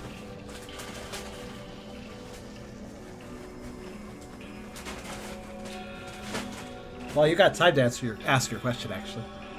Yeah. I was gonna ask what's the approximate use time of stockpile, because that would make me a better wall to stand in between the 2 spent members of the party, and the bomb about to go off here. Yeah, actually, for once, Riley's not the one in worse condition. Yeah. How am I about to be? I can't move that fast. No, you're gonna be fine. So, depending on when you start using stockpile, you should have enough time for like 2. Yeah, I'm thinking right after 3, right after he says 3, he starts using stockpile and dashes between Tiber and these 2. That's really not a bad idea, actually. Yeah, in that case, you have time for 1, because you are waiting to the last minute. You aren't stockpiling. Yeah, well, because I wasn't like stockpiling while he was making the threat. He just oh shit, he's gonna blow this place to kingdom come. Yep. Tucker, I know you can feel what he's doing. Stay strong. Try to focus it forward. Force it in one direction, Burke says. Oh, okay. Tucker is wincing a bit now, but his eyes get a bit more focused as he pays very narrowed attention to what Tiber is doing and helps helps force it in whatever direction Tiber needs.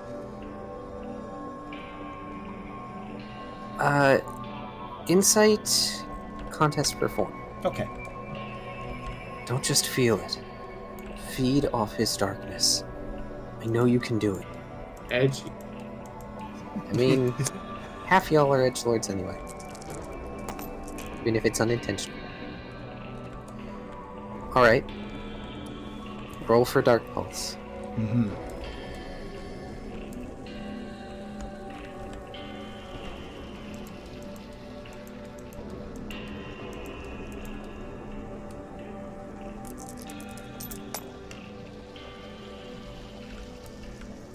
I'm throwing another will at this.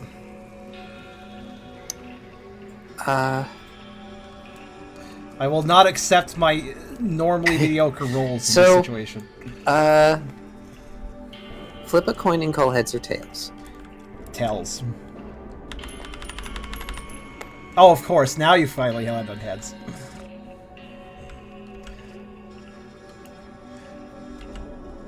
I should. You may spend a will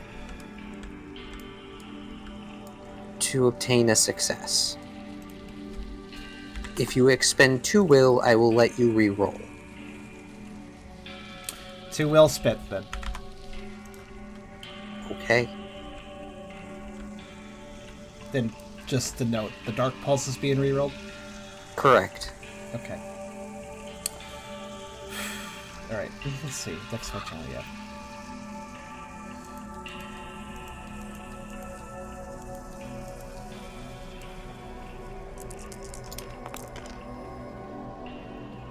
Wow. Much better.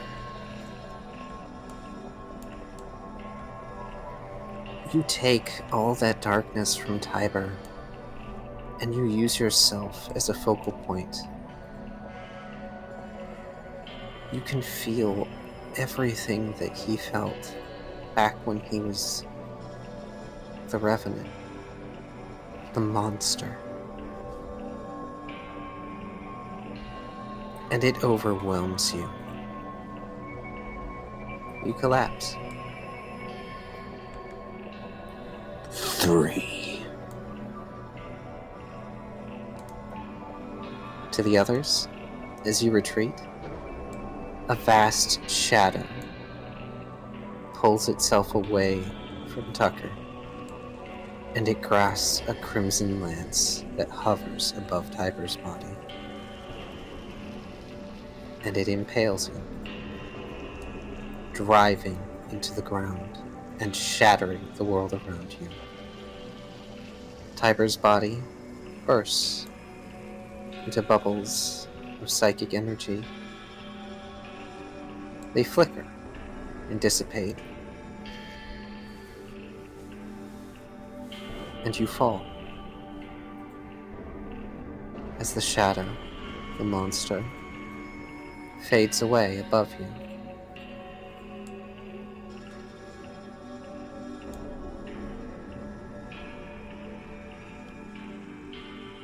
You fall for some time. You pass strange spaces. Oh dear. Yeah, they got so much strange, alright? Strange spaces and architecture. Stairs and passageways, rooms that are broken. Several times you think you see the Esper walking upstairs upside down, emerging on a pathway elsewhere as you fall.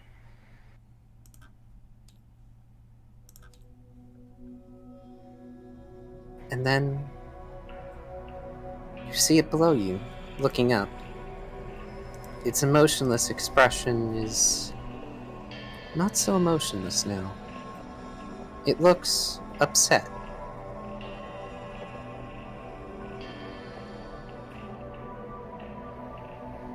I don't want you anymore. And it raises its paw. Your fall's slow as you near it.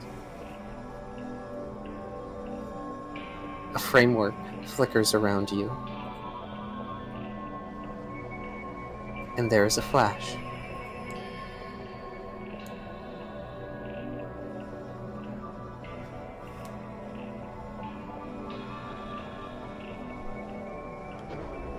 Tucker, you may regain 1 will point. Oh.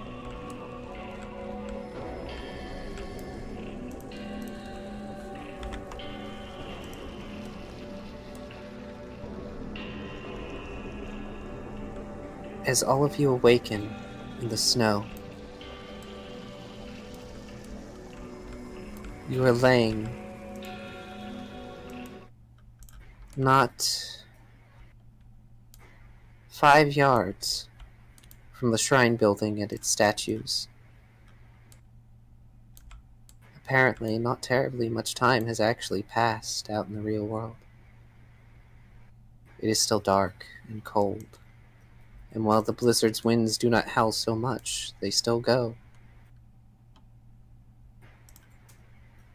You're all sort of collapsed in a heap.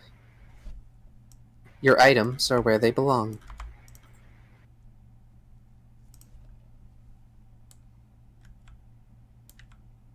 The Esper is at a mild distance, staring mostly at Riley now, but their gaze does graze over the rest of you as you awaken and pick yourselves up.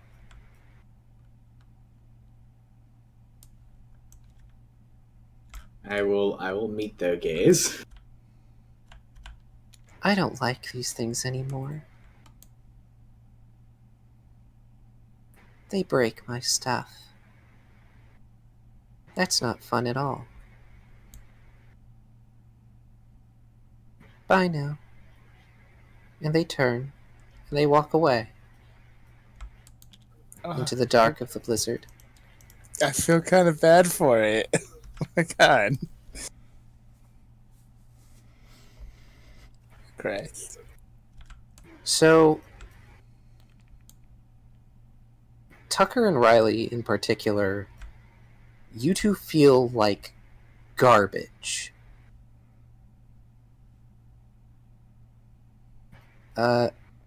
Riley, take another 2 damage. Oof. Tucker, you take another 1 damage.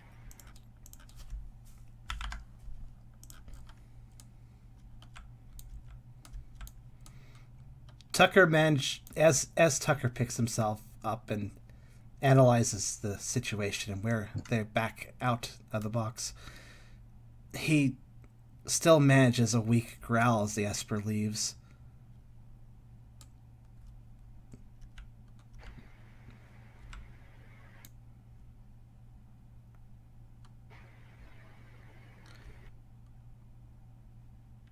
But as the pain kind of sets in, he expresses to the rest of the group, inside, we should be okay inside.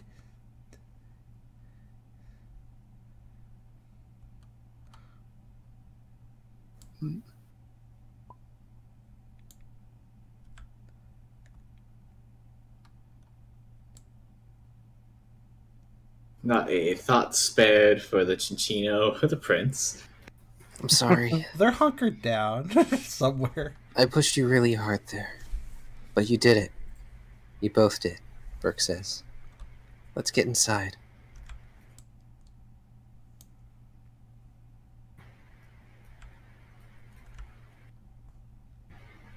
So, Riley, question.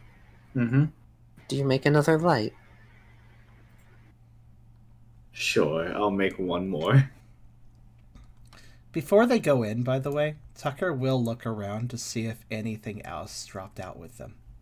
Anyone else, really. Nope. In fact, you can't be sure that there was anyone else real in there, besides all of you. No, you do not have the book.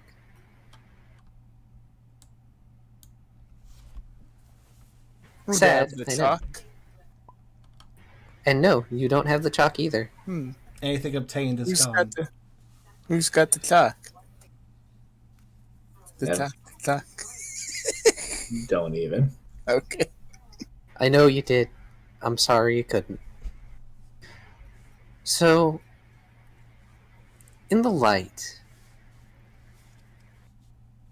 you all will notice something that may be mildly startling. Riley, there's a metallic disc on your chest. It's a rusty red color, as if it's been painted over.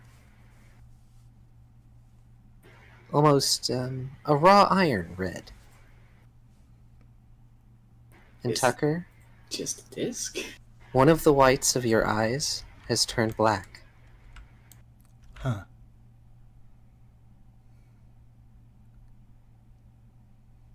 And I think that's where we're going to end for this session, as Good. you all make your way into the shrine, away from the cold. Left or right, this is important for fan art. Oh my God. I will allow Tucker to decide which one. Is his eye working correctly? As far as you are aware, it is. Is There this is disc- nothing strange that you can tell. Is it a part of me, this disc? Yes. Ah. Oh god. Is it roughly the same size as I could take my necklace and just jam it on to be complete? Yes. Oh, I don't like that. Also, I would say right Can eye. I I would say right eye for the sake of canonicity. I'll write that down actually. Nice. Can I get a re-invite? I don't see it on my Oh, I see. on the server browser. There you go.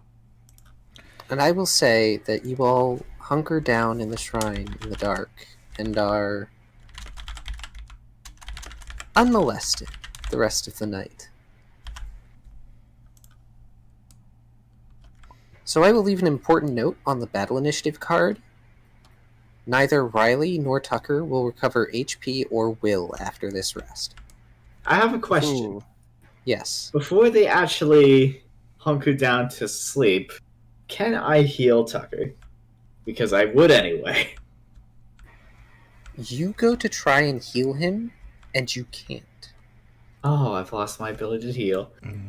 It's not that you've lost it, but you feel like you don't have energy to spare.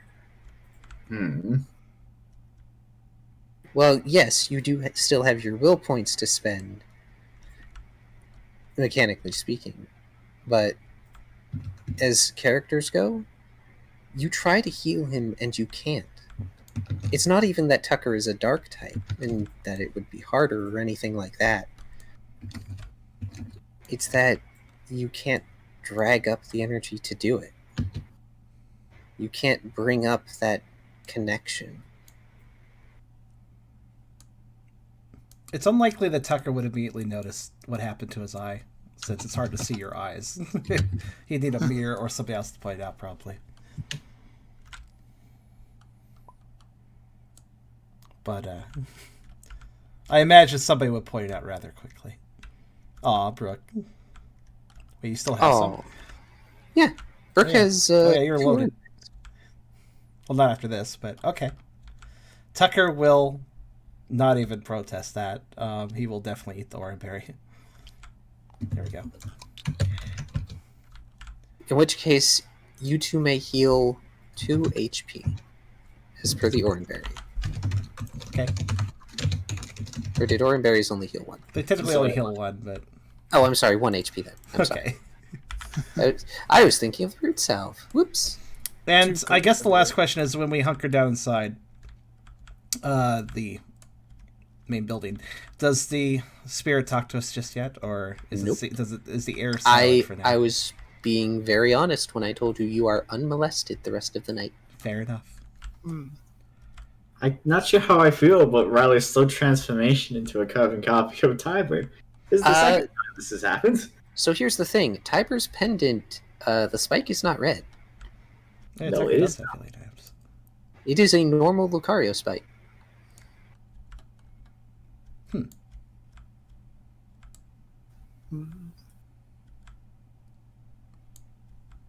mean, just sharpened my metal bitsies on my arms. Now I got a red chest spike growing out of my chest. Oh yeah, I almost forgot that your metal arm things sort of sharpened a bit. That was so long ago. It was, and you didn't have to remind me. Oh man, so An interesting. I can understand the spike on Riley, sort of, but I'm curious about Tucker. That's interesting. yeah.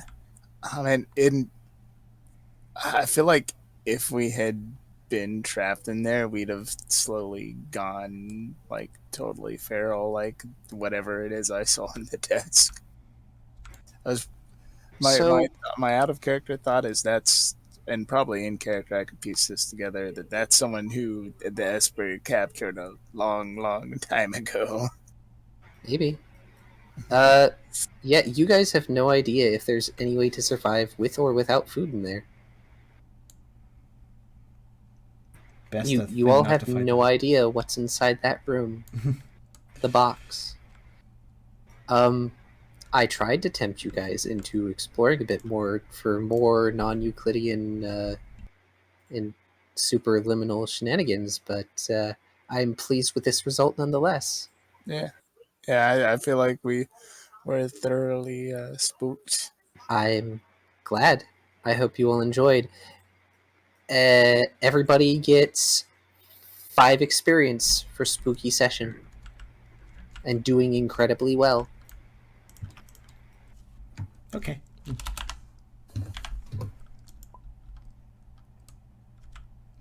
Riley didn't want to wander the Freaky Deaky Wonderland, and I can't blame him. If there's any bits of that Wonderland that stemmed from Riley's mind, it is not a place anyone wants to be.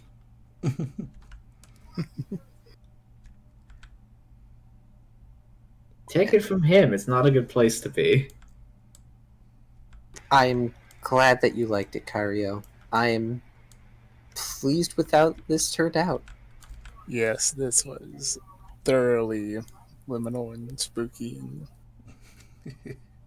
And I will say, Backroom. I do not know yet if those features are going to end up permanent. And that is something I am willing to work with you two as players on, if you want to keep them or make them go away. I would need to later in the process of later sessions or just out of session talk, getting to better understand what exactly caused these changes would lead to be determining whether or not I think they should be kept, I suppose. Yeah, basically I need more information before that sort of decision could be made, I think. Yep. However, I do still want to give you guys basically full aesthetic reign over your characters. If you actually do not want these features, I can make them go away and come up with reasons and ways for that to happen. Sure, as long as it's all above board for the storytelling, that's all I really care about. But I will. There is reasons for them appearing. I'll tell you that. I'm okay with rocking things like this temporarily, regardless of what they are. Permit changes, yeah, they should be discussed, I think. But yeah, that's my thoughts. I think temporary changes / impairments, etc., are actually really interesting, though. Like a little challenge event or something. Nice. I'm going to buy a move. I was gonna say, did everybody put down experience on their sheets? Because I have put it on my sheet and I'm going to bed. Kyrio, you only have 5. I guess you were at 0. Me? No, Kyrio, but also yeah. Well, I believe Kyrio spent experience on Rounding out strength last. I know, but I'm surprised that he was at exactly 0. That's all. Yes, it was pretty amusing. So, what are you buying, Tubby? I'm buying Swallow. Oh, that's right. You wanted to buy Swallow. Also, he had a question for you, Car. Just point that out. Oh, sorry. Let me look at the chat while Ralph grabs that so I can make a copy. Yeah.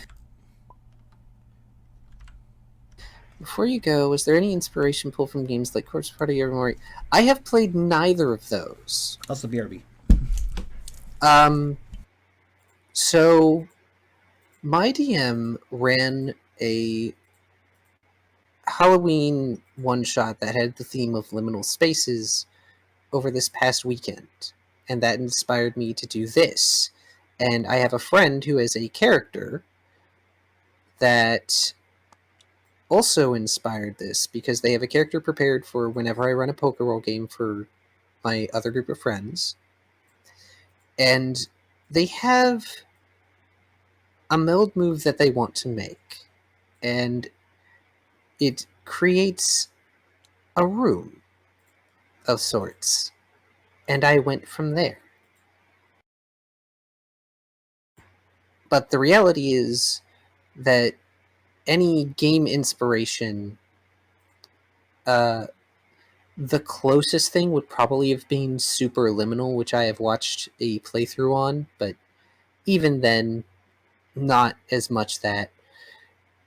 There was much more that could have happened inside the box. They just decided they were going to break out, instead of exploring and maybe even talking to the box owner.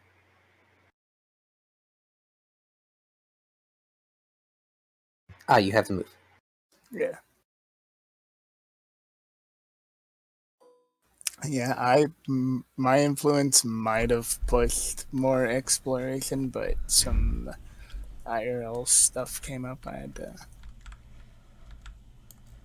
It's okay, man. Life happens. Also, I'm back. Welcome back. You got yourself swallow then? Yeah, I'm gonna get swallow. Which works with stockpile. Yes, it does. I made a copy already. Excellent. So that is yours. Quite a useful combination of moves, actually. It is. Yeah, being that you can't use swallow until you use stockpile. Also notice the Pokemon must rest for an hour before using swallow again. Swallow is not spammable. Yeah, because Swallow and Stockpile, I think, is the only healing move you can technically use without will points. Mm-hmm. That's fair, because healing is, under this system, could be very easily OP if not controlled. Oh yeah, did you say that, oh well, I guess I'll ask at the start of next session, actually. About whether or not we're healing HP and will. Neither Tucker nor Riley are. Everyone else is. I see. That's fair enough, given exhaustion. Which, ironically enough, neither of them need the healing. They got through this rise raid. I promise I'm not trying to pick on you. It does have to do with like similar reasons to why you guys are exhibiting these traits. It's fine. You can never pick on me as much as the coins and dice do. How was your day today, that old image? I was really hoping on that final coin flip that you would actually get what you called for, because then I would have just let you re-roll it by spending one. I should have known to call heads, because considering I was getting nothing but tails, of course it would troll me with a heads at that moment. Of course it would troll me with what I don't think it's going to do. I will say that I did on the fly kind of come up with something that you guys did not get to explore, but that's fine. I can put that elsewhere. Repurposing. Yes. In any case, thank you all for the wonderful spooky session tonight. Thank you, audience, for being with us through all this. Thank you to Beerus for their HUD work that helped make this work. And thank you very much to, I believe it's Key and Serio who did the fan art this session, which... Oh my gosh. Key and Red Reese, actually, but yes. Oh, Key and Red Reese, I'm sorry. I must have heard you guys say Reese, and I thought Serio for some reason. I'm not sure why. That's fine. But this was really cool, yeah. I like this. This is a good session. Also, thank you for thanks for finally being able to inject some Halloween flair into a session near Halloween. You've been wanting to do that for a while, I know. Yes, I had more sort of like fun spooky things to do, but this works. I'm happy with this. But yes, I hope you all enjoyed the session. Thank you again, Car, for a wonderful session, and thank you all the other players that have already, I think, left at this point. That's fine, except for Tubby. But yes, I guess we'll see about a session 71 probably in 2 weeks, unless we decide to pull shenanigans and do it next week for some reason. But probably in 2 weeks. We'll talk about it, of course. But 1 to 2 weeks. That's kind of the best definition for how Pokerole is at this point. Is it's in 1 to 2 weeks. It's always on a Wednesday though, so That at least, you can predict, so. Consistency. We will try and be more consistent with telling people, hey, we plan to do it this week, if we can. But yes, that was session 70. I hope you guys enjoyed, and we'll see you for the next session in 1 to 2 weeks. Have a good night, everyone. Don't let the Esper bite.